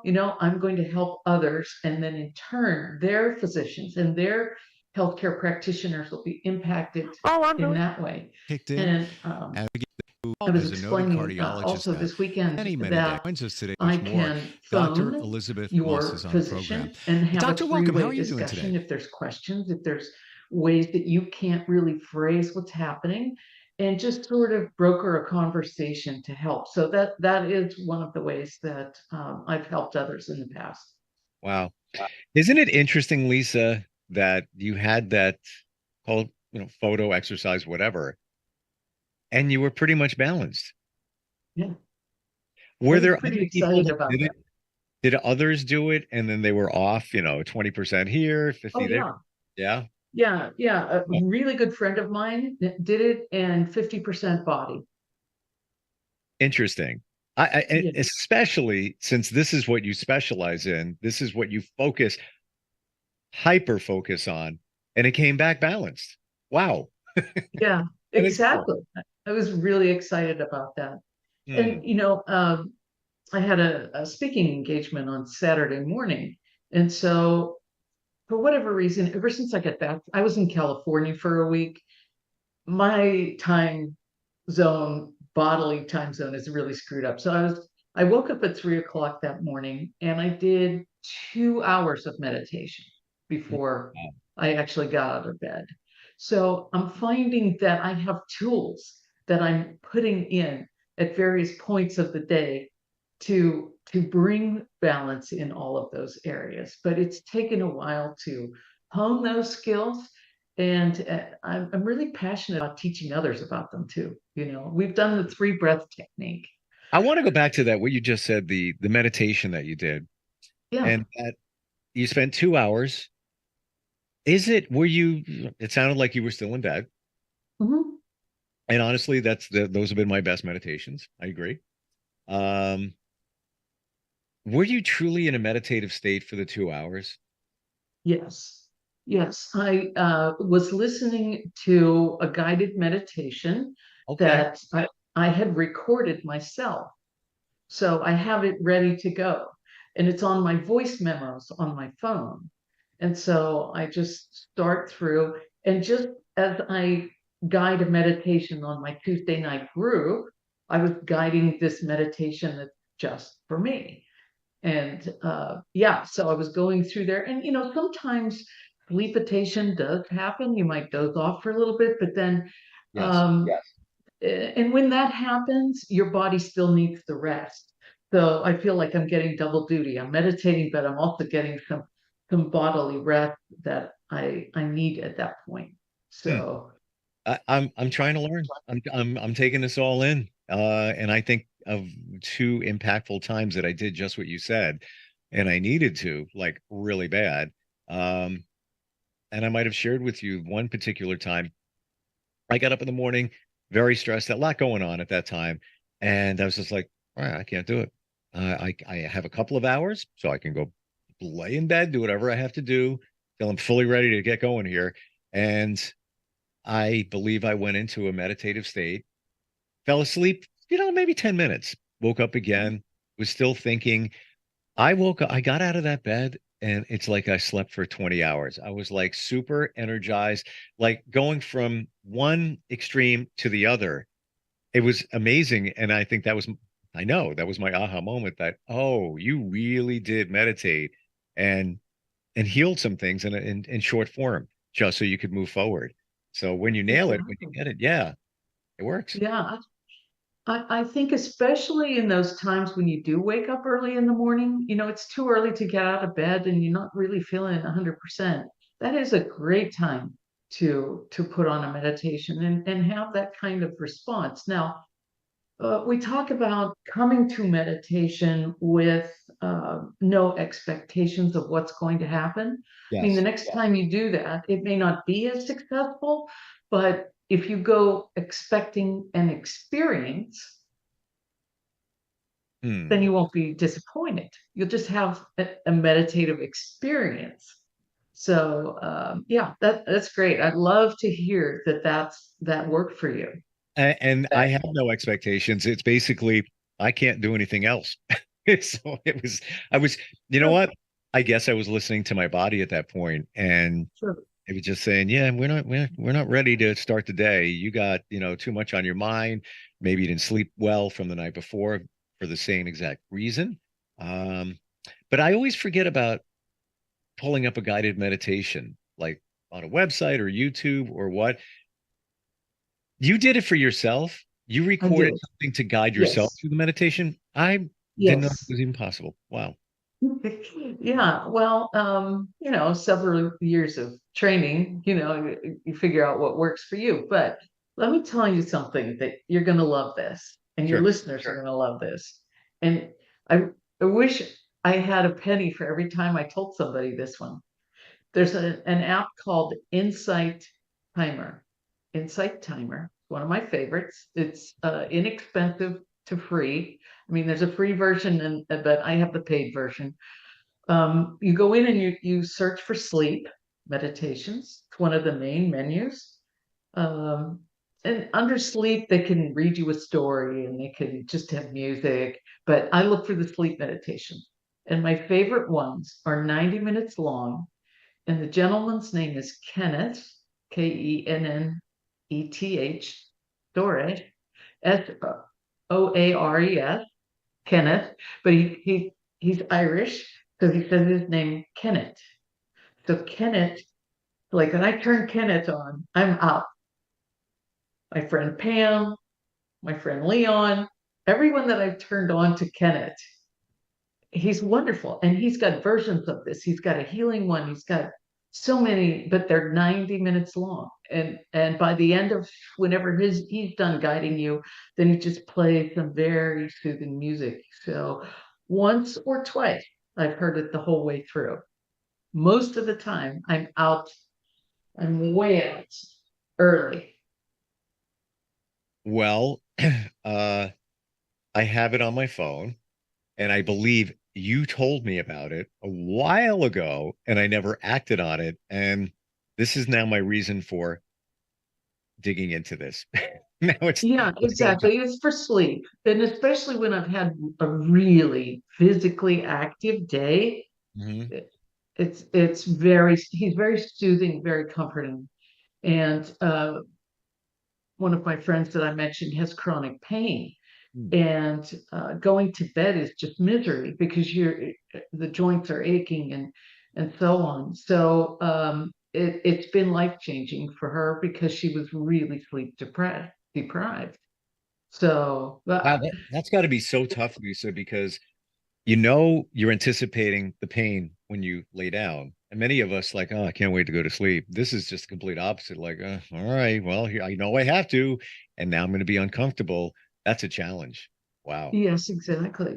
And that's one of the parts of the vicious cycle of pain management is that you're not getting the proper deep level of sleep to actually rest. Absolutely. So when I had a colonoscopy, the last one, 2 times before that, I woke up during the procedure because of pain. Wow. Yeah. So I told this last guy that I've been known to wake up during the procedure while you're doing like some biopsies or something that would cause pain. And he said, I guarantee you're not going to wake up. Okay. So then I go to have the adrenal out. And I tell them I've been known to wake up because of pain. In fact, while I'm sleeping, if my autoimmune gut is acting up, it'll wake me up. So I tell them this, and they're like, I guarantee you're not going to wake up. So after the surgery, they called my son, who's an RN. He used to be an ICU nurse. He's a master's trained nurse. So they're telling him, like they're handing a patient off that he said, I got blow by blow, everything they did, all the drugs they gave you, what doses they gave you. And I did not wake up is the point. But yeah. I think back to the colonoscopy that I had, I don't know, like 5 years ago. I still remember that was the best sleep I've ever had. It really was. I still remember even waking up like, oh, I'm so relaxed. Yes, I have an ulcer, but I'm feeling good. It was great sleep. And of course, before the doctor put me out, I just looked at him and said, should I be buying you flowers? and again, it was, yeah, but yeah. So I have an egg allergy, so I can't take that medicine that makes you sleep like a baby, the propofol. Guaranteed you had propofol. So I can't take that. So that's part of the reason they need wow. Yeah, I'm a special case. So they had to find an alternative to knock you out. Yeah. Yes, exactly. Yeah. So, but I always make sure I tell them ahead of time that you can't use the regular things because I do have a problem. And Cleveland was wonderful about it, where I had my surgery. Yeah. And they use things like they use in the intensive care unit when they put people out. So my son was very comfortable with everything that they did. I, of course, didn't care. As long as you're sleeping and they don't wake up. We have a couple of minutes left here. When we talk about balance, how do you know that you're in balance? Like, for fun, you did that photo over the weekend. It showed you're in perfect balance. how do you know, short of that you're in balance with everything? Well, you have to give yourself grace. There are certain times that you drop the ball on some things. Sure. I didn't realize that April 1st was a Saturday and I forgot to pay a bill and I got a late fee, so you have to give yourself grace. So that's the first time in a long time that happened. But when I talk about balance, I look at all of those areas, the personal core domain that I talk about in 7 mindful questions, and spending time on each one of those over a 90-day period. So it's not a snapshot in time. It's over a longer period of time where at the end of each quarter, I actually sit down and look, how did I do in all of those areas? So it's a conscious effort to think about, what am I doing for meal planning? Nutrition is one of those main concerns of mine. What am I doing for exercise? These are the health domains. Every day I meditate, so I've got those covered. So body, mind, and spirit, making sure that I'm really touching on each of those in the domains, because they're sort of multidimensional, if you will. Even though spirituality is one of the domains, it touches on everything else, and how you do one thing is how you do all of those things. So thinking about each one, making a conscious intention to spend time in each of those areas. I love the fact that you check up on yourself. So like you said, every quarter you take a look at all of them. And I guess if you looked at, like, pick one, spirituality, maybe you look at it and say, you know what, if church is your thing, hypothetically here, you might say, typically I only went twice in a month. I used to go 4 times. Maybe you have to get back into that. Taking that time to think about those spiritual things. Maybe there's something else there. So yeah, just looking at yourself with some grace is interesting, because I think we're just so busy. It's not even on our radar. Well, right. I mean, and before you know it, you're down the road and you're like, how the heck did I get here? Yeah. Yeah, exactly. Or you have a medical issue because you didn't pay attention to your body. It was telling you. Exactly. So is a lot of this in your book, 7 Mindful Questions? Yeah. Yes, it is. And working through each of the questions gets you even deeper into those 6 domains of the personal core foundation. Your website is your name, right? It is www.lisanesneski.com. You can also find really cool stuff, I guess, is the way that I should try to think of how to phrase that. But it's www.healthymindfulself.com. So either one of those 2 websites, you can find me to serve all of your body, mind, spirit needs. And you've got it. And I need to listen more. You told me about that Insight timer a long time ago. I probably could look and see when I downloaded it, and it was quite some time. And every once in a while I'll be scrolling and I'll see it, but now I've got a better look at what it does. And thank you for that. And I'll be doing it later tonight. Exactly. Try Kenneth. He's the best. He's the best. He's my favorite. Lisa, it's always a pleasure talking with you, and I look forward next time we get together. You too, Steve. Thanks again so much. Are you looking for even more of the podcasts and hosts that you love? The Podcast Business News Network is proud to announce that you now have even more ways to listen live. Check out the MyTuner Radio, online radio box, and Simple Radio apps on iOS and Android, or find us online. Search for Business News Network on mytuner-radio.com, or search Podcast Business News Network on streama.com and onlineradiobox.com/US. Take your podcast on the go and don't miss a minute of the action.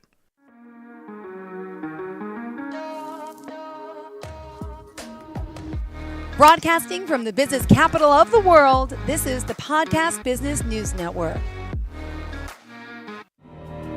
For nearly 2,000 severely injured veterans, everyday life has become filled with barriers. Day-to-day simple tasks can become pretty daunting. I have to carry my chair up 2 flights of steps or have somebody do it for me. What scares me the most is just the falling. When I'm struggling with my house, I think, to have that one great barrier just knocked down, it's crucial. Home for Our Troops is a wonderful nonprofit that builds a mortgage-free, fully adaptive, handicap-accessible house. And there's no catch. It'll be our very first home that we've ever owned. This is a game changer. This is where your life begins again. We need you to join us in completing this important mission. Please visit hfotusa.org and help build homes and rebuild lives. Because of you, everything's going to be okay.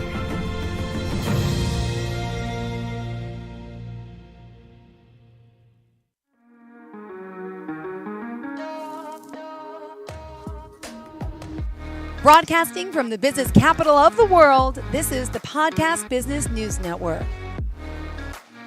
We are back with our coaching expert, Elizabeth Stitt, joining us here once again. Thank you for being here, for joining us. She's here helping families and parents, adolescents all over the world, of course, parent better and be better adolescents, all the above. As a coach, Elizabeth's here joining us live on the show. Welcome back. Thanks, Jill. Happy to be here. Well, thank you for being here. Would you mind introducing yourself to our listeners today? Tell us a little bit about your company as well. Absolutely. I am 25-year teaching veteran turned parenting coach. I've now been doing the coaching piece going on 9 years. And most of my teaching years were spent with middle school kids. But in fact, I taught every grade except 11th in some capacity or another. Wow. So that's a lot of kids, a lot of years, and a lot of families.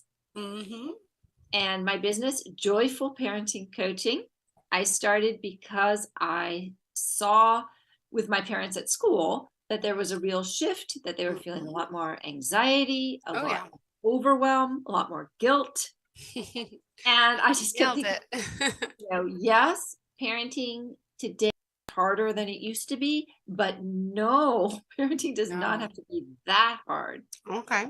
And I 100% believe that it can be joyful, even during middle school. And, I don't know how you felt about middle school, but most people I ask say like, yeah, no, don't ask me to go back to middle school. Nope. I hear you. Exactly. So today, if it's okay, I wanted to talk about family meetings, and I understand, Jill, that you have tried them with your family. Well, we talked about this a little bit. We touched upon it. Was it last week or 2 weeks ago? I don't know. In regards to family meetings and how important it is. You I thought I had to do it every day. You said no, right? Once a week or once a month. But it was last weekend, and I sat down with the kids and we're having breakfast, and I said, hey, we're going to have a family meeting. And remember, we're talking 5, almost 6 and 8. My little guy, what's that? We're going to talk about us as a family, what we like to do, what we want to do, and everything. And so all my son could do was talk about the things he wanted. He wanted a penguin. He wanted this. Like, no, it's not like like a meet and greet. We're going to go, well, we are going to meet penguins for his birthday. It's like he thought meeting was like, we're going to meet and do like meet things and people and animals. I'm like, no, we just need to talk. I said about what we want. But the little kids, they're just, my kids, at least right now, they seem a little selfish. They're talking about the things that the meeting was like, well, this is what I want. And I want, I'm like, no, it's not about you wanting another football, not about you wanting a penguin, or it's about us as a family to better ourselves. We had a family connect night the other night. What I did was I took them off the bus. This was on 2 days ago. And we went right to a trampoline park, but I said, we're going to sit and do our homework here first. We should do homework right away. Then we'd go out, but it's hard to get out. I said, let's do this. Let's do it here. This is like a family meeting. We're meeting here, and now they're getting rewarded. We're going to have fun afterwards because we're united, and we're going to do that. And so baby steps, but I really took them out for like a family thing like that. And when we had a conversation, the meeting didn't go well as far as they didn't really get it yet. But if I do it again next time to talk about it and the positive changes that come out of it, they were so good all week.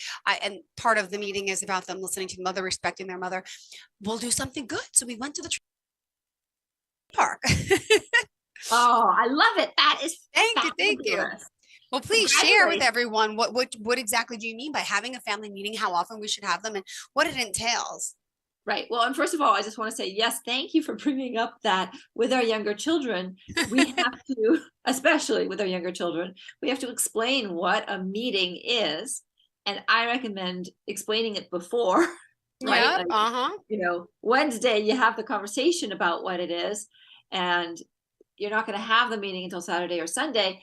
And on Thursday, you review what is a family meeting. So definitely with your younger kids, that is true. Absolutely. So you're doing a lot instinctively in line with what I would do.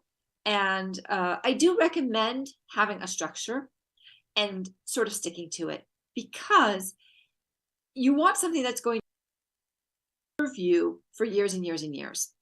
And you want them to know what to expect. That's going to be part of their buy-in. Let's just go back and review why. Why do we want to have a family meeting? What are the payoffs? Because it is in my top 3 parenting tips, top 3 parenting tools, because it has such great bang for the buck. For an hour a week, you get an enormous return on your investment in time and effort and energy. Yeah. Let me list some of the reasons why. It is a place where children can feel seen and heard and understood. Mm-hmm. Because part of family meeting, because they're all part of the family, is giving everybody an opportunity to bring up the issues that they want to bring up. Yeah. It can greatly reduce chaos in the family because you're being proactive about looking at the calendar, anticipating things, making plans. And you know that more than anybody because the buck stops with you. And so I know that you have got to be a super organized mom. Otherwise, you would be, kids would be being left at school. You would be showing up without anything in the refrigerator to cook for dinner. The older your kids get, the more they're going to be off doing other things, the more complicated your week is going to get. Yeah.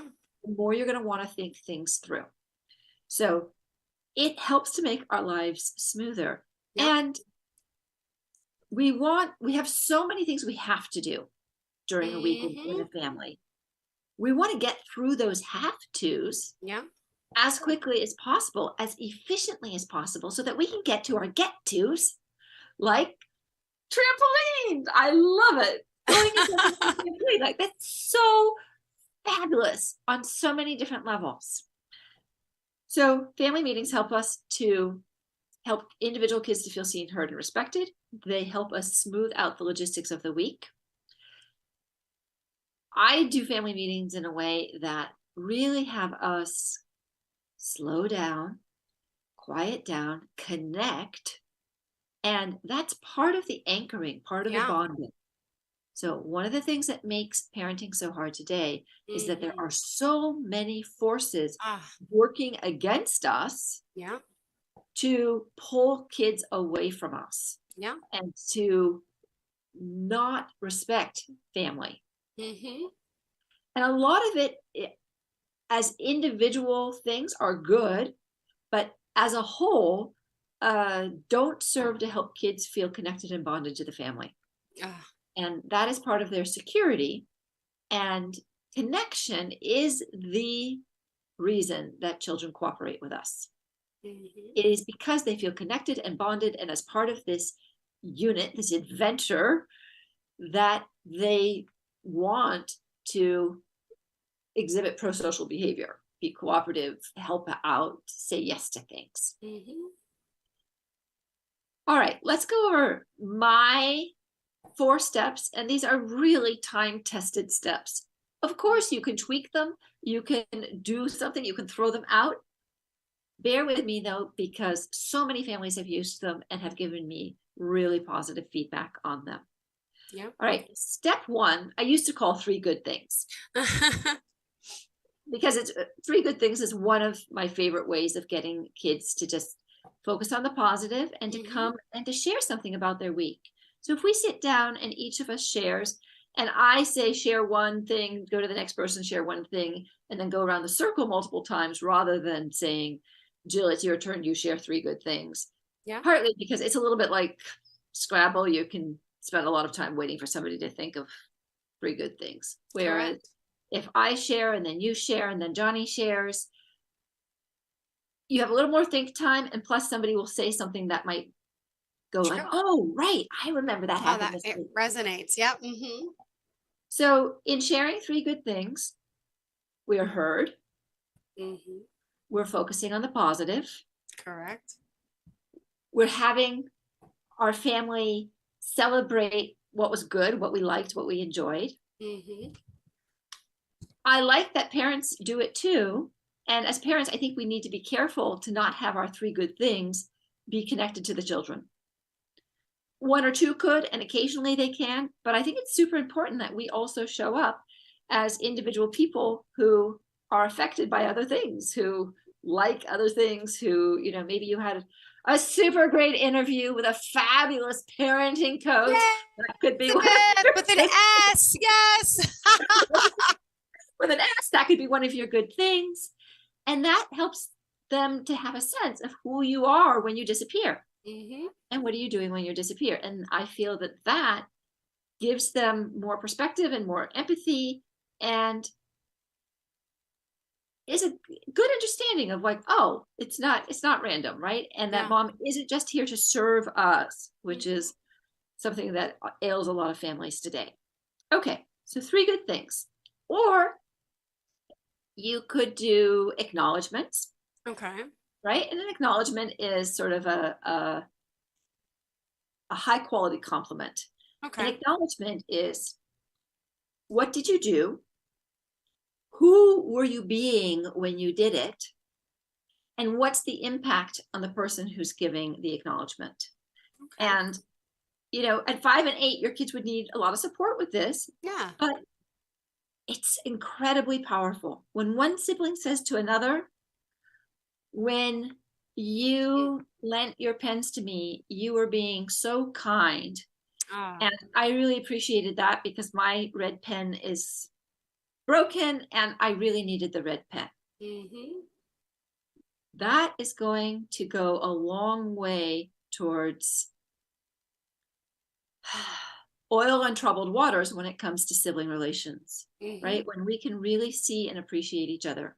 It's a skill that needs a little bit of work and a little bit of support, but over time, you and the kids are going to get really good at it.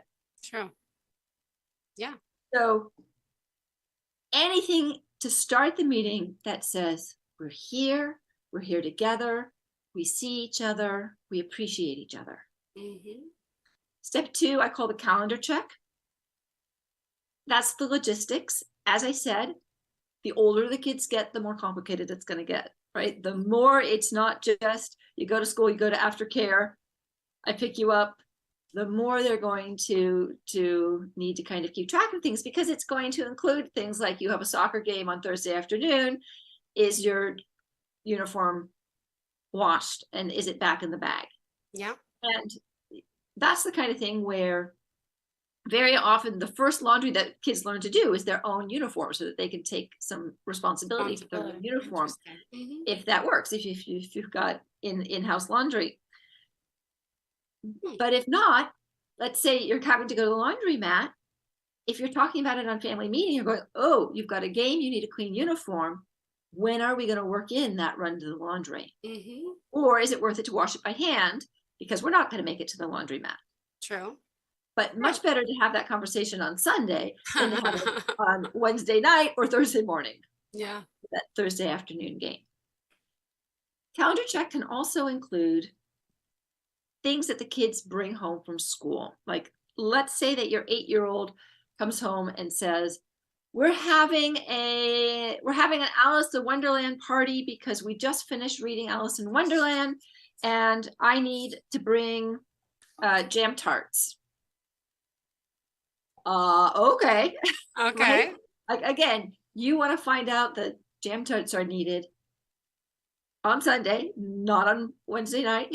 Mm-hmm. And so the first thing I would do with my 8-year-old, not my 5-year-old, but with my 8-year-old, I would say, okay, go Google easiest jam tart recipe ever. Okay. And then they're going to go and they're going to say, and you're going to say, okay, what's needed? All right, go to the pantry, go check. Do we have really 2 cups of butter? It needs 2 cups of, I don't know. Go check and see how much butter we have. Look in the freezer, see if there's some frozen butter. And so in doing this, it's not just coming from the child's mouth to your to-do plate. Yeah. You are sending the child back and having the child be a part of the process. Mm-hmm. And not only does this help keep you calmer and help you feel less resentful that all of a sudden you're supposed to do what? Jam tarts? What do I know about jam tarts? Yeah. Right? Mm-hmm. But later on, a big problem in middle school is that kids lose motivation and they're apathetic. And parents say, well, why is my child so uninterested? And very often the answer is, we micromanaged our children, and we took over, and we were their executive functioning brain. We were their prefrontal cortex, and we micromanaged everything. We scheduled everything. We chunked everything. And basically they were sort of going along for the ride, and that doesn't involve them. Yeah. Even if we end up, doing 90% of the jam tart, the fact that they have one to check the ingredients and to help to look up the recipe is going to have them involved, so that when they bring the jam tarts to school, it's not like, oh, here, my mom made these. It was like, look what I've done. So now you're building a strong connection between home and school. Correct. Yeah. All kinds of, like, this is a calendar check, and look at all the benefit you're getting. Yeah. Okay. Third and most important part of a family meeting is the open agenda, the discussion items. Yeah. And here are my rules for the open agenda. Anybody can put anything on the open agenda. Okay. You're going to limit the amount of time that you allow for agenda discussion. What I do then is say, let's say we're going to give 15 minutes. And honestly, to begin with kids of your age, 15 minutes is a lot. So you might start with 10 minutes. And you take the number of items on the agenda list and you divide it into the 10 minutes. So now, let's say each agenda item is getting 3 minutes. Yeah. So let's say that, and I don't know your kids' names, I'm going to make up names here. Let's say that Johnny did not lend Robbie a pen. And so Robbie just took the pen. Yeah. And now Johnny is really mad. And so he has put on the family agenda. And by the way, if you walked in on that argument about the pen, instead of getting it into them right then, when you've got dinner on the stove and it's about to come out and you're trying to get everything done, you could say, this sounds like an important issue, boys. Let's put it on the family agenda. And so now you've managed to shelve the problem and you're putting it on the agenda. Yeah. And so now Johnny gets his say. So you're going to say, okay, Johnny, you've got 3 minutes to talk about the issue with the pens. And Johnny's going to say, well, I don't think it's fair, and he isn't nice, and you should punish him, and da da da da da. And you're going to do some active listening, and you're going to say, correct. First of all, we do want to set a standard during family meetings that we aren't insulting or name calling. So we could talk about anything, but we're going to need to learn how to talk about it kindly and respectfully and constructively. Got it. So, if he starts with, he's such a poopy face, or he's such an idiot, or he's so dumb, or I hate him, you're going to help him rephrase it. You're going to say, okay, no put downs, no insults. I hear you're angry. Can you start with that? Can you say, I am so angry? It's okay to be angry with each other. That's going to happen in families sometimes. So yes, I'm so angry. And now you say, what are you angry about? I'm so angry you took my pen and ruined it. Great.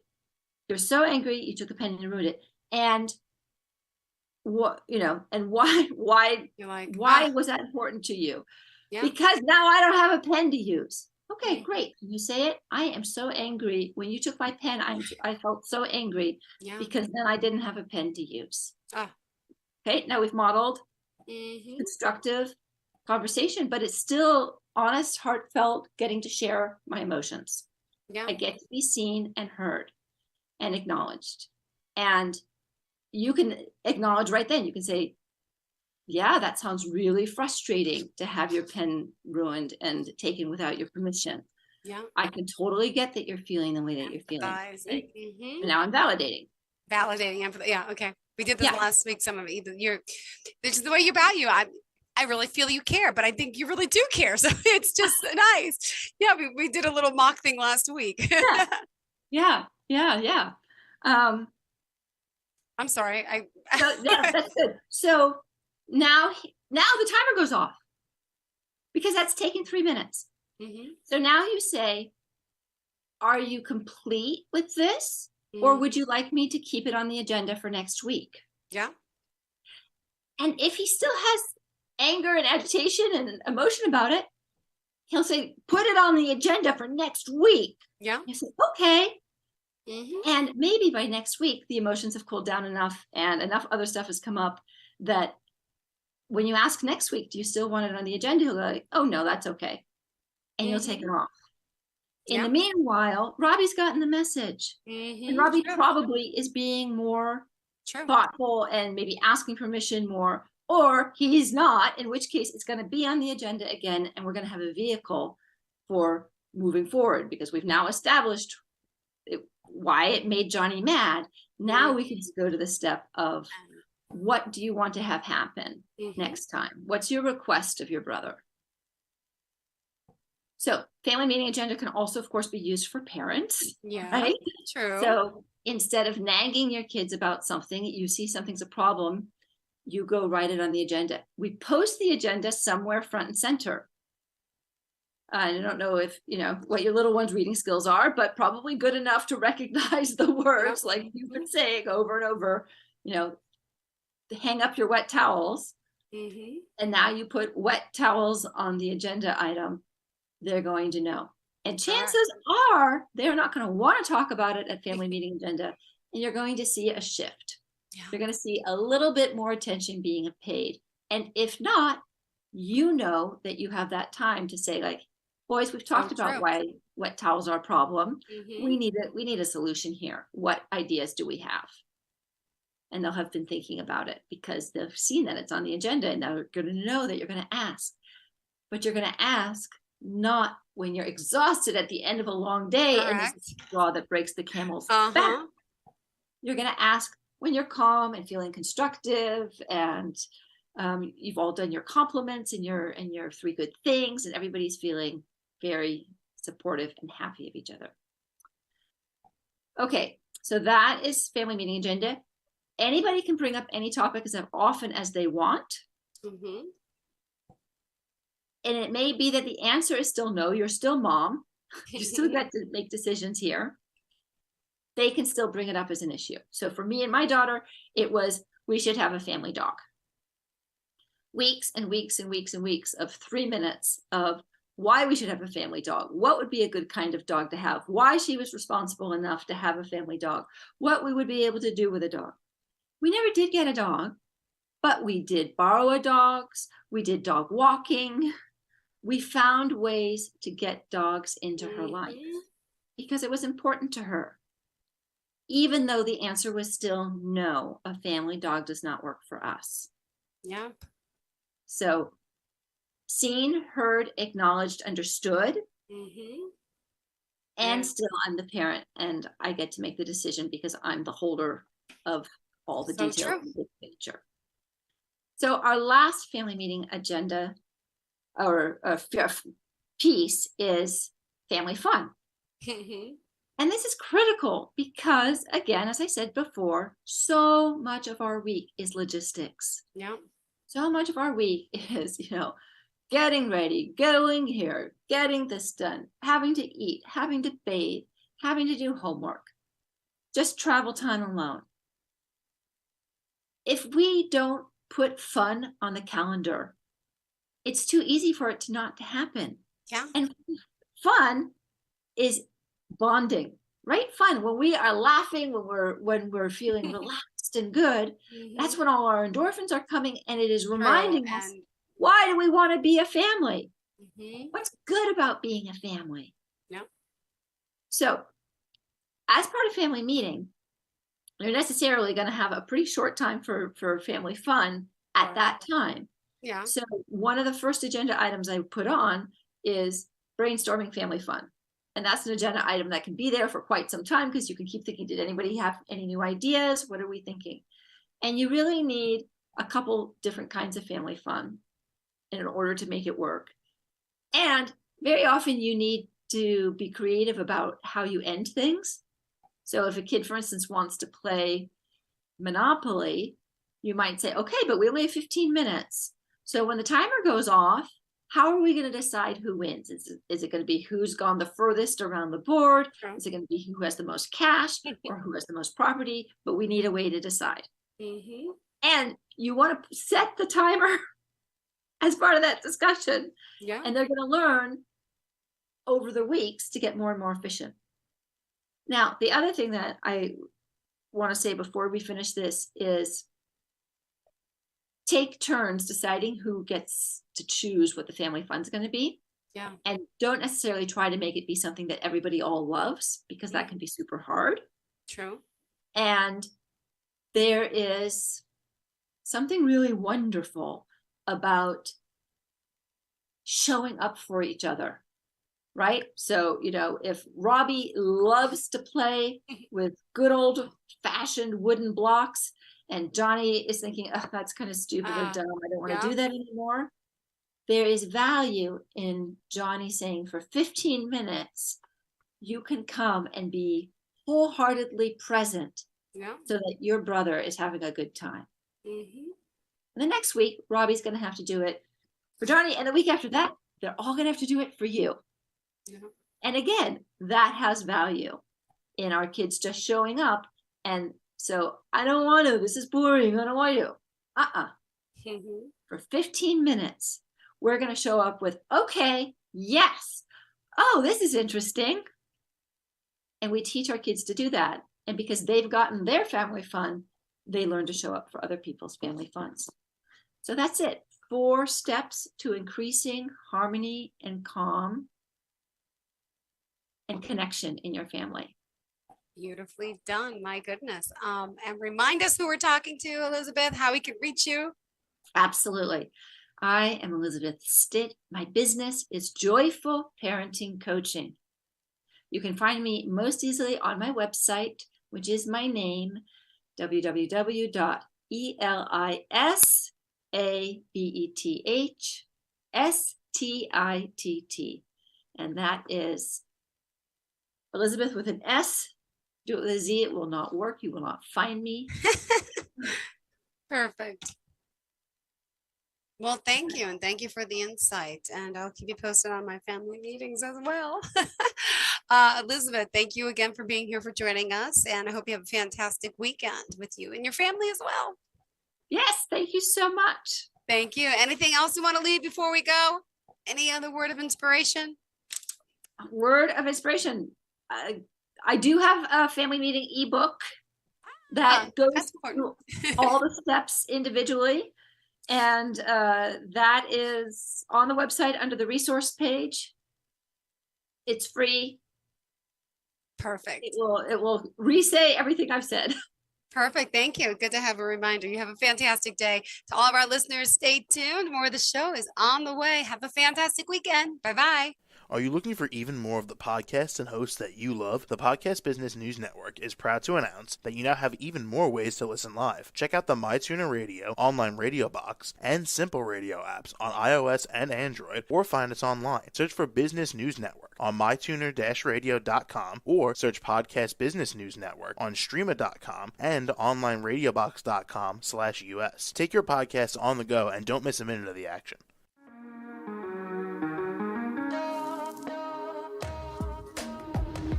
Broadcasting from the business capital of the world, this is the Podcast Business News Network. For nearly 2,000 severely injured veterans, everyday life has become filled with barriers. Day-to-day simple tasks can become pretty daunting. I have to carry my chair up 2 flights of steps or have somebody do it for me. What scares me the most is just the falling. When I'm struggling with my house, I think, to have that one great barrier just knocked down, it's crucial.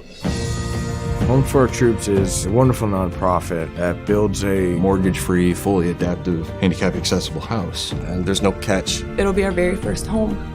that we've ever owned. This is a game changer. This is where your life begins again. We need you to join us in completing this important mission. Please visit hfotusa.org and help build homes and rebuild lives. Because of you, everything's going to be okay.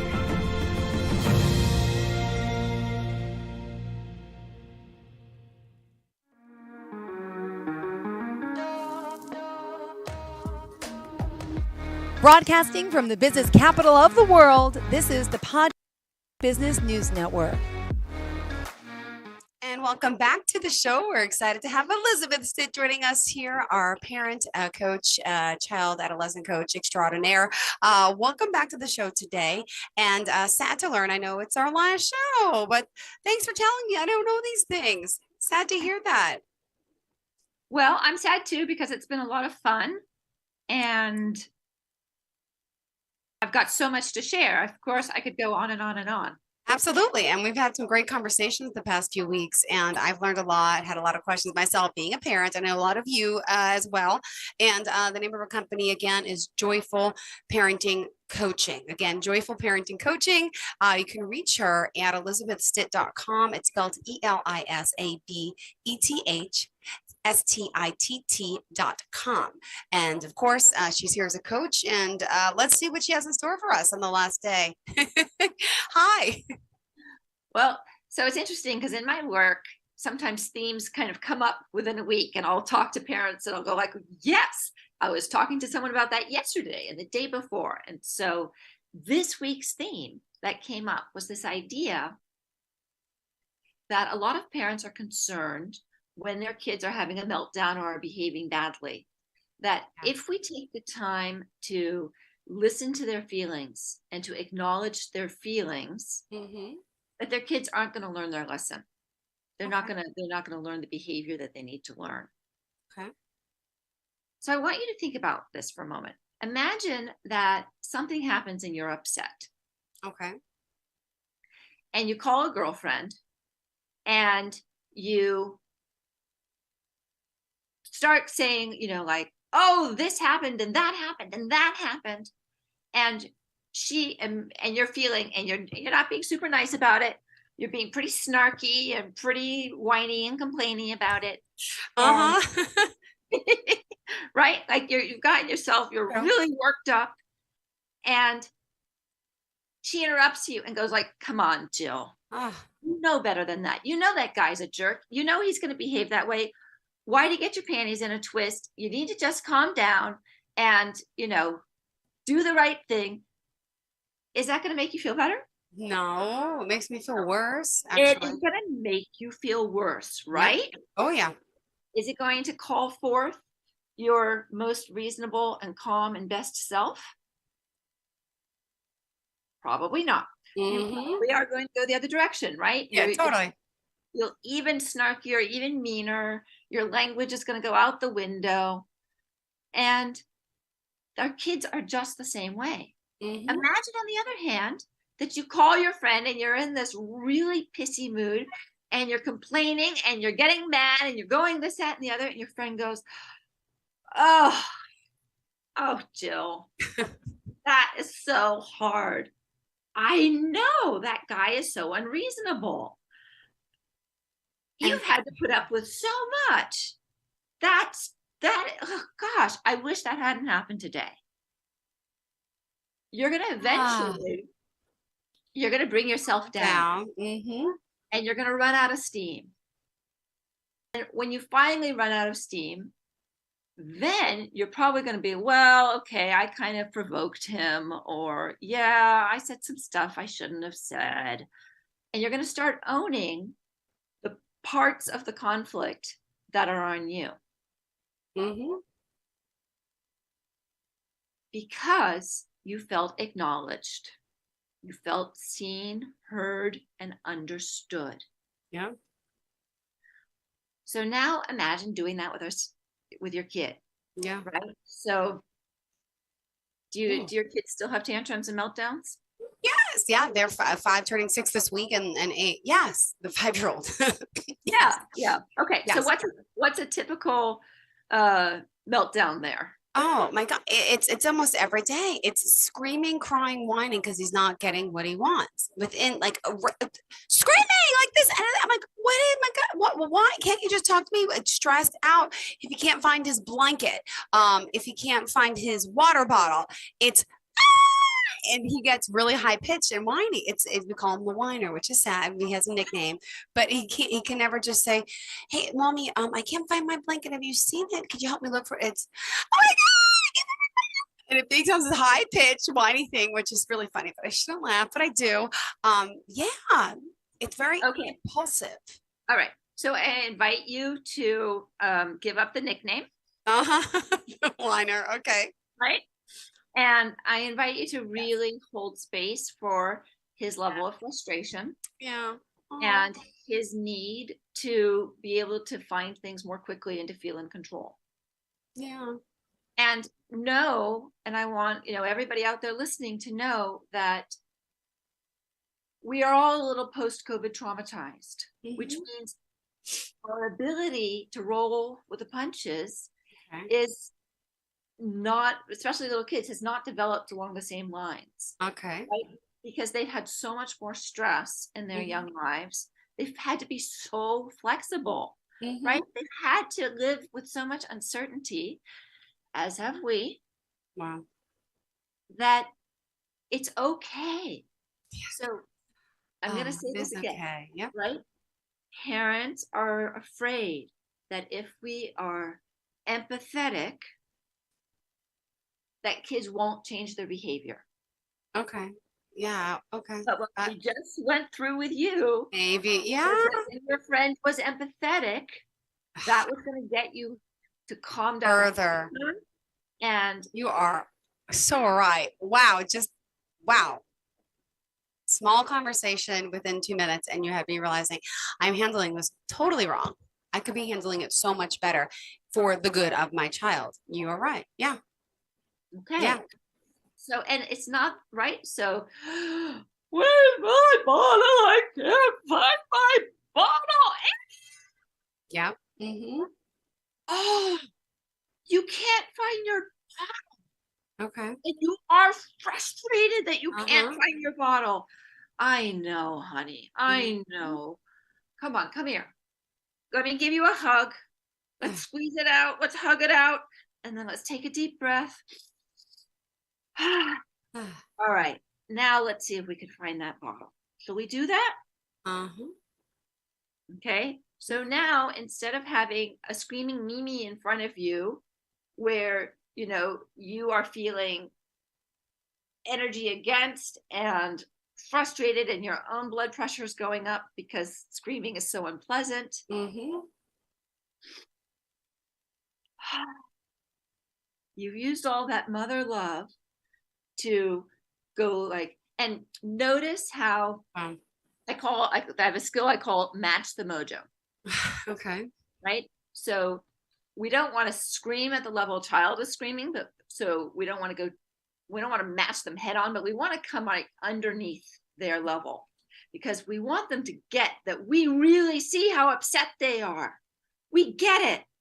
You're so frustrated right now. You can't find your bottle. And that's really, really hard. So do you see how 3, yes. 2, 1, I brought it down. If I just come in at 1, then they don't feel like we get it. No, you're right. Like if you're just Mary Poppins, like you lost your bottle, then it feels like, yes, I lost my bottle. You. But if we come in with a little bit of energy up here, like them, and relate. Oh my goodness! I can't believe you can't find it. Yeah. Oh, okay. Right. And then calm him down. Okay. And then you come down. Now you can be really present with it. Okay. It's okay to give hugs and kisses. And then we're going to go look for that bottle. Now, in that case, that's not even really a discipline issue, right? Because it's just frustration at losing a And he model. always says that word. I'm frustrated. I'm so frustrated. At 5, I can't believe he knows that word. He's a lot of anxiety, I believe. I know. And he always uses that word. I'm frustrated. Mom, I'm just frustrated. And he does this thing as if he's an adult. And I'm like, where did he get that from? Do I do that? And is he mimicking me? I'm like, well, not that I'm frustrated, but yeah, I do get overly excited, which you also have to be aware of as a parent because everything trickles off of you to them. And that's true. And some of us are just more excitable, right? Like some of us are a little bit loud. We live, I'm shy. Can't you see that? Like we're out there, right? And that's our personality. But we can start there and then we can modify it down. Yeah. And still be true and authentic to ourselves and our style. What we can really do is translate it to just a lot of warmth and playfulness, because that's going to help relieve that tension and that anxiety. Yeah. And, brain science, we've got our amygdala, that's our feeling center. And we've got our prefrontal cortex that's up by our forehead, and that's our thinking center. And when the amygdala is going, warning, warning, warning, the prefrontal cortex cannot function. So what we want to come in and do is to help calm that amygdala. And then when we say, where do we think your bottle could be? Yeah. Then they're in flow and they're feeling safe and secure. And they can actually look around and see like, oh, it's over there. True, exactly. All right, good to know. I also have the same issue with my older son when it comes to homework. Yeah, it's a little bit of that. But hold on, just to remind everyone, the lines are open if you want to call in. It's 631-205-6605, 631-205-6605. If you have any questions for our parenting expert and coach, Elizabeth Stitt here once again. If you're just tuning in, we're talking today about her work as a coach, helping parents and children alike and getting through times like this. So homework for my son with me, he is angry and mean and it frustrates me and I get right back. I always overreact back to him and I know I shouldn't, right? So if he's giving me a hard time and I get that way too, I have to calm him down. What do I do? Do I talk to him like a passive, like a baby? Like, it's okay. Let's just sit down. Let's start with the spelling homework tonight. And how should I handle it? Because I get worked up as soon as he gets worked up. Always. And today I'll be home doing homework with him. So could you give me advice on that? That's a good one. All right. So, by the way, he does it great with anyone else. It's easy breezy. He's smart. No problems. But with mom, to the point where I had to talk to his teacher last year and this year, is he defined in school? No, not at all. It's just, and the teacher had to tell me, I've been in this field for years. I have children of my own, and this seems to be the trend with children and their parents. So don't read too much into it. Just know he's okay here. So that made me feel better, but still doesn't make me feel good every day that I have to do the homework with my son. Okay, perfect segue to another skill that I wanted to talk about. So good job, Jill. Fabulous. All right, one of my favorite parenting skills is anticipation. And anticipation really means looking ahead and seeing what's the issue going to be and talking about it now. Now, in this case, it's an ongoing thing because homework is ongoing. So I would love for you to sit down with him and say, I think we were calling him Johnny yesterday or last week, so let's keep calling him Johnny. Perfect. And you would sit down and you would say, Johnny, honey, every day homework is stressful. And every day you're yelling at me and I'm losing my cool when I'm yelling at you. And that's really a problem. What could we do to solve that problem? And then you do the hardest thing in the world for people like you and me, which is you be quiet. What could you do to solve that problem? Wait. And most kids will say, I don't know. And my next question is always, well, if you did know, what would you say? And sometimes that gives them a little bit of permission, like a little bit of distance. Like, well, I'm not saying this is it, but I'm sort of saying it over here. Sometimes that works. Sometimes it doesn't. So if you get another, I don't know, then I say, all right, well, Johnny, I want you to think about it, and I'm going to give it some thought too.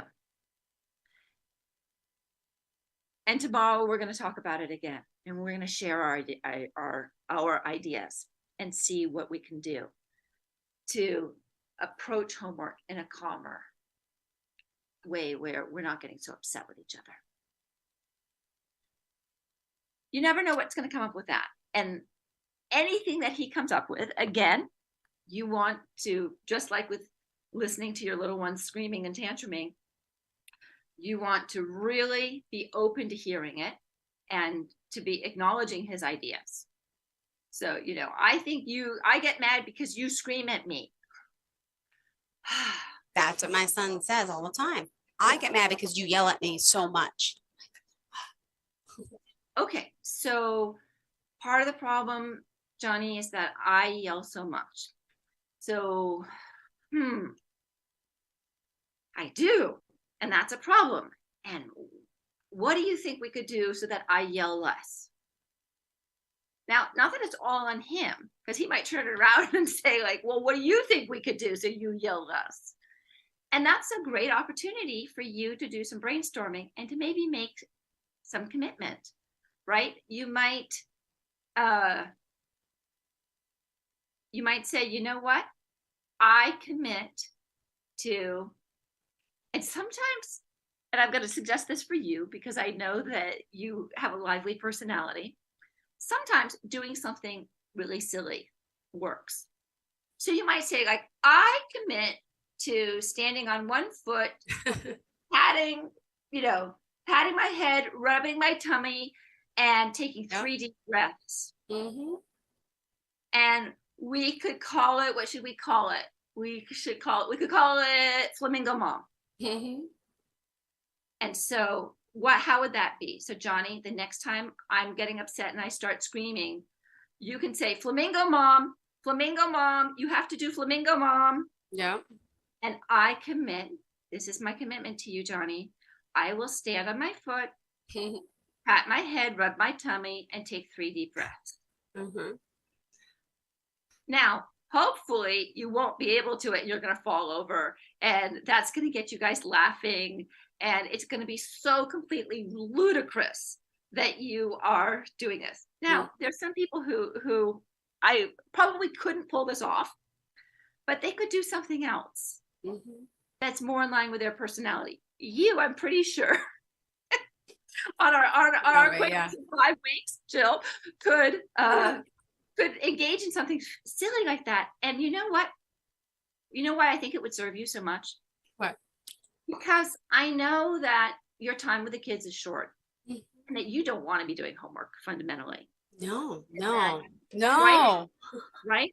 And so that you are tight and tense about just getting it done. Because then it's always a time crunch. It's straight from work to the kids to this, most days, to the homework, then running out the door to get to religion, to wrestling, to soccer, to what do they have this week? Basketball. Like, that's the issue. I don't feel like I wish someone could help that part while I'm just trying to do something for myself for a good 40 minutes, which I never had the time to. So it's my inner frustrations that I don't have the time in my life that I'm totally taking it out on them. I know I am.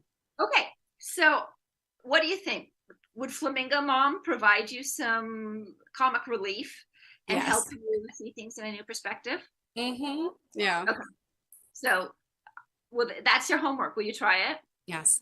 Okay. Fabulous. I love it. And if you go back look at my shirt, it says, look at my shirt. Yes. Good. I love it. But yeah, those of you on the podcast, I have a shirt on that says yes. It says yes, I'm cold, I think, the rest of it, but I love this shirt. But the first one is yes. All I can see on the screen is yes. Perfect. I like that. That's really great. So we have the power as parents to help our kids transform their frustrating behaviors so that things which feel like a discipline issue really are not discipline issues. Got my mouse. I'm sorry. I'm just going to bend down 1 second until I find it. It fell onto my foot. Sorry. Gotta keep it real. Yeah, totally. Gotta keep it real. Okay, let's go, because in some ways that's really not a discipline issue either, right? He's not in trouble. He's just doing his homework and getting upset about it. So just so that parents are out there, because I know that they're going to go like, but what if your child, like, what if Johnny hits Robbie? That's a discipline issue, right? That one we can't let go. So what would we do then? Of course, first and foremost, we have to step in and get in between two kids and say, Johnny, I cannot let you hit your brother. But I don't need to lecture and yell and say, but you know better, you shouldn't be doing that. How dare you hit your brother? That is completely unacceptable behavior. Because is it going to help calm Johnny's amygdala? Is it going to invite his thinking brain to come online and to express his emotions reasonably? It's not. So we still are going to use the same technique. We're going to put an arm around Robbie, because after all, Robbie just got hit. And we're going to put a hand or an arm around Johnny, because we want Johnny to know that even when he hits his brother, we love him. And he is at heart a good person. And so we're going to not check in with Robbie. Hey, that doesn't feel good to get hit, does it? That can't feel very nice. And maybe he has a lot that he needs to say. And if he does, we deal with him first, because he's the one who got hit. And we let him talk about his emotions and whatever it was. And we don't try to make somebody right or wrong or figure out who did what, because we haven't seen it all. Like, we don't know what Robbie did 15 minutes ago to really provoke Johnny, right? There's something. We just deal with the feelings and the emotions. And when Robbie is feeling calmer, we say, okay, I'm hearing you, and there's still stuff to talk about, but right now I want to hear from Johnny. Okay? Turn to Johnny and we go, Johnny, you must have been so mad and frustrated to hit your brother. What's going on, honey? I want to hear about it. And hear how much genuine empathy there is in my voice. I really do want to hear about it, because this is my sweet boy and I love him. And of course I can't let him hit Robbie. But I know that my love and my genuine interest in his feelings is going to bring his best self back. It's going to bring his true sweet boy heart forward. So when I listen and I hear, and we go through, what the issue was. And again, I do not have to agree with the issue in order to agree with the feelings, right? Nothing justifies hitting his brother. I'm not trying to worry about that. I'm just trying to go with his feelings. Now, when he's completely calmed down, he did hit his brother. This is a discipline issue. So there are really two kinds of consequences that are effective. The first is making amends. Johnny, what could you do to make Robbie feel better? And if Johnny goes back to, yeah, but he took my pen and he smashed it and he ruined it, then you can go then you go back to the feelings, because he's still feeling that things are so unfair. You go back to the feelings and acknowledging the feelings, and then you let him know, there's the problem with that pen, and we are going to figure that one out too. Right now, I'd like you to make things okay with your brother. What could you do to do that? And if he's really still upset about it, then that's a sign to us that he does not have the skills he needs to communicate effectively. And so then my consequence, my punishment, is going to be something like, sweetheart,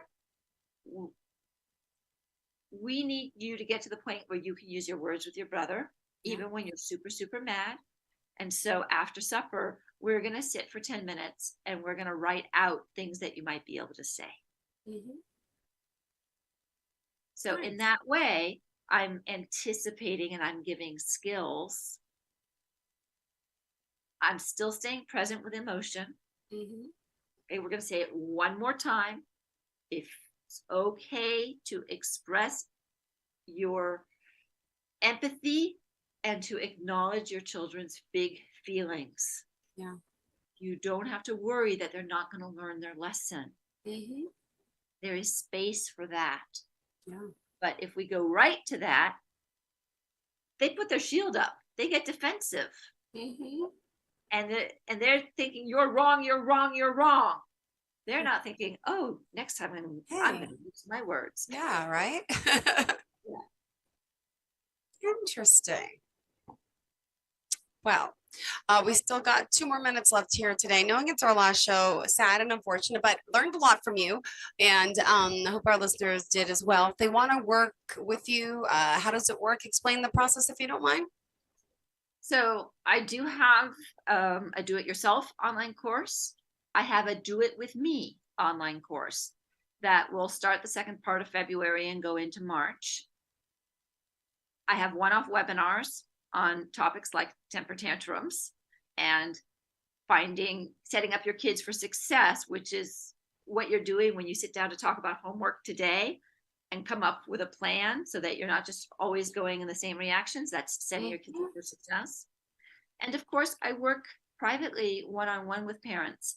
And sometimes that's the most efficient way to do things, because then you're not learning a general concept and trying to apply it to your kids. We're really fine-tuning it for your kids.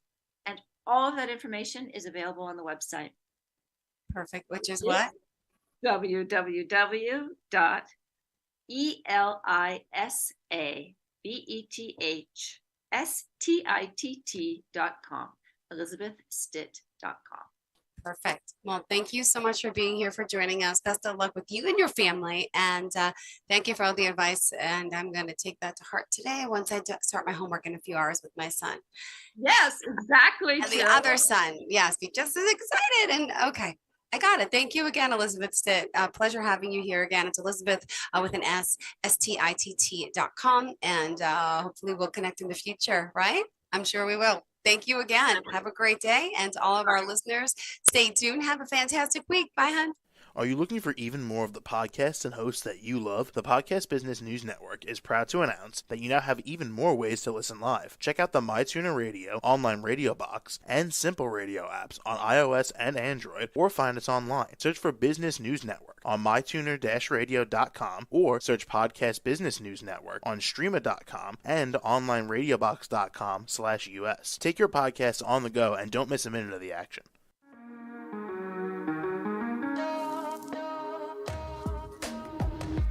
Broadcasting from the business capital of the world, this is the Podcast Business News Network. For nearly 2,000 severely injured veterans, everyday life has become filled with barriers. Day-to-day simple tasks can become pretty daunting. I have to carry my chair up 2 flights of steps or have somebody do it for me. What scares me the most is just the falling. When I'm struggling with my house, I think, to have that one great barrier just knocked down, it's crucial. Home for Our Troops is a wonderful nonprofit that builds a mortgage-free, fully adaptive, handicap-accessible house. And there's no catch. It'll be our very first home that we've ever owned. This is a game changer. This is where your life begins again. We need you to join us in completing this important mission. Please visit hfotusa.org and help build homes and rebuild lives. Because of you, everything's just going to be okay.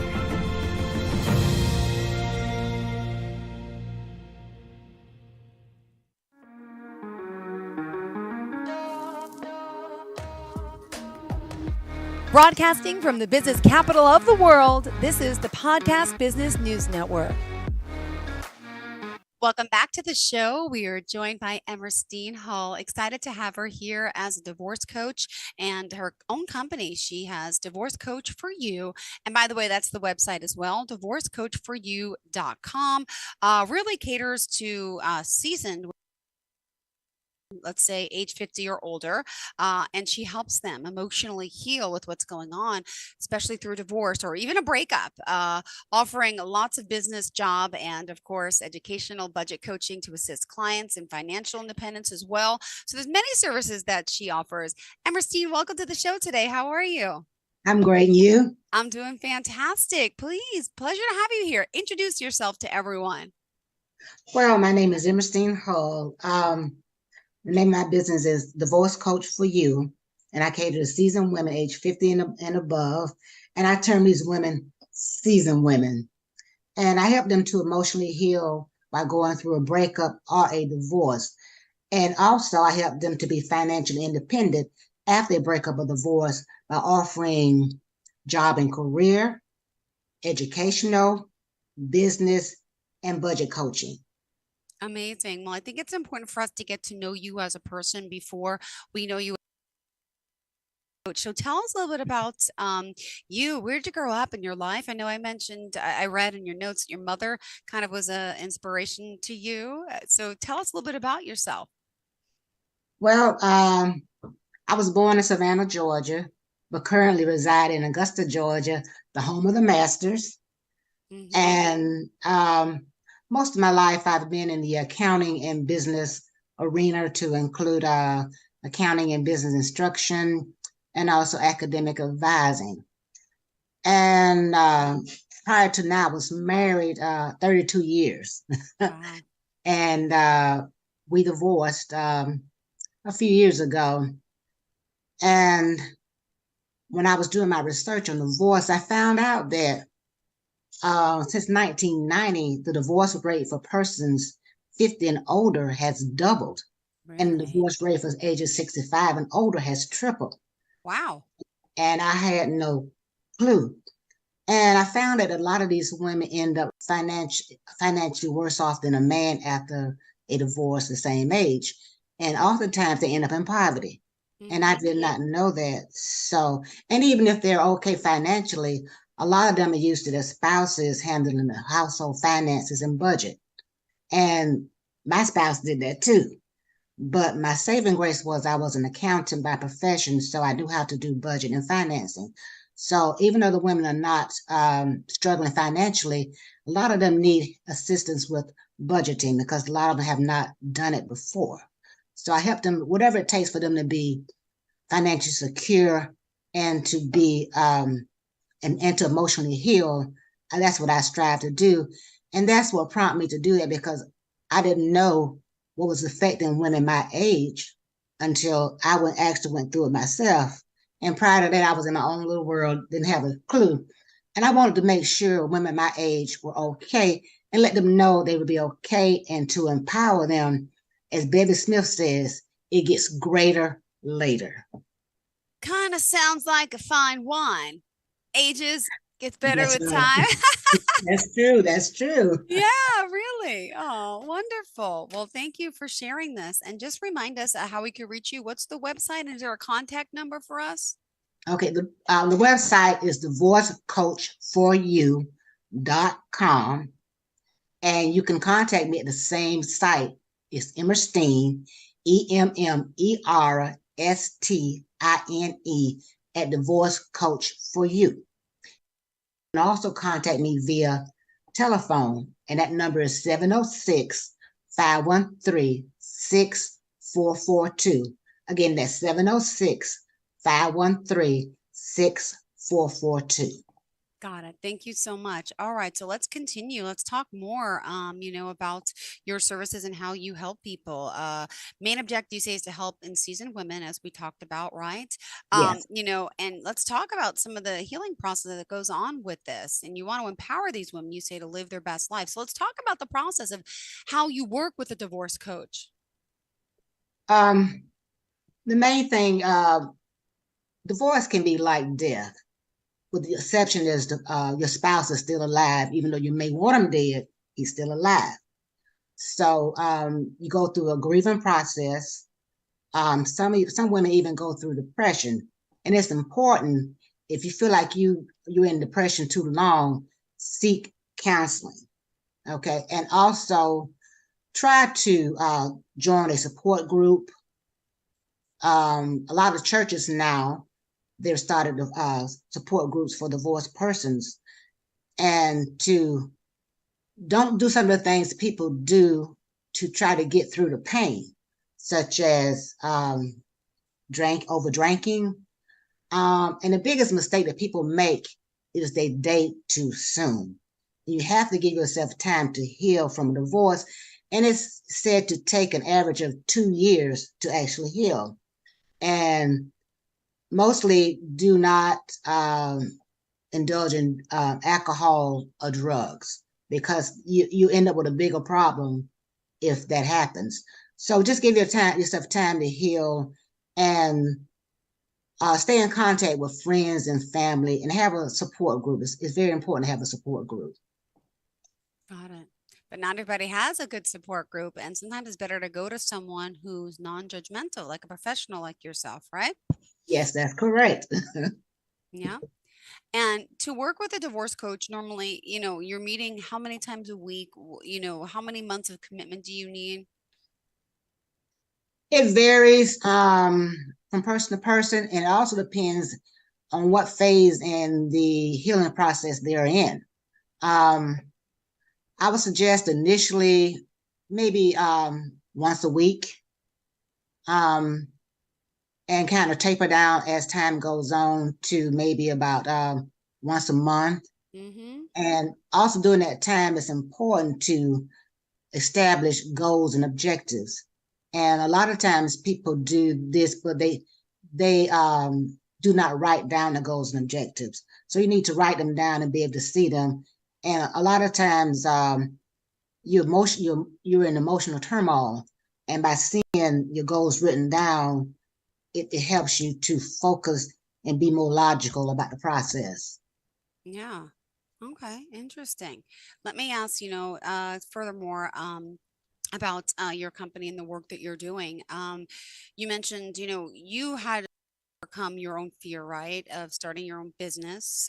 Yes. A lot of people have fear and anxiety about talking to someone. I mean, and since you've been there, could you talk about the emotions that do happen when there's a breakup, when there's divorce? What type of traumas really, affect you? And then sometimes you realize, well, I don't have a job. So you're also coaching people to go on to the next level as well. Yes. A lot of times people are initially you're in denial. Mm-hmm. How could this happen? I thought I would be with this person for the rest of my life. And then you may progress to anger. How could he have done this to me? Mm-hmm. I devoted my life to him. And then you start the bargaining. And that's the step where you may start indulging in drugs and alcohol, and maybe relationships too early, and spending. And from my experience, my weakness was spending. Mm-hmm. So be careful not to do those things. And then eventually you will you forgive that person. I know lots of people say that'll never happen, but eventually you'll forgive that person. You come to acceptance and know that okay, I can't change this. I have to accept it, and I have to go forward and go on with my life. Yeah. Wow. Well, let's talk about the educational coaching, business coaching, job and career coaching that you do specifically. Tell us some details of how you've guided people, maybe share some past experiences with clients. And I also have my certificate in divorce coaching. Oh, where'd you get that from? At Light University. Okay, great. Yes. And I have my job and career coaching certificate from the career. It's a long name. I can't remember from off the top of my head. Mm-hmm. I have my certificate in job and career. And for the business and accounting part, I've been in that arena for about 40 years. Mm-hmm. And educational, I've been an academic advisor for a few years. So if they decide, and especially if they need to make additional income. Women my age typically may not have worked for a while, but maybe work part-time most of their marriage. So a lot of them need to maybe get retrained, pick a different career. And I help them to decide maybe if they want to pursue a certain career, then I have them to research that career and to see how well their career is doing and if they should go that route. And also the school to attend if they want to go to college or whatever, or go to technical school. Yeah. Even. And a lot of schools have continuing education departments where they can take a computer course if you hadn't used computers in a while, or various other type skills. And the budget and also the business area, a lot of times they need additional income and they may need to do a part-time job or a side business, or maybe if they're not strapped financially, they may want to start a full-time business. So I help them do that because I've been a business consultant for a number of years, and that's what I did for clients. And a lot of seasoned women, they need assistance with budgeting because a lot of them do not know how to budget. And they may need to live off of less money. So I help them to look to where they can cut expenses. Yeah. And I always advise them to make a budget. If you know you're going through a divorce, make a budget before you actually go through the process. And then you can always refine your budget as you go on. Yeah. And so that's what I mainly do. And I try to let them know that they would be okay. I was okay, and I want them to know that they would be okay too, because prior to my divorce, I had never lived on my own, ever. And the first time I lived on my own I was 57. So that was quite an experience. So whatever they need to make sure they heal and be financially secure and know how to budget, that's what I try to do. Yeah. All right. Wow. And by the way, if you are just tuning in, let's remind everyone, Christine, how we can reach you. And if you are interested, divorcecoachforyou.com is the website. And what other form of contact do you want to share? Do you have social media or any phone number you want to share? Social media, you can find me on Twitter, LinkedIn, Facebook, and TikTok. And my handle is the same, Divorce Coach for You. Perfect. Thank you so much. Go ahead. And my phone number, again, is 706-513-6442. Again, that's 706-513-6442. And you can also contact me at Emerstine, EMMERSTINE, at divorcecoachforyou.com. Perfect. And looking over your notes, I know you mentioned about your divorce, and Yes. did you want to elaborate more about that? You said you were 57, and after 32 years of marriage, you went through your divorce and found out there were so many other women like you who've gone through this and were getting through the same thing. And some people ended up in poverty, right? Yes. Could you want to talk a little bit more about that for today? My divorce, it came as a shock. It came like a truck. It just blindsided me. And I was more of being in accounting and business arena. I was a very logical person. I was devastated, but I knew I had to go forward. And I tell other people, I know you're gonna go. I went through denial, anger.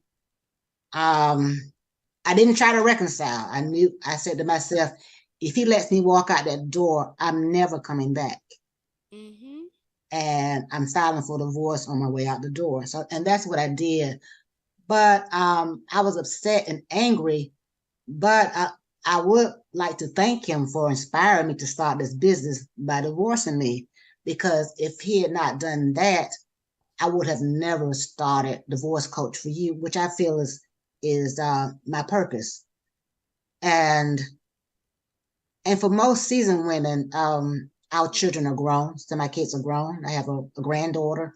So I did not have to focus on having to take care of kids.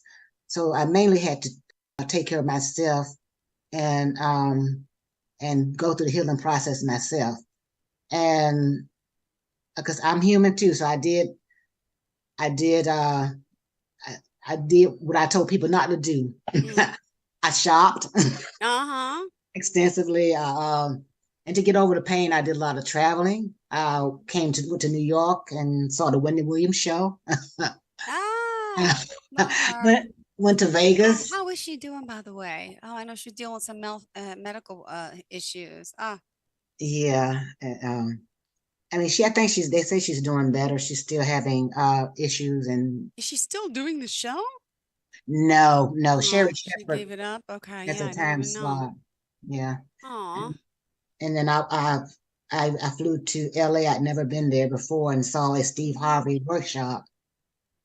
And in Vegas, I was able to do a little gambling. So I did those things to take my mind away from my divorce. And I had friends and associates that were very supportive also. Well, also, we still have 10, we only have 6 minutes left on the show, but there's so much more to how you can help our listeners. Do you want to share some client experiences? Do you want to focus on one area? This is your first show with us. I want you to make sure we're covering everything that's important to you. And also, I do offer the initial consultation, 30 minutes is free. It's no cost, the initial consultation. And I had one lady that contacted me. Her spouse was on disability, etc. So she was not able to get any type of support. And she was thinking about going to school. I can't remember exactly what area she wanted to go in. So I told her, I said, do research and find out if that the area is okay where you currently live. And she said, well, I'm moving. I said, well, see if you can if you be able to get a job in that area when you move there. And she did. And I told her, I said, make sure and I tell all women, by me being an accountant, I know this stuff because I've done it all my life. Make sure you know the income that's coming in your house and the expenses that are being paid. Know all your assets, to include bank accounts, retirement accounts, stocks, bonds, because oftentimes we do not know. Yeah. So before I left my home with my former spouse, I made copies of everything, absolutely everything, because oftentimes they will not tell you. Your spouse will not tell you. If you do not know, he or she will not tell you. So always know. And my spouse handled the finances. So even though I was an accountant, he that's what he wanted to do. And so I knew exactly what to get copies of. Also, life insurance policies, etc. And have all your expenses for yourself, expenses for your spouse, and the household expenses. Make sure you know that. And also, I was lucky. I got a very good attorney. I mean, she was absolutely wonderful. And I was able to initially get spousal support. And that's because my spouse initially left income off of his financial report. And I knew, and the income that was left off was substantial. And so it always pays to know what money is coming in the house. If you know you're going to be going through a divorce, get the paperwork together and make copies of it so that you will have it. I can't stress that enough. So I told one lady to make sure she does that. She said, well, I don't know. He pays all the bills. I said, you know more than you think you know. It's like a puzzle. Get the pieces that you do know, and then gradually find out the pieces that you don't know. And as I was telling her, she realized, yeah, I do know.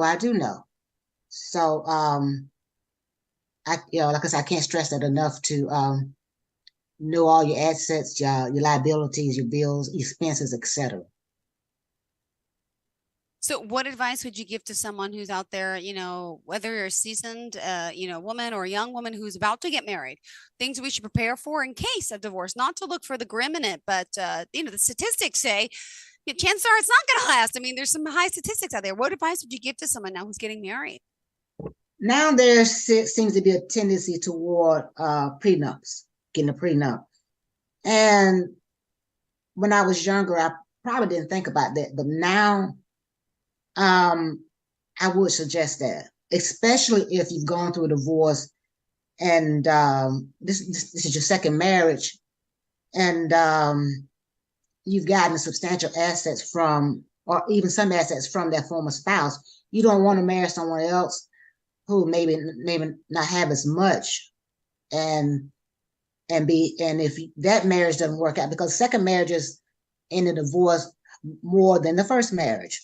So you don't want that person to be able to, share in your assets, etc. You may want to leave your assets to your kids.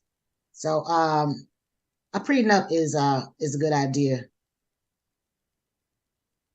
And be realistic. Know that, and I was lucky in this respect. Know that person's credit. They need to have credit is so important, and a lot of young people do not realize that. Especially in college, it's so easy to get credit cards, because I was able to get a credit card, and so many kids, young adults will run up credit cards. They don't know, they don't realize. But I never ran mine up, and if your credit is not good, it's hard to get financing for a home. Your mortgage payments may be higher. It's hard to get a car. So check that person's credit history. Well, thank you so much. It's a pleasure having you here, getting to know you. And again, to remind people to reach out to you, would you mind sharing the website once again and contact information? Okay. My website is divorcecoachforyou.com.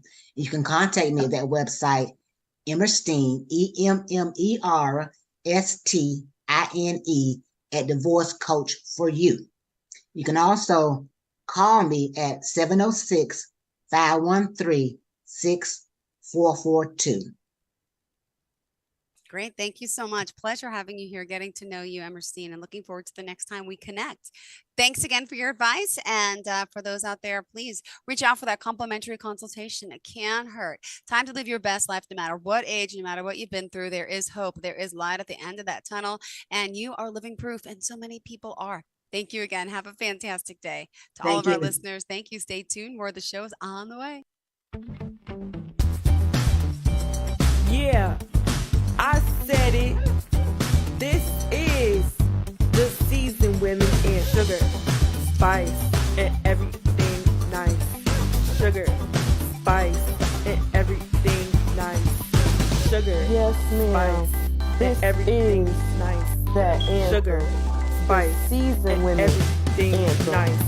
You're not getting older, you're not to be ignored. You're confident and wise, looking better than before. Got the fine wine face, with the ones that you adore. And we celebrating us, celebrating life and more. You talk about the past, you could leave it at the front. It's time to be selfish, doing whatever you want. You're so pretty and you're young, if you got it, baby, flaunt. Y'all get in the back, season women to the front. You're pretty and you're young, if you got it, baby, front. Y'all get in the back, season women to the front. Y'all get in the back, season women to the front. Cause it's sugar, in the back, and everything nice. Sugar, spice, and everything nice. Cause it's sugar, spice, and everything nice. Y'all get in the front. Y'all get in the front.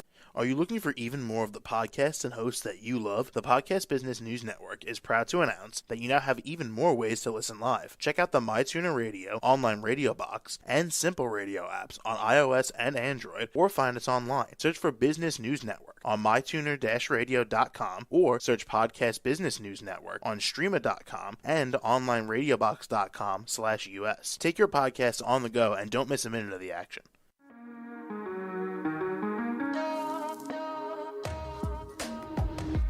Broadcasting from the business capital of the world, this is the Podcast Business News Network.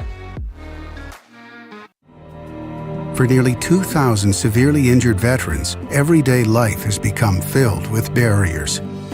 Day-to-day simple tasks can become pretty daunting. I have to carry my chair up 2 flights of steps or have somebody do it for me. What scares me the most is just the falling.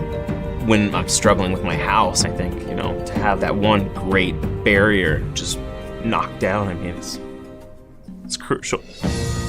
Home for Our Troops is a wonderful nonprofit that builds a mortgage-free, fully adaptive, handicap-accessible house. And there's no catch. It'll be our very first home that we've ever owned. This is a game changer. This is where your life begins again. We need you to join us in completing this important mission. Please visit hfotusa.org and help build homes and rebuild lives. Because of you, everything's going to be okay.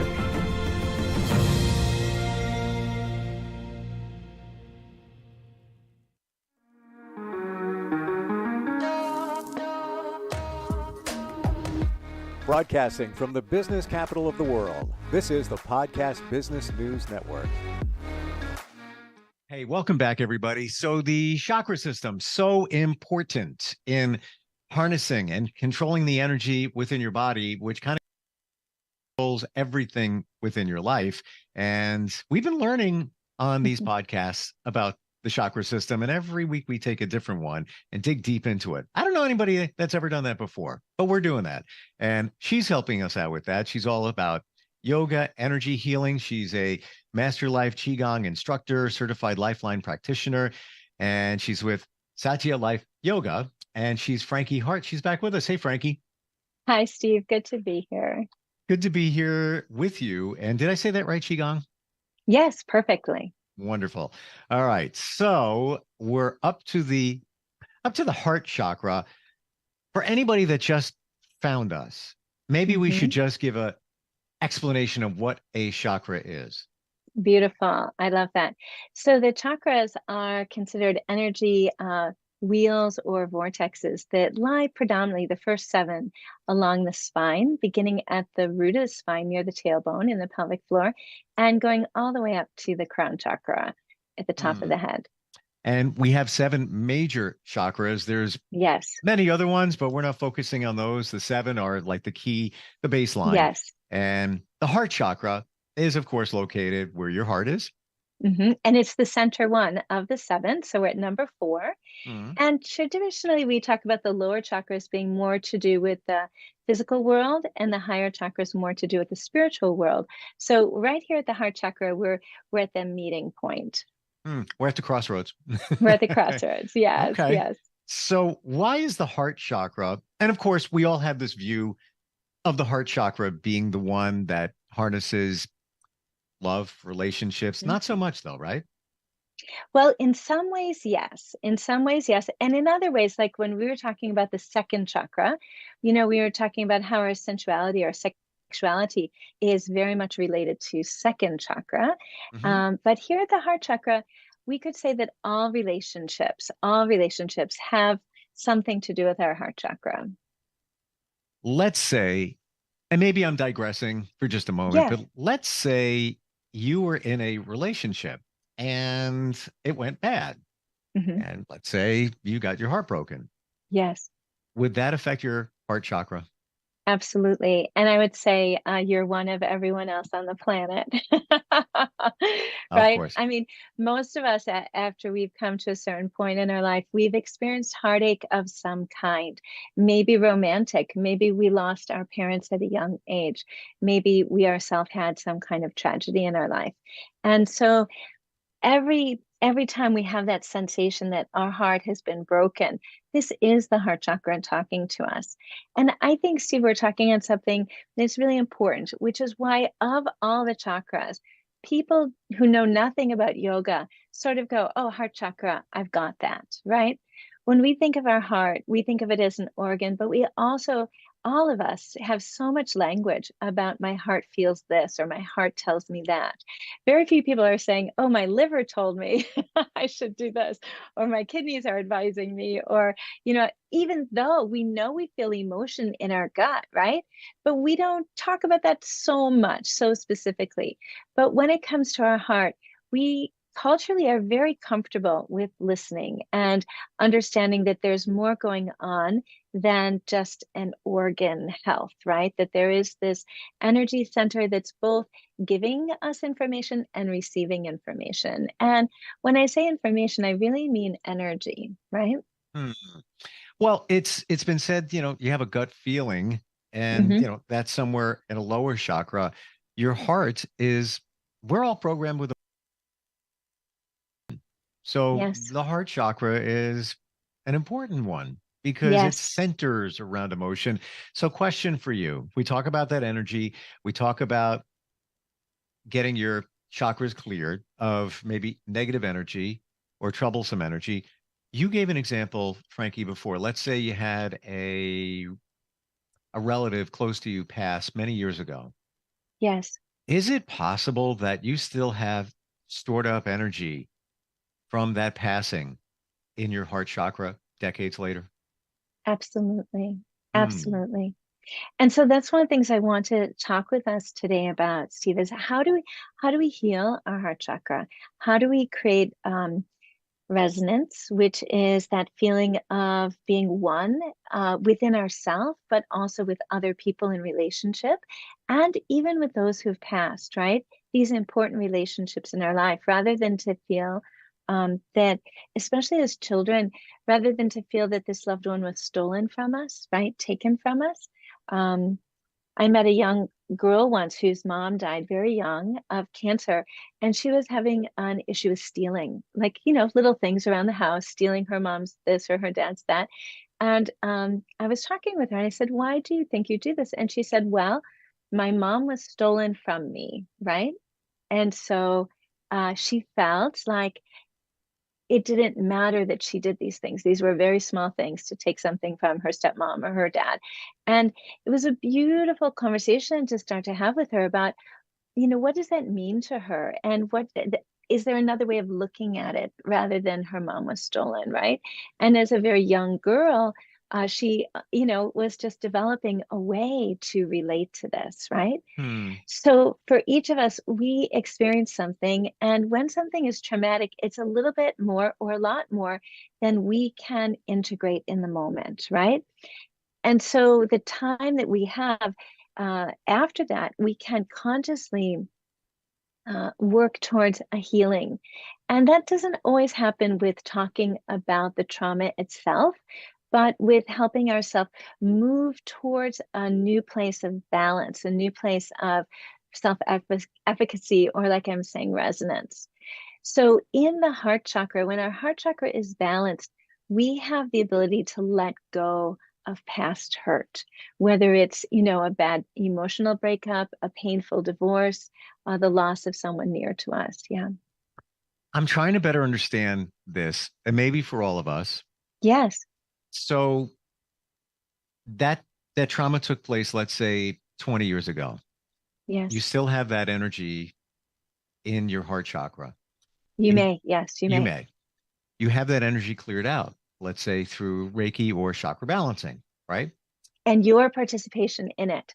So that's a really important thing, Steve. When we are experiencing energetic healing, it's so important to understand that you are a co-creator in this situation, right?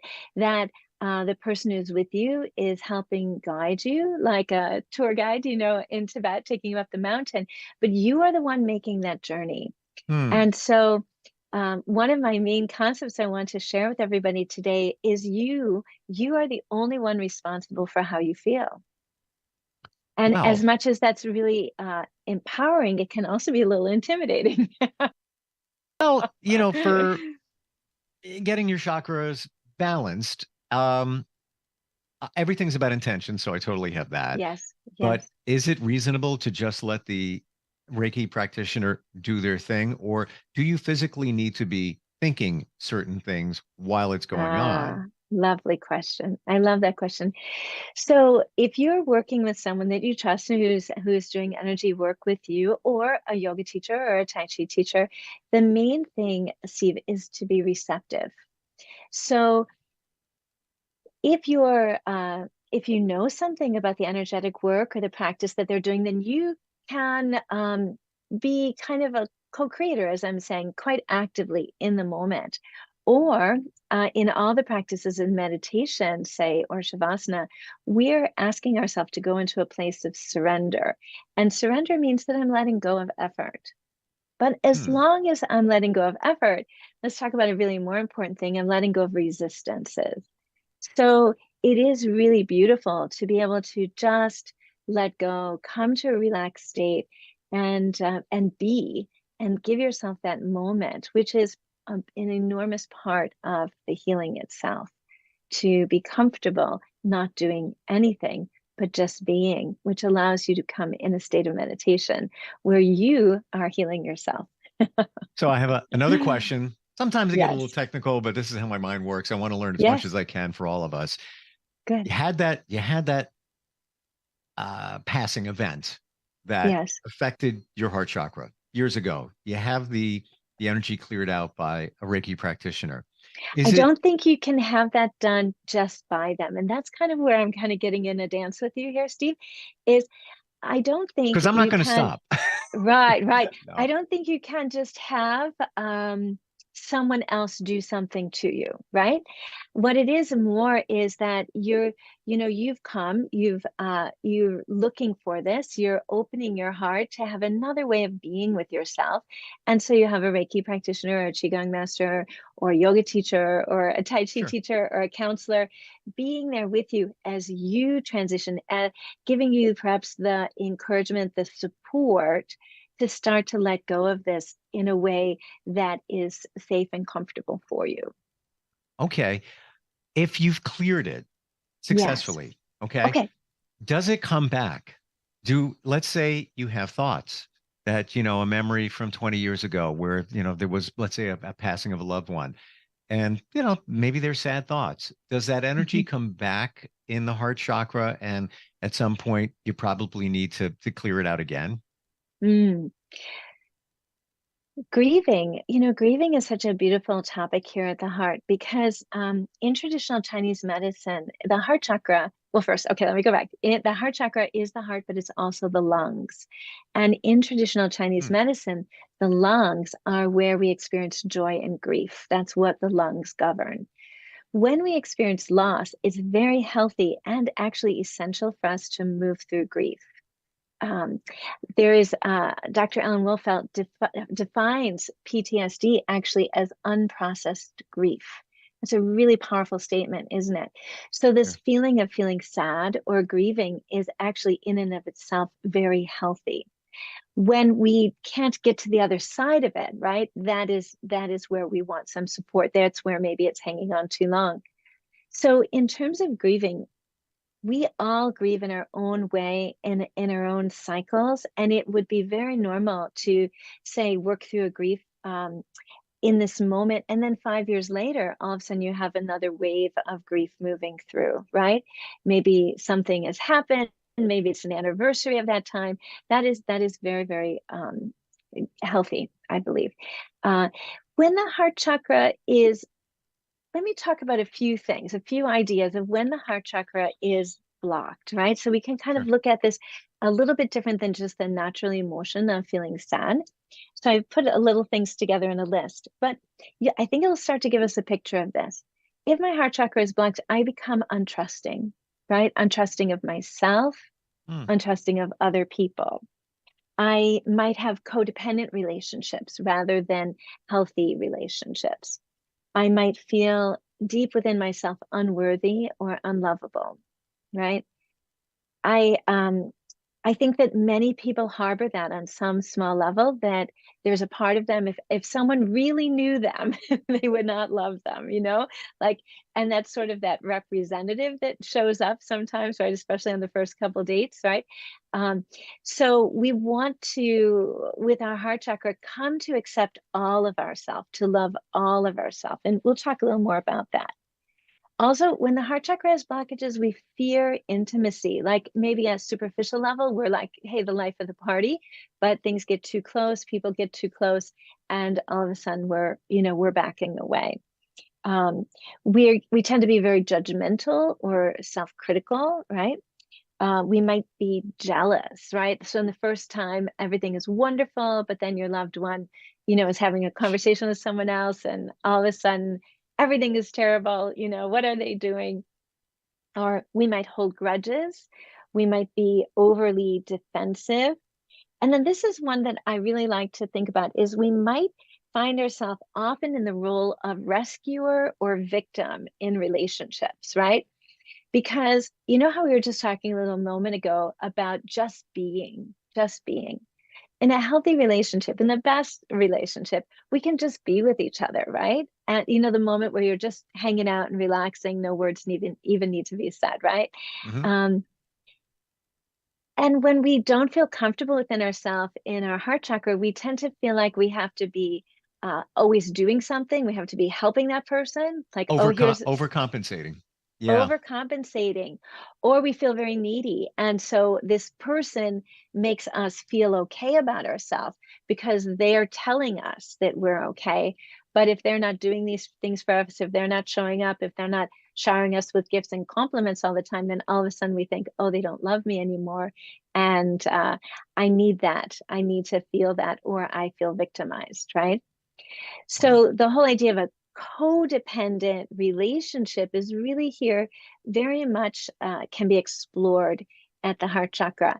And I think one of the things that I like to look at here is that a blocked heart chakra feels often resentment, right? We say we're single, we haven't, we're things are not working out for us right now. And some friend says, oh my gosh, I met the most wonderful person and we're getting married and la la la la. And instead of feeling joy for them, we just are resentful. Like, oh, why is it happening to everybody else but not me, right? Right. And I'm always being a bridesmaid. playful here. Always a bridesmaid. Exactly. Yeah, right. How many movies are there about how many bridesmaid dresses the girl wore, right? So what is really important, though, on a very profound level, is that resentment can actually be an emotion underneath many addictions, right? So it's something we really want to look at, right? If we feel resentment, we want to find ways to help our own heart heal, to build this process of feeling love for ourselves and acceptance for ourselves. I believe, and this is why I asked some of those questions earlier, that some believe that, oh, well, I just go to a practitioner and I get my chakras cleared out and things are going to be way better. But it's not that easy. You need to take the steps to heal. Yes, you can clear some of that energy out, make it better, but it's not going to be unless you've done, I always say this, everything is work. Everything is work. You've done the work to help heal yourself, even breathing. They call it breath work in yoga and such. Yes, we do. And what I want to share with that is, if it's work, in yoga, we have this sutra that says everything should have a balance of effort and ease. And so when we say it's work, that's the effort part. And that word is stihira.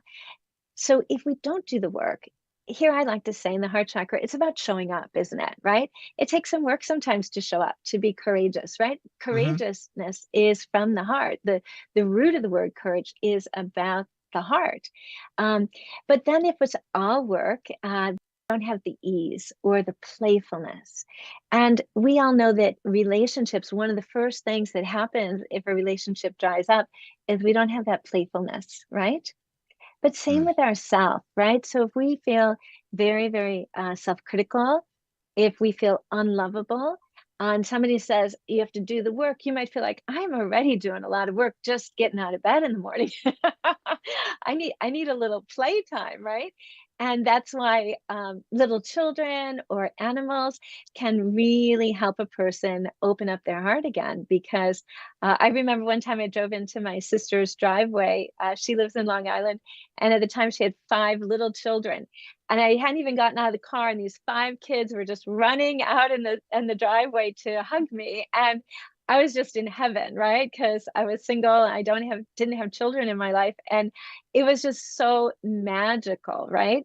And the thing is we have these magical moments with relationships all around us if we can open our hearts to them, right? Yeah, and learn from it. Just And what you learn from said. them. Yeah, and you Yeah. don't know until you feel that joy. And then inside you're Yes. like, oh man, that felt good. I haven't felt that.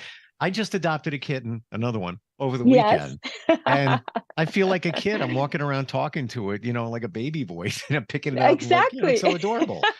And that is heart chakra right there, because there's so many kinds of love, Steve. And that's one of the things I wanted to send out as we're approaching Valentine's Day is, on Valentine's Day, we tend to think of our loved one or our partner, our romantic partner, but I love to think of all of the different kinds of love we have in our life, right?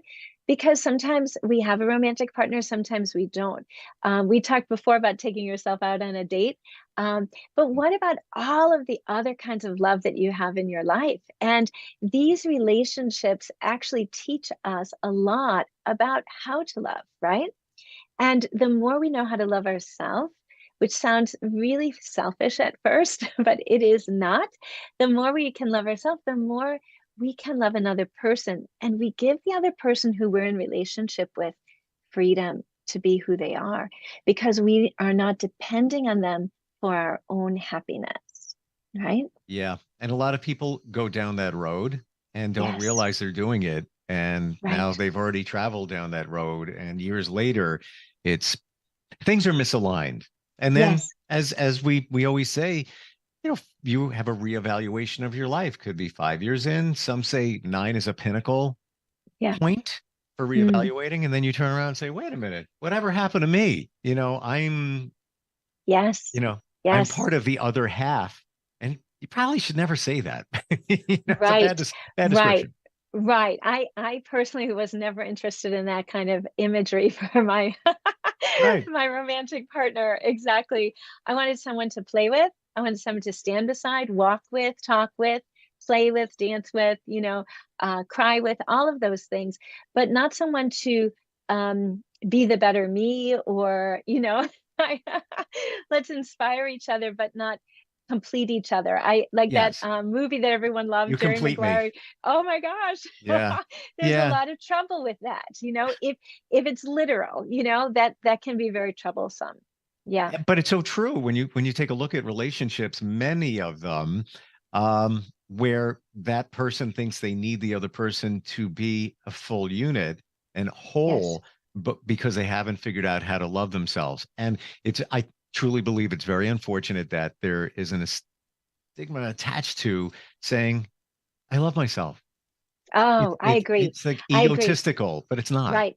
It is not. It is emotional health. And I in many ways, Steve, I often talk about, I wish in school, or there was another way to really do emotional health programs for children, because it is so important, right? So important to understand how to process anger, how to be sad, and really that loving yourself is so beautiful and essential. And it's a gift. It is a gift that you give everyone.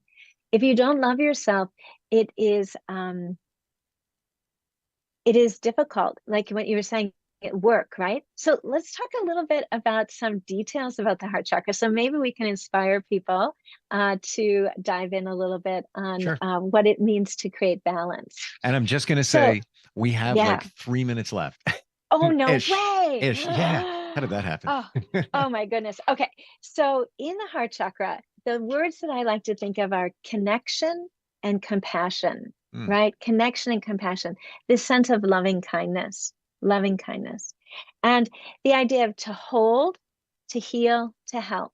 You know, when I was writing those words, I noticed that, you know, in many wedding vows, that's to have and to hold. Do you notice that to have is not in there?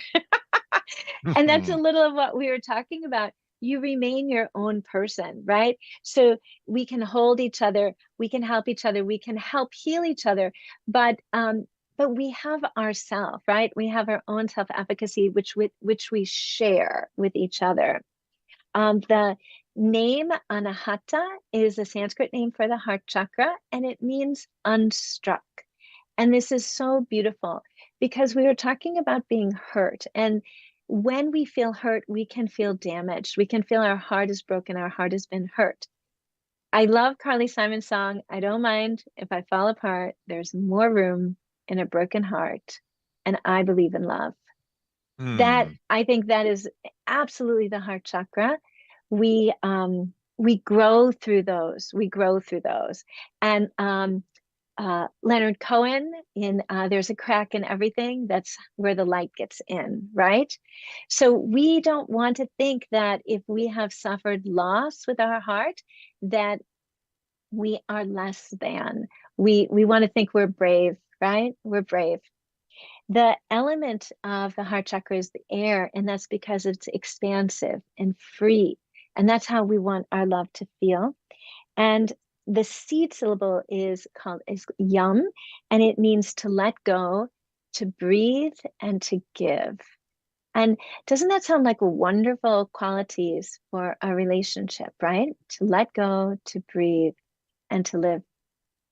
In the meditation that I wanted to share just briefly with you is that if you softly close your eyes and you think of someone that you love very, very much, you can surround them with the feeling of loving kindness or compassion from your heart chakra.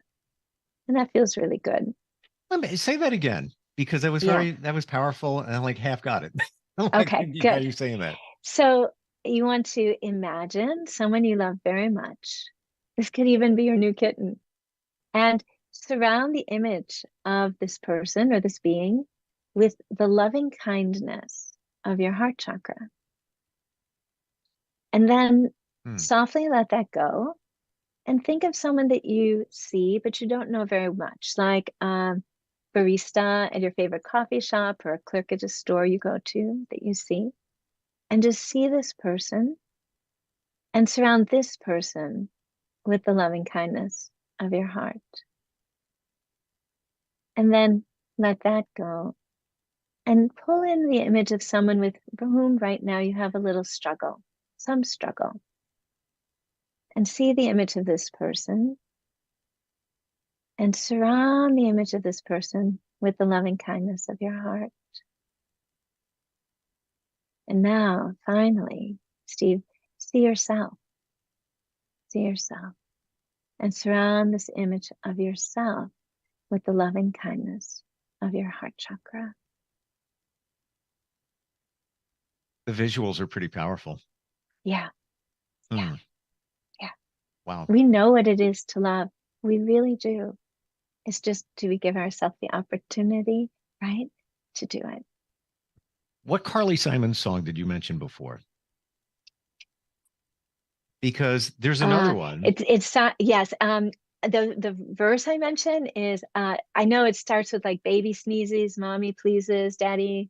I don't remember the title of it, but she says, I don't mind if I fall apart. There's more room in a broken heart, and I believe in love. Well, based on what we were just talking about, one of her very early songs, That's the Way I Always Heard It Should Be. Yes. That might be it. I don't think it is. Okay. Funny another one that we're riffing on that, but I'm going to grab your lyrics real quick because it says about excellent being in relationships. Yes. And basically the song is about looking at your parents and how they're not really happy because it's just not working. But she's singing it from the point of she's with somebody and She says, "You say we can keep our love alive, babe. All I know is what I see. Couples cling and claw and drown in love debris. You say we'll soar like two birds through the clouds, but soon you'll cage me on your shelf. I'll never learn to be just me first by myself." Mm-hmm. So you got that's what we just said Right. in a song. It's so funny. Right. You mentioned Carly Right. Simon. Yeah. But it's, one's about love and one's about loving yourself, being yourself before Being you're yourself. into that relationship where maybe somebody else is a little too clingy, Yeah. overbearing. Yeah. And the important thing here is that the smallest step is so significant. So the smallest step of being kinder to yourself, gentler with yourself, more accepting, more gratitude, around the blessings that you do have, Sure. more satisfied. These things come so beautifully. And so the mantra that I wanted to share with people is this, what I started earlier, because I think it's so empowering. And we are adults now. I think most people listening to the show, and that is, I am the only person responsible for how I feel. And I can choose to feel love, regardless of the conditions of my life. I can choose to feel love. Or the condition of your chakra. Yeah. Yes. Well, you do that heart chakra is going to shine. and we all have choices, and you can choose that. Your heart chakra, for lack of a better description, may have been beaten up. It got kicked a couple of times. Yes. But if you let it in and maybe Yes. get rid of that negative energy.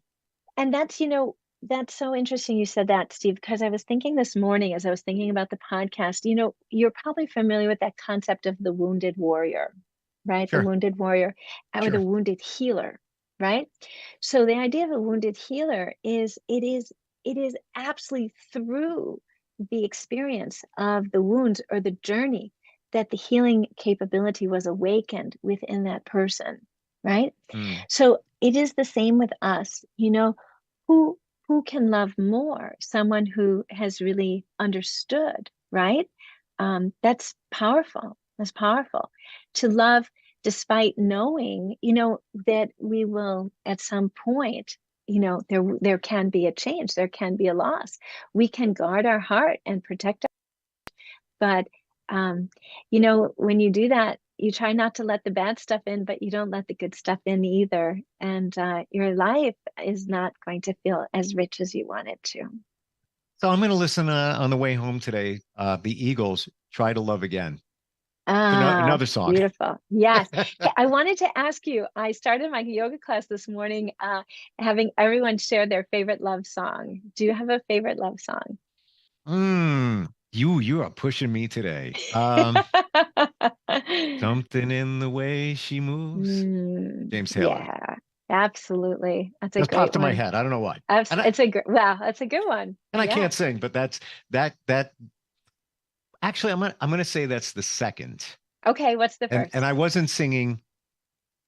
I was singing Something in the Way She Moves by James Taylor, but I think the best love song is Something by the Beatles. Oh, yeah. Yeah. When you listen to those lyrics, and I was never a big Beatles fan when I was younger, it's just, I like, meh, whatever. And then as I got older, I would listen, I'm like, wow, this is really good stuff. Yeah. The Beatles have quite a few songs that are just tremendously connected with the heart chakra. And the songs seem very simple at first, but like you're saying, Yes. they connect. And when you really tune in, it's really beautiful. So we went way over time here, but I we don't care. did. Oh, okay. And they're going to cut us off any second. But love song from you, your favorite. I choose today "Make You Feel My Love," which was originally written by Bob Dylan and then covered by Garth Brooks, recently Adele. Yes, and there's been others that have done that song. There's been others that have done this. I'm going to look that up. Yes. When the rain is blowing in your face and the whole world is on your case, I could offer you a warm embrace to make you feel my love. When the evening shadows and the stars appear and there's no one there to dry your tears, I could hold you for 1,000,000 years to make you feel my love. And what I love That's about good this stuff. song is, as you listen to it, there's both sides. There's one person who's so rich in their love that they say, I can do this. And there's another person who's so hurt that they don't know if they can even receive it, right?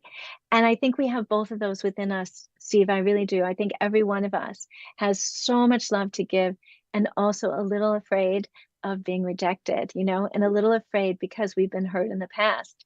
And so when I listen to that song, I just love to feel both sides of me and to understand that as the human condition. Yeah. When you sing those lyrics, I hear the song, and I feel the love. I feel the emotion that comes out of that song. Yeah. Yeah. That's good stuff. Yeah. Yeah, we're over time and we have literally seconds left. Your website, if somebody wants to reach out to you, even for anything that you offer, guidance. Certainly yoga is that can be done virtually in some regards, but what's Yes, your website? absolutely. Satya Life, SATYA, life, LIFE.com. And I do private sessions and yoga classes on Zoom. It is always wonderful talking with you. Thank you, Steve. Same It really here. is. Yeah, we learned so much and look forward next time. Before they cut us off, I got to go. Absolutely. Bye, All right. Steve. Are you looking for even more of the podcasts and hosts that you love? The Podcast Business News Network is proud to announce that you now have even more ways to listen live. Check out the MyTuner Radio, online radio box, and Simple Radio apps on iOS and Android, or find us online. Search for Business News Network on mytuner-radio.com, or search Podcast Business News Network on streama.com and onlineradiobox.com/US. Take your podcast on the go and don't miss a minute of the action.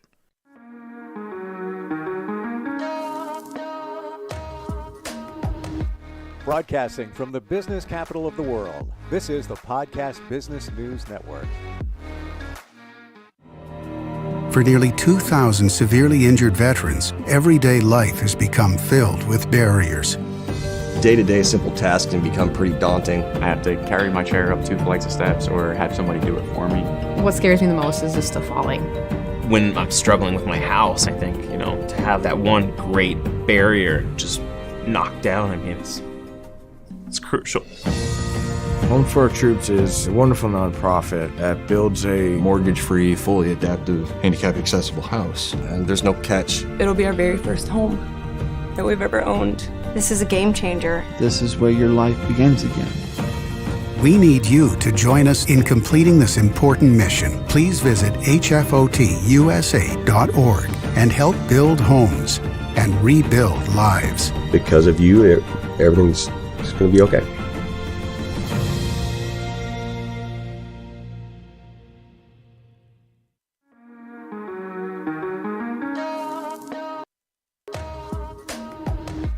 Broadcasting from the business capital of the world, this is the Podcast Business News Network. Welcome back, everybody. If you are in business, if you have a business, even if you have a job, to be quite honest with you, you need a life coach. If you want to succeed, push your life forward, maybe push yourself to the limits, make more money, do well, feel more joy in doing what you're doing, you need a life coach. It really comes down to that. You can go online, study stuff. You're only going to get so far. You need somebody that can hold you accountable to reaching your goals. She can definitely do that. She's got the wisdom to do that. She is Genevieve Wisdom from Wisdom Life Coaching, and she's back with us. Hey, Genevieve, how you doing? I am doing fantastic. Thank you, Steve. How are you? Well, good to have you back here. And, we touched a little bit in the past in terms of businesses and people in business, running their own business. We never got deeper into the life coaching aspect of it. So can we center on that today? Like really dig into that. 100%. I love digging deep. So let's dig deep, Steve. You lead me. Sure, absolutely. What is a reasonable expectation when somebody wants to move their business forward, move their career forward? When they get a life coach, what are some of the things that can really pop up in terms of coaching with somebody? Of course.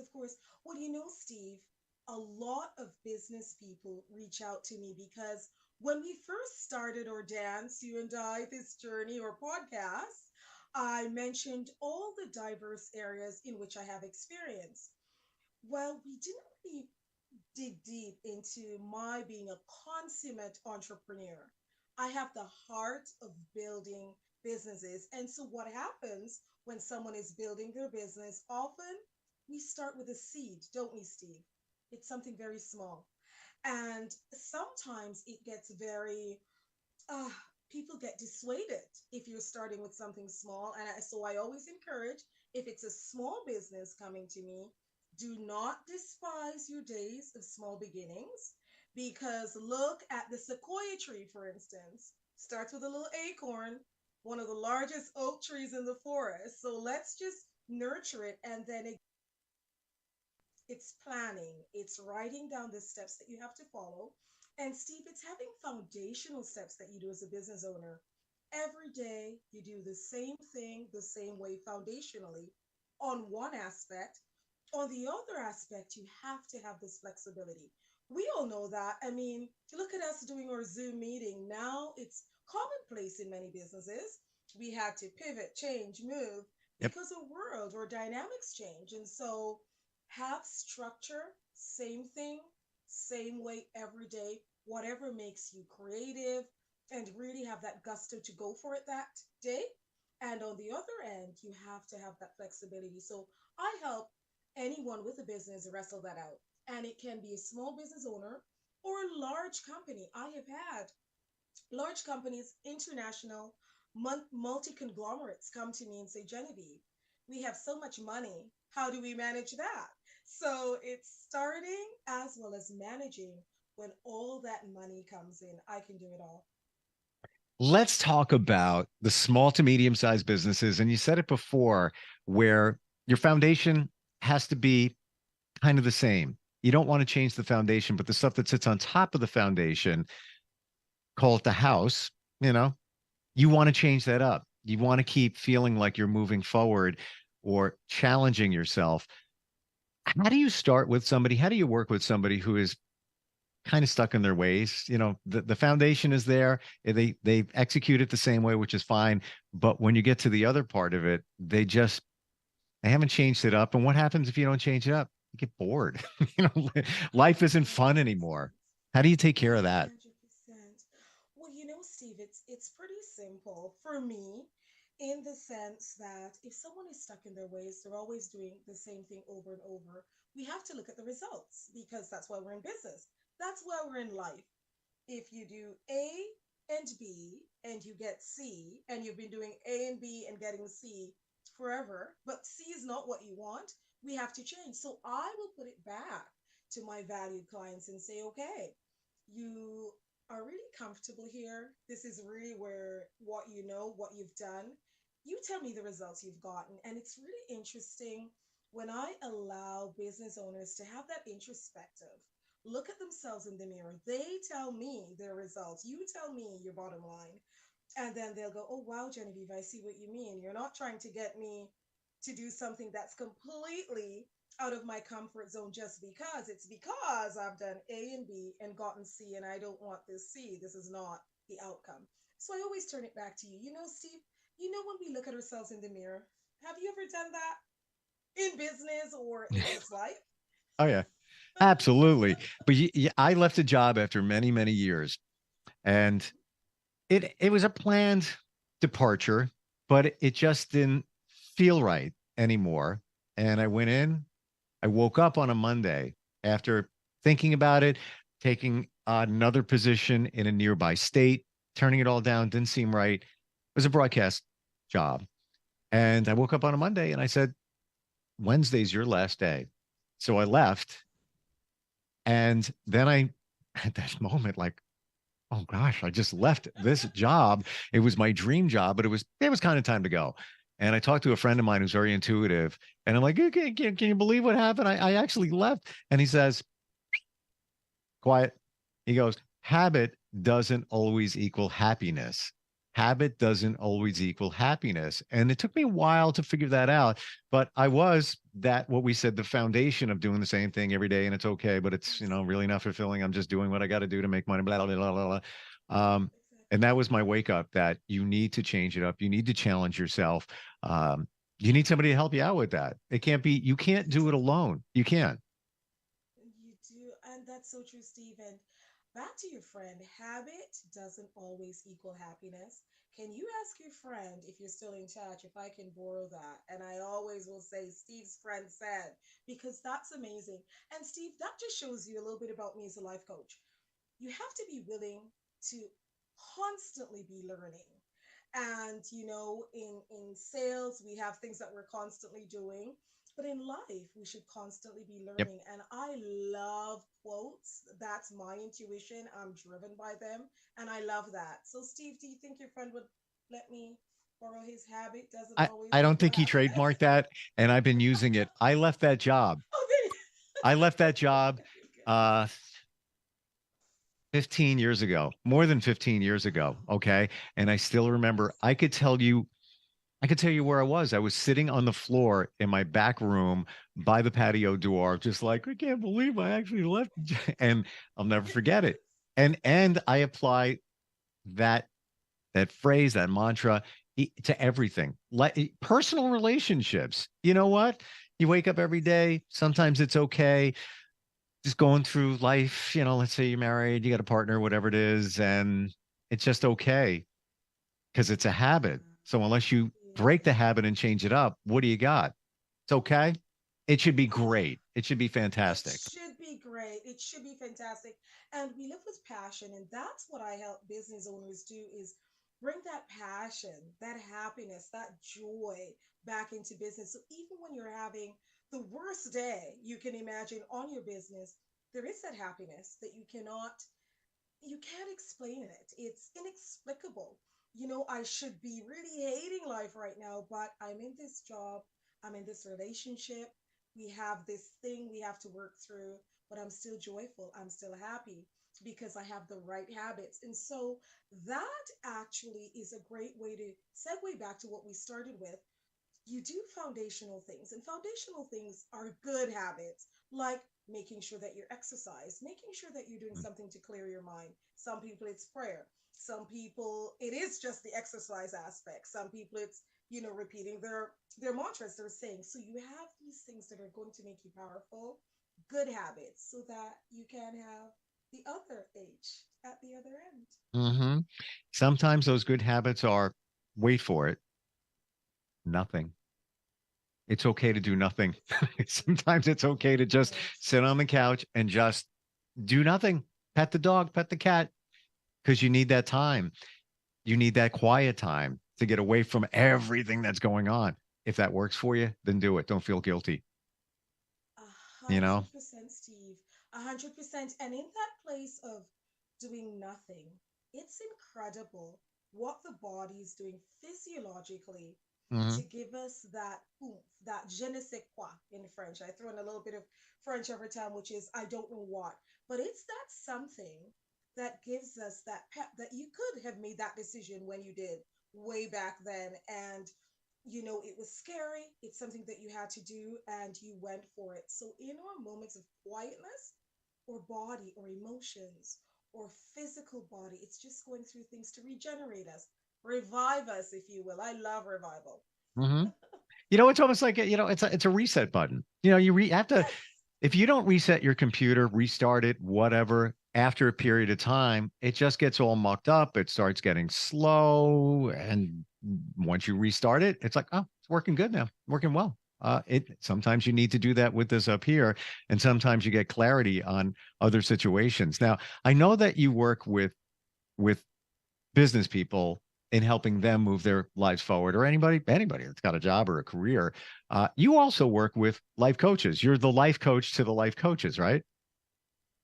Yes, and Steve, this is very interesting, and I don't know if I should share it here.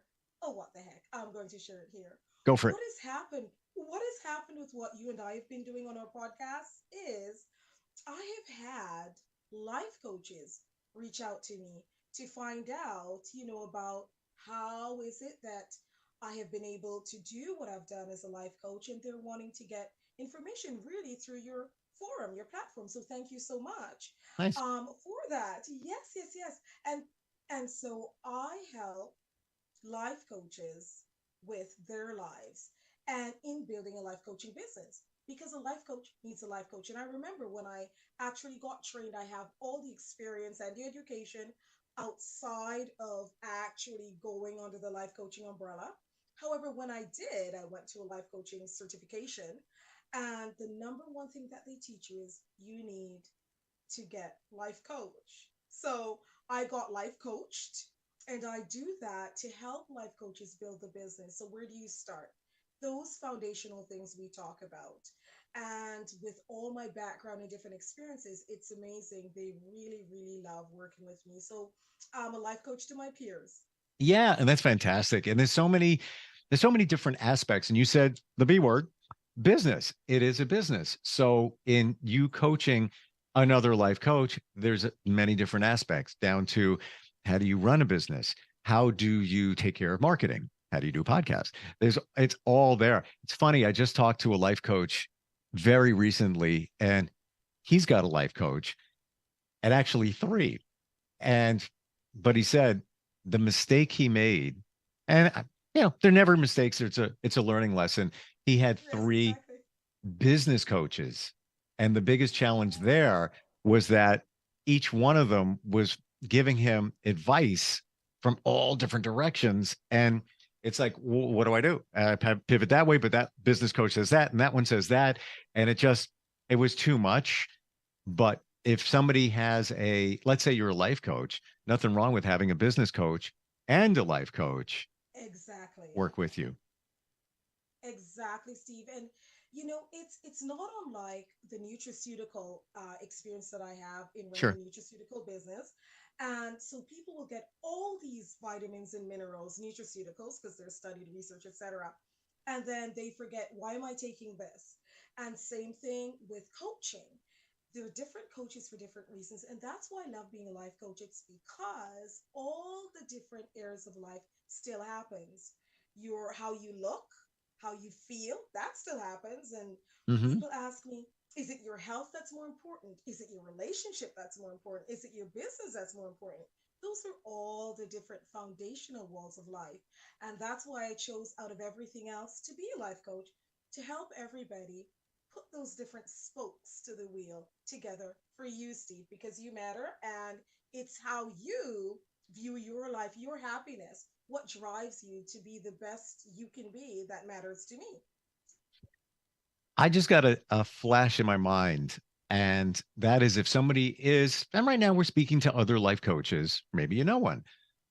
If you are one, what makes you unique? So I've run into life coaches who have a nutritional background. I've run into life coaches who have a medical background. Life coaches have all different types of backgrounds, not just a life coach. Maybe one's an energy healer, life coach, and does energy healing.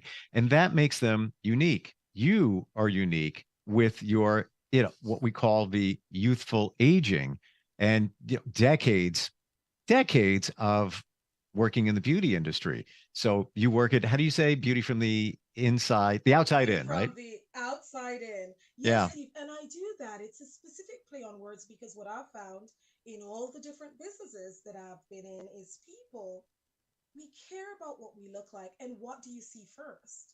You see the outside first. And we do make judgment. It's just how we're wired from the outside. All right, And here because here comes the honest part, everybody. This is the honest part. Yeah, and it's people get judged. So if you walk into a room, if you are looking to grow your business and you have a potential new client, it doesn't mean that you have to be all dressed up when you walk in. You have to work the room, you have to fit the part, whatever it might be, but you have to look a certain way. And by doing that, if you take care of yourself like you do, you feel a certain way, you project a certain energy of confidence and feel good. And right away, you're already steps ahead of the game, right? 100%, Steve. You understand me. Understand me, Steve. Yeah, man. That's exactly it. I got you. And it's so true.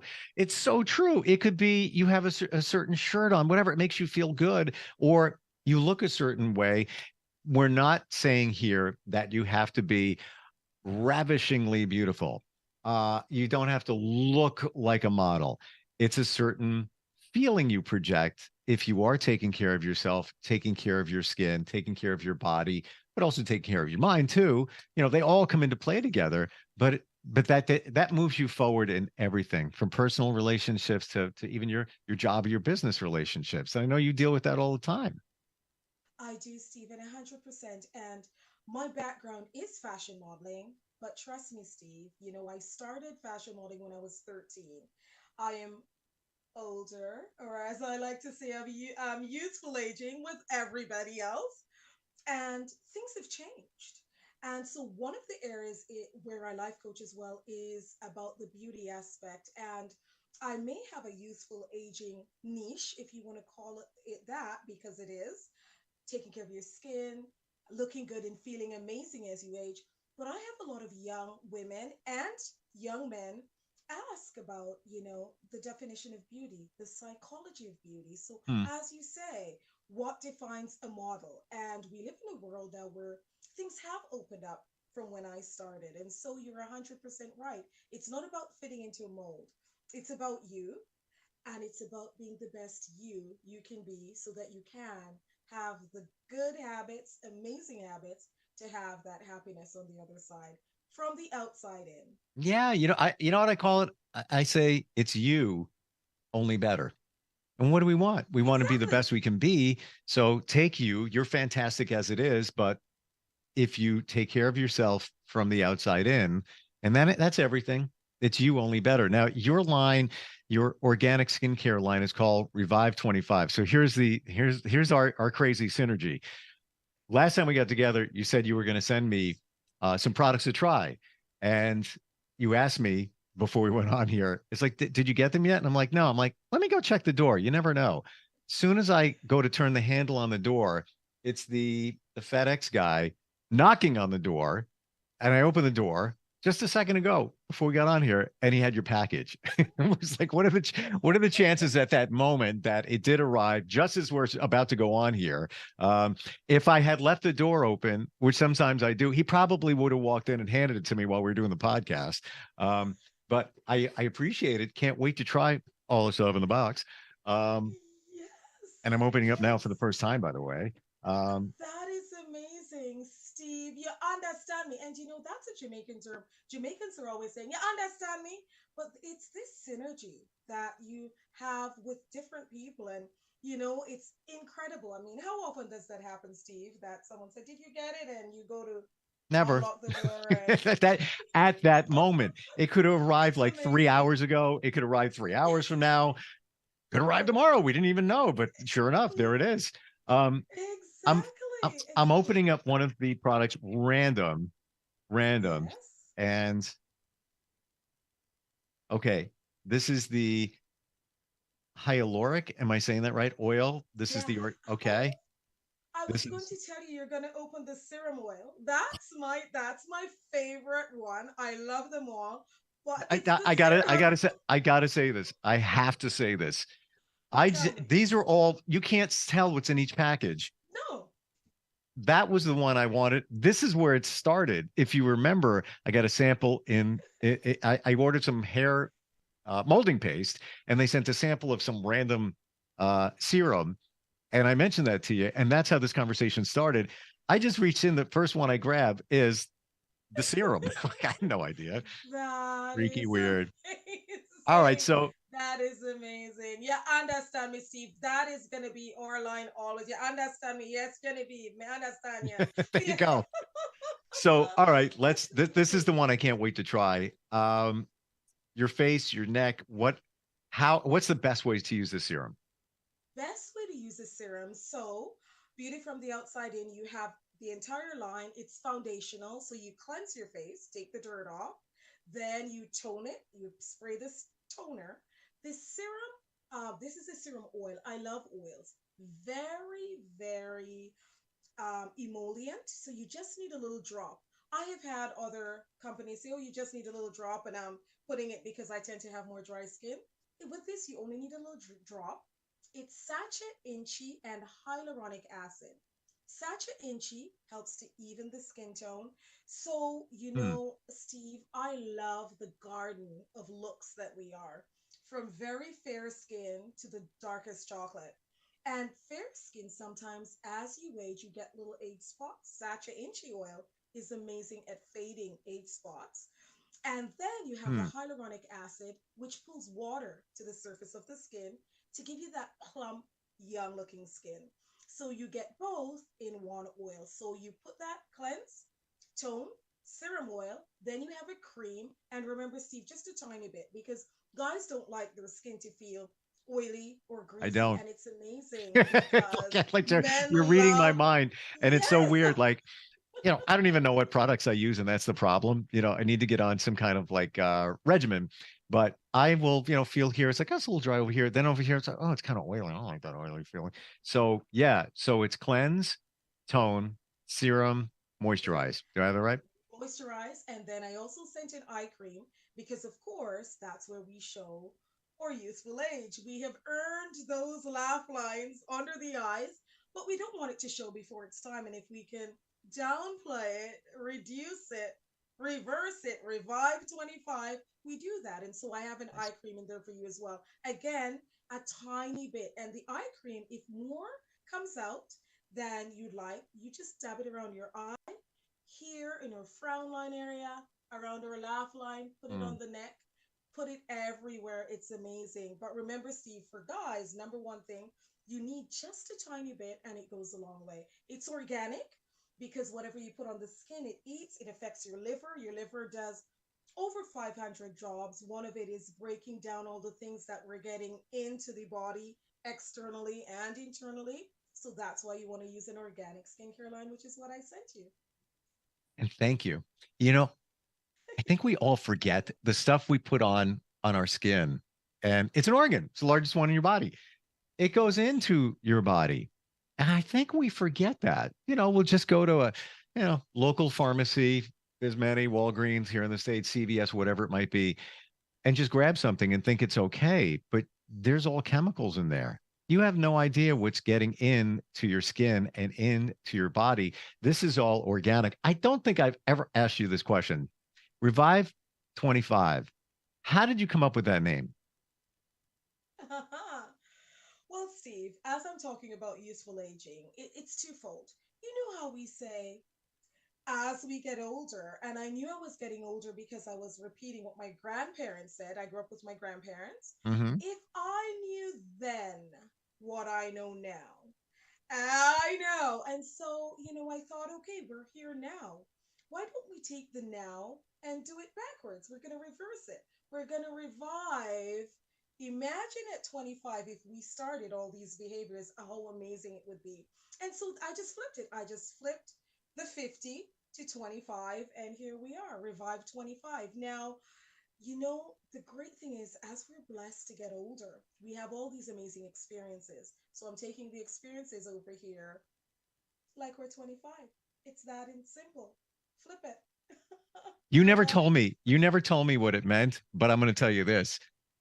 I thought 25, like age 25. That's where my mind went. So it's really what it is. It makes you. It really is. It's Yeah. really what it is. It's Yep. really what is it. It is. We're here now, whatever age. And here's something interesting, by the way, about that skincare line.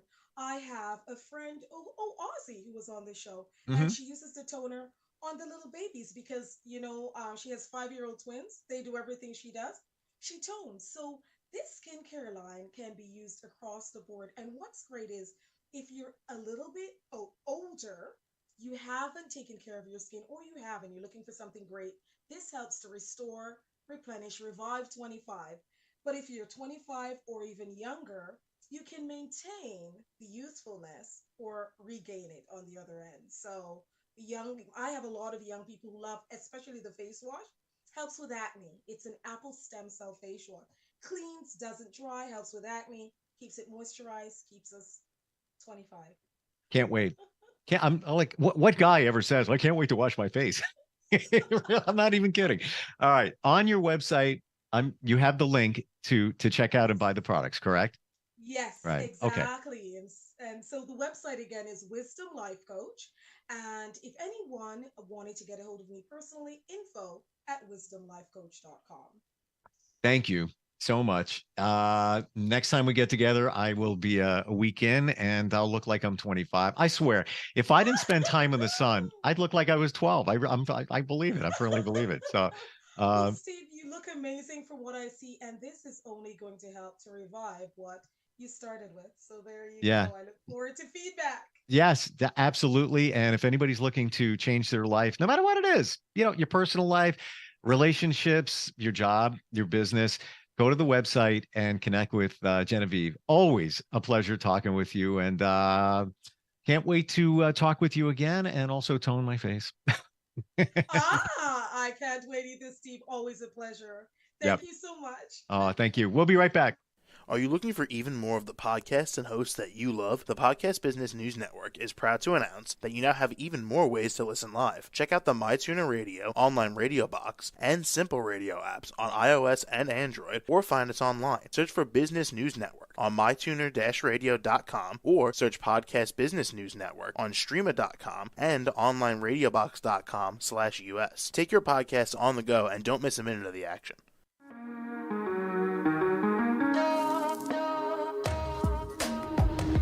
Broadcasting from the business capital of the world, this is the Podcast Business News Network. For nearly 2,000 severely injured veterans, everyday life has become filled with barriers. Day-to-day simple tasks can become pretty daunting. I have to carry my chair up 2 flights of steps or have somebody do it for me. What scares me the most is just the falling. When I'm struggling with my house, I think, to have that one great barrier just knocked down, it's crucial.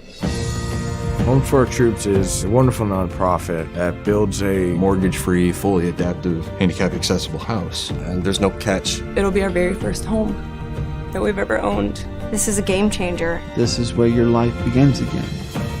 We need you to join us in completing this important mission. Please visit hfotusa.org and help build homes and rebuild lives. Because of you, everything's going to be okay.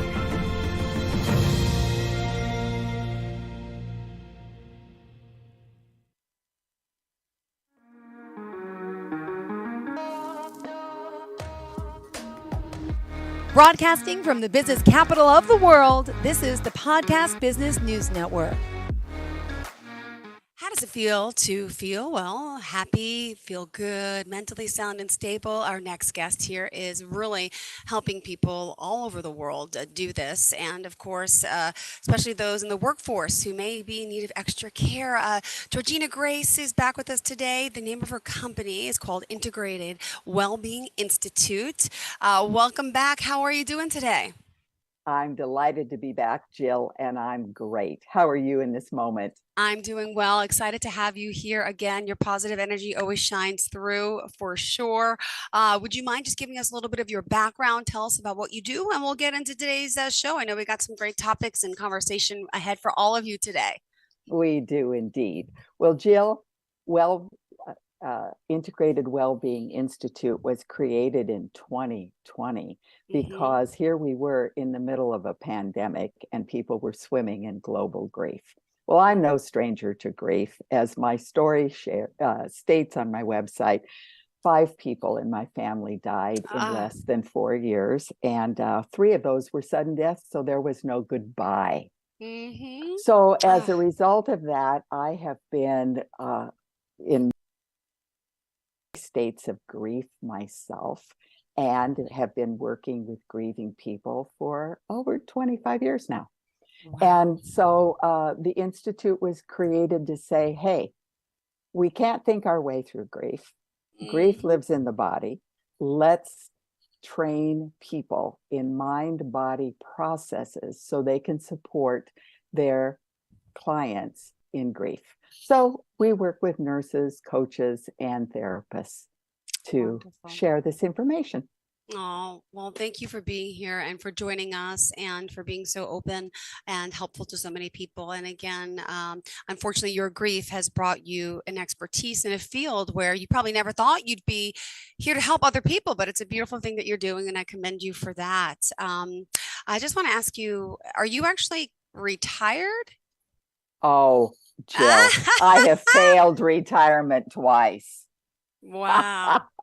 So now what I do have, though, is a lovely balance of work and play. So I travel, and I had a dinner party here last night, and I'm up ready to speak to you and to see clients today.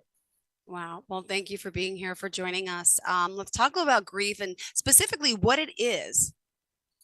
I'm glad you asked, because grief is that internal state of deep, dark, anguished feelings, thoughts, and beliefs that live in the body. So it's important for people to really stop and realize, oh, wow, there's a lot to grief. There's the physical component, there's the emotional component, there's the mental component. Yeah. So grief is quite complex. Well, and go ahead. No. Do you want to talk a little about your program principles as well? Sure. And how, again, then the grief affects us? Thank you. So the training program for professionals working with grieving people is based on specific principles. And today we're talking about principle number 3, which is curiosity is the path to self-compassion. And it's very interesting, Jill, how very, very few books written about grief have the word curiosity in the index at the back. It's not talked about, but curiosity is a superpower. You can't be critical of yourself and curious at the same time. So for those of you in the audience right now who may not be grieving and wondered, oh my goodness, how did I get to this program? Here's the gem for you. Yeah. If your critic comes up, that mean mind that many of us have comes up, it's you can stop, pause, breathe, and ask the question even out loud. Well, I'm curious. What are you here for? Why are you bugging me? Why'd you come back today with this, whatever it is that's going on? Oh my goodness. Well, also, this somatic grief you talk about, your body is the path to the present, right? And how grief really does affect us. You see, grief lives in the body. We cannot think our way through grief. And how did you first experience grief in your body? I mean, you feel it, you think in your mind, but no, it does take a toll on you with all different ways. Could you share some of the symptoms of what starts to happen? Sure. So in the program, we have a wonderful tool called the Grief Awareness Assessment. And there are 10 different physical aspects of grief that each person can respond to. My own grief, Jill, initially after my son's death was a bone aching fatigue and the inability to breathe deeply and a loss of appetite. So many people, though, experience insomnia, dizziness, nauseousness. Those are just 6 of them. And for me, I just was so stunned that I felt so exhausted by my grief. And I'm not alone in that. Working with hundreds and hundreds of people, so many people have said there's a heaviness. I feel like I'm slogging through molasses. I am so tired. So for anyone out there listening who has had a significant loss in the last 2 years, please give yourself that self-compassion. When instead of saying, what's wrong with me? There's nothing wrong with you. You're grieving. It's true. And that's okay. It is. And what's really the most startling part of the body that gets affected? What would you say, though? Is it that or? Oh, so for me, in my own grief journey, Jill, as a parent who's lost a child, your heart is broken, you cry 24/7, and the pain is so intense. And that's what I experienced for that first 6 months. Well, Reed would have been 16 in July. So we had his friends come on his birthday for a big barbecue in the backyard. And so at the end of dinner, they looked at us and said, we're going to the cemetery to have a birthday party for Reed. And it was like, okay. And so we wished them well on their way. The next morning when I woke up, it was like, you better check out that cemetery and see what condition those kids left it in. So when I got there, Jill, all there were all these little stubs of blue birthday candles around Reed's grave. Well, he had, because he was an artist, he had this amazing headstone that was flat on the ground, and some of the wax had dripped down into the porousness of it. So it was like, oh my goodness, it was already discoloring the stone. So I went home, boiled water, got a paring knife, came back, kneeled down on my hands and knees, and was digging the wax out of the headstone. And all of a sudden, Jill, it felt like a saber-toothed tiger grabbed my left shoulder and was just shaking me to death. And I screamed out loud. The pain was so great. And Jill, it was so different than any pain I'd had since Reed's death. Yeah.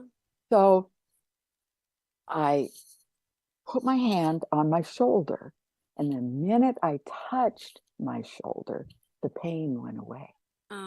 So this was very intriguing. I was curious. Well, in November of that year, I began my training as a somatic therapist. And the very first week, we worked in pairs. And a colleague of mine was sitting facing my left shoulder, and she put her hand on the front of my shoulder and her other hand on the back. And she said, Georgina, what are you noticing?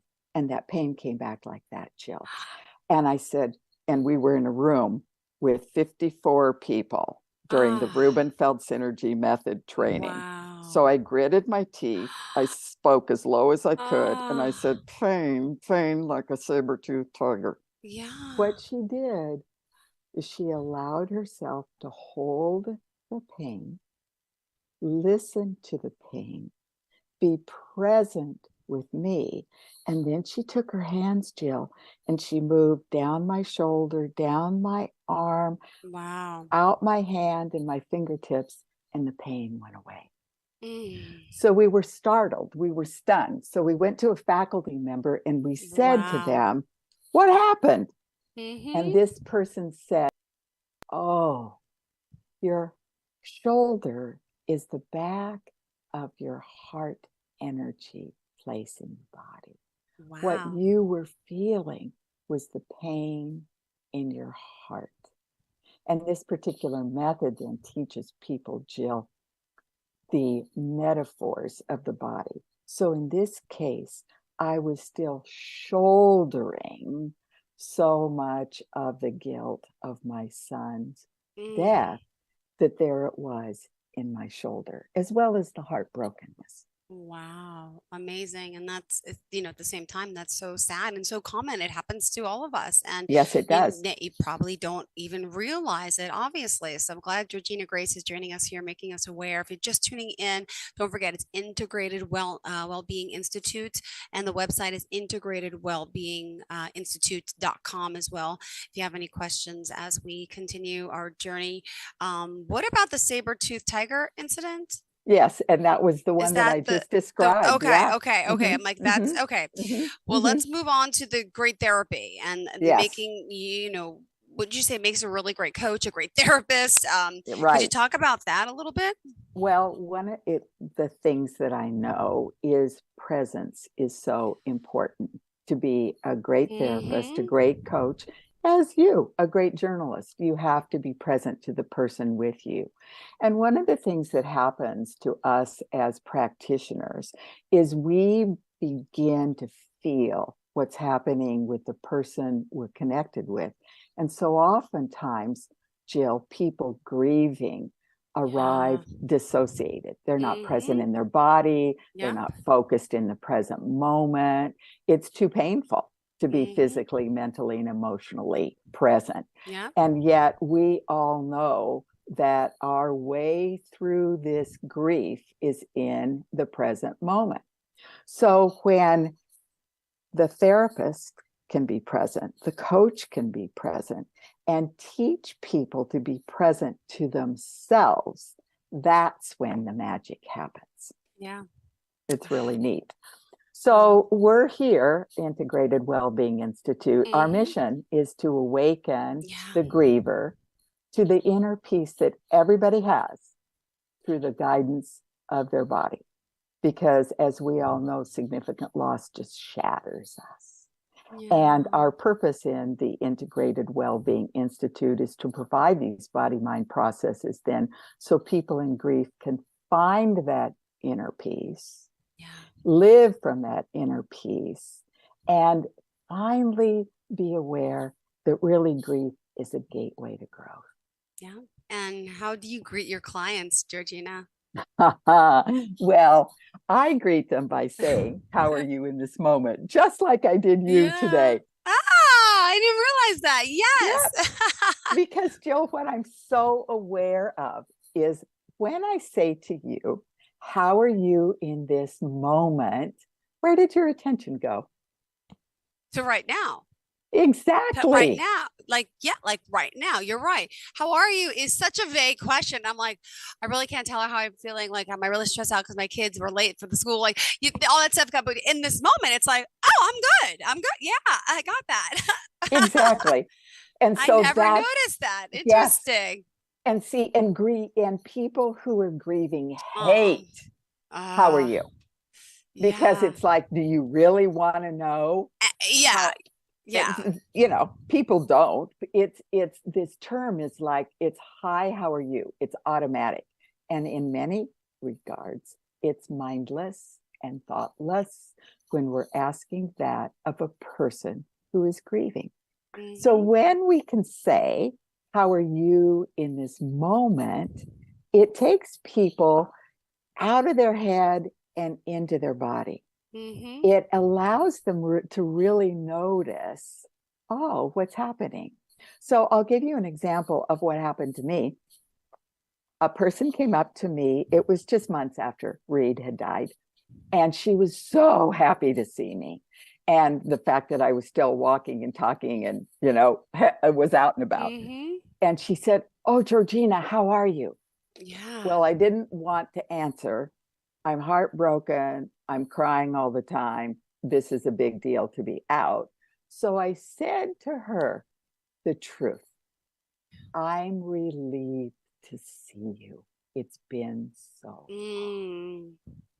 And so I would invite anyone in our audience today, Jill, that's listening, to begin to ponder and then practice asking the people that they are in contact with just for the rest of this day. It's a short little experiment, asking them, how are you in this moment? And see what happens to the quality of the interaction. Yeah. Wow. Because, you know, how are you? Just it's that cognitive thing and it puts people in their head. But by asking, how are you in this moment? We offer them an invitation to be with us. Yeah. Wow. Interesting. And it'll be interesting to see if you go home and attempt to do this little experiment with your children. Yeah. Because it would be so interesting to see if they get it, or if this is something that's got a developmental quality to it, an age kind of thing. Yeah. So. No, absolutely. Well, interesting. All right. Are we want to continue, or are we ready to talk about some of the 6 deadly D's? We're ready on that. All right, Jill. bring it on. Okay. All right. So one of the things that is interesting, people will say, well, I haven't had anybody die but I sure don't feel good. What we as a culture don't realize is that grief is a natural consequence of significant loss. Yeah. And there are many kinds of losses. So think about all the people who've experienced the loss of their home because of natural disasters. And we've seen them, Jill, time and time again on TV in tears. Their whole life has been shattered and they're in grief. We just don't always recognize it. So people then can't name it and claim it and then move through it. Yeah. Another kind of deadly D that results in this significant loss and grief is the destruction that happens in bullying, in war, in the murder of sexual abuse, emotional abuse. All of that is trauma that results in the significant loss of our safety and security. So we can say, who am I now? I don't even know. I'm not here in my body. I'm just off. Yeah. So that's another significant loss that can result in grief, as well as the despair. It is really hard to hear of another school shooting, another event in our culture that has caused such pain to people. So natural disasters, destruction, despair, a diagnosis, Jill, is another form of a deadly D. And how often in our culture do we stop to mourn what's happened in our body before we get on with it and say, okay, we're going to fight this? And that's a perfectly logical thing. We want to live, and there are many options that we have to deal with this disease. But first, we have to recognize, oh, this is a significant loss. And then, of course, there's divorce. And how many times is divorce often a celebration? Oh, my goodness, I'm very happy I'm done with this. Yeah. Or it can put us in that significant loss. Who am I now? What's going to happen with me? And then finally, the death. Not only the death of a person, Jill, but the death of a pet, and the death of a dream. What was it that was your heart's desire for so many years? And you can see right now it's not going to happen. So it's important for people to stop and recognize these 6 deadly Ds: the natural disasters, diagnosis, divorce, despair, destruction, and death that can result then in grief. Because there's nothing wrong with you. You're grieving. No. Beautiful. Thank you for that. You're welcome. You're welcome. Interesting. All right. And we still have a few minutes left in the show. Do you want to talk about some specifics in regards to maybe some aspects of the work that you want to also, focus on for today? Sure. Yeah. Yes. Maybe talk about how you got your start. Well, it was really interesting because doing all of this grief work over the years, it was like, oh, it needs to be naturally put into a program so people can then experience the body-mind processes as a way through grief. But at the beginning of the show, I really appreciated how you said the Institute is also working with business people.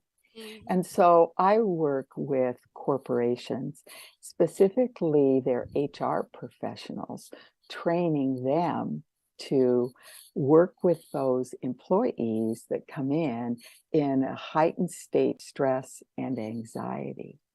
And so, Jill, on the website, integratedwellbeinginstitute.com, are resources for business professionals and businesses. And so if you go to that link and scroll all the way down to the bottom, there is a place that people can click on for workplace ER. And what it is, Jill, is a free resource library that's out there allowing people to bring themselves into the present moment with breath techniques, feel your feet, overwhelm education, how to immediately shift overwhelm.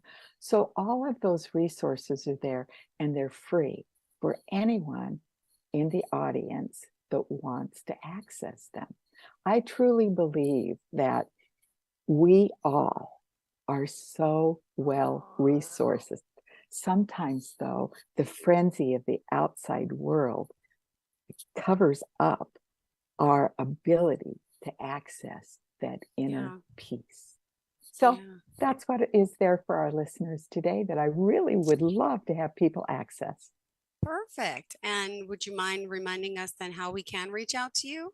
Certainly. The old-fashioned way, by calling me 503-309-3966, or by typing in integratedwellbeinginstitute.com.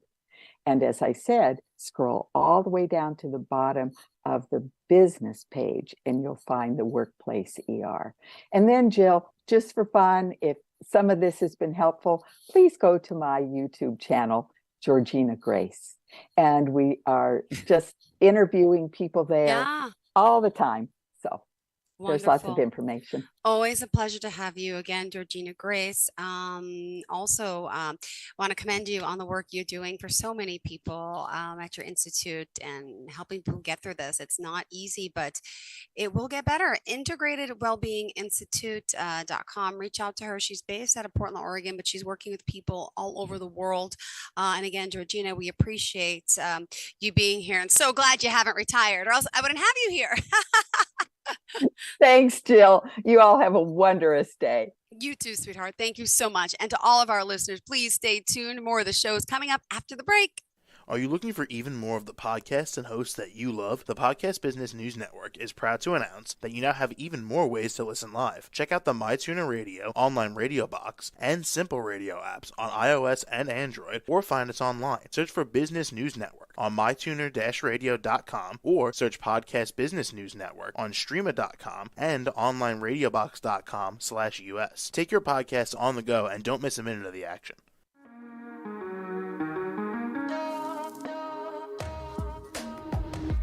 Broadcasting from the business capital of the world, this is the Podcast Business News Network.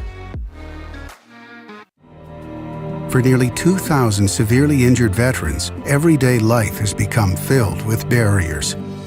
Day-to-day simple tasks can become pretty daunting. I have to carry my chair up 2 flights of steps or have somebody do it for me. What scares me the most is just the falling. When I'm struggling with my house, I think, to have that one great barrier just knocked down, it's crucial. Home for Our Troops is a wonderful nonprofit that builds a mortgage-free, fully adaptive, handicap-accessible house. And there's no catch. It'll be our very first home that we've ever owned. This is a game changer. This is where your life begins again. We need you to join us in completing this important mission. Please visit hfotusa.org and help build homes and rebuild lives. Because of you, everything's going to be okay.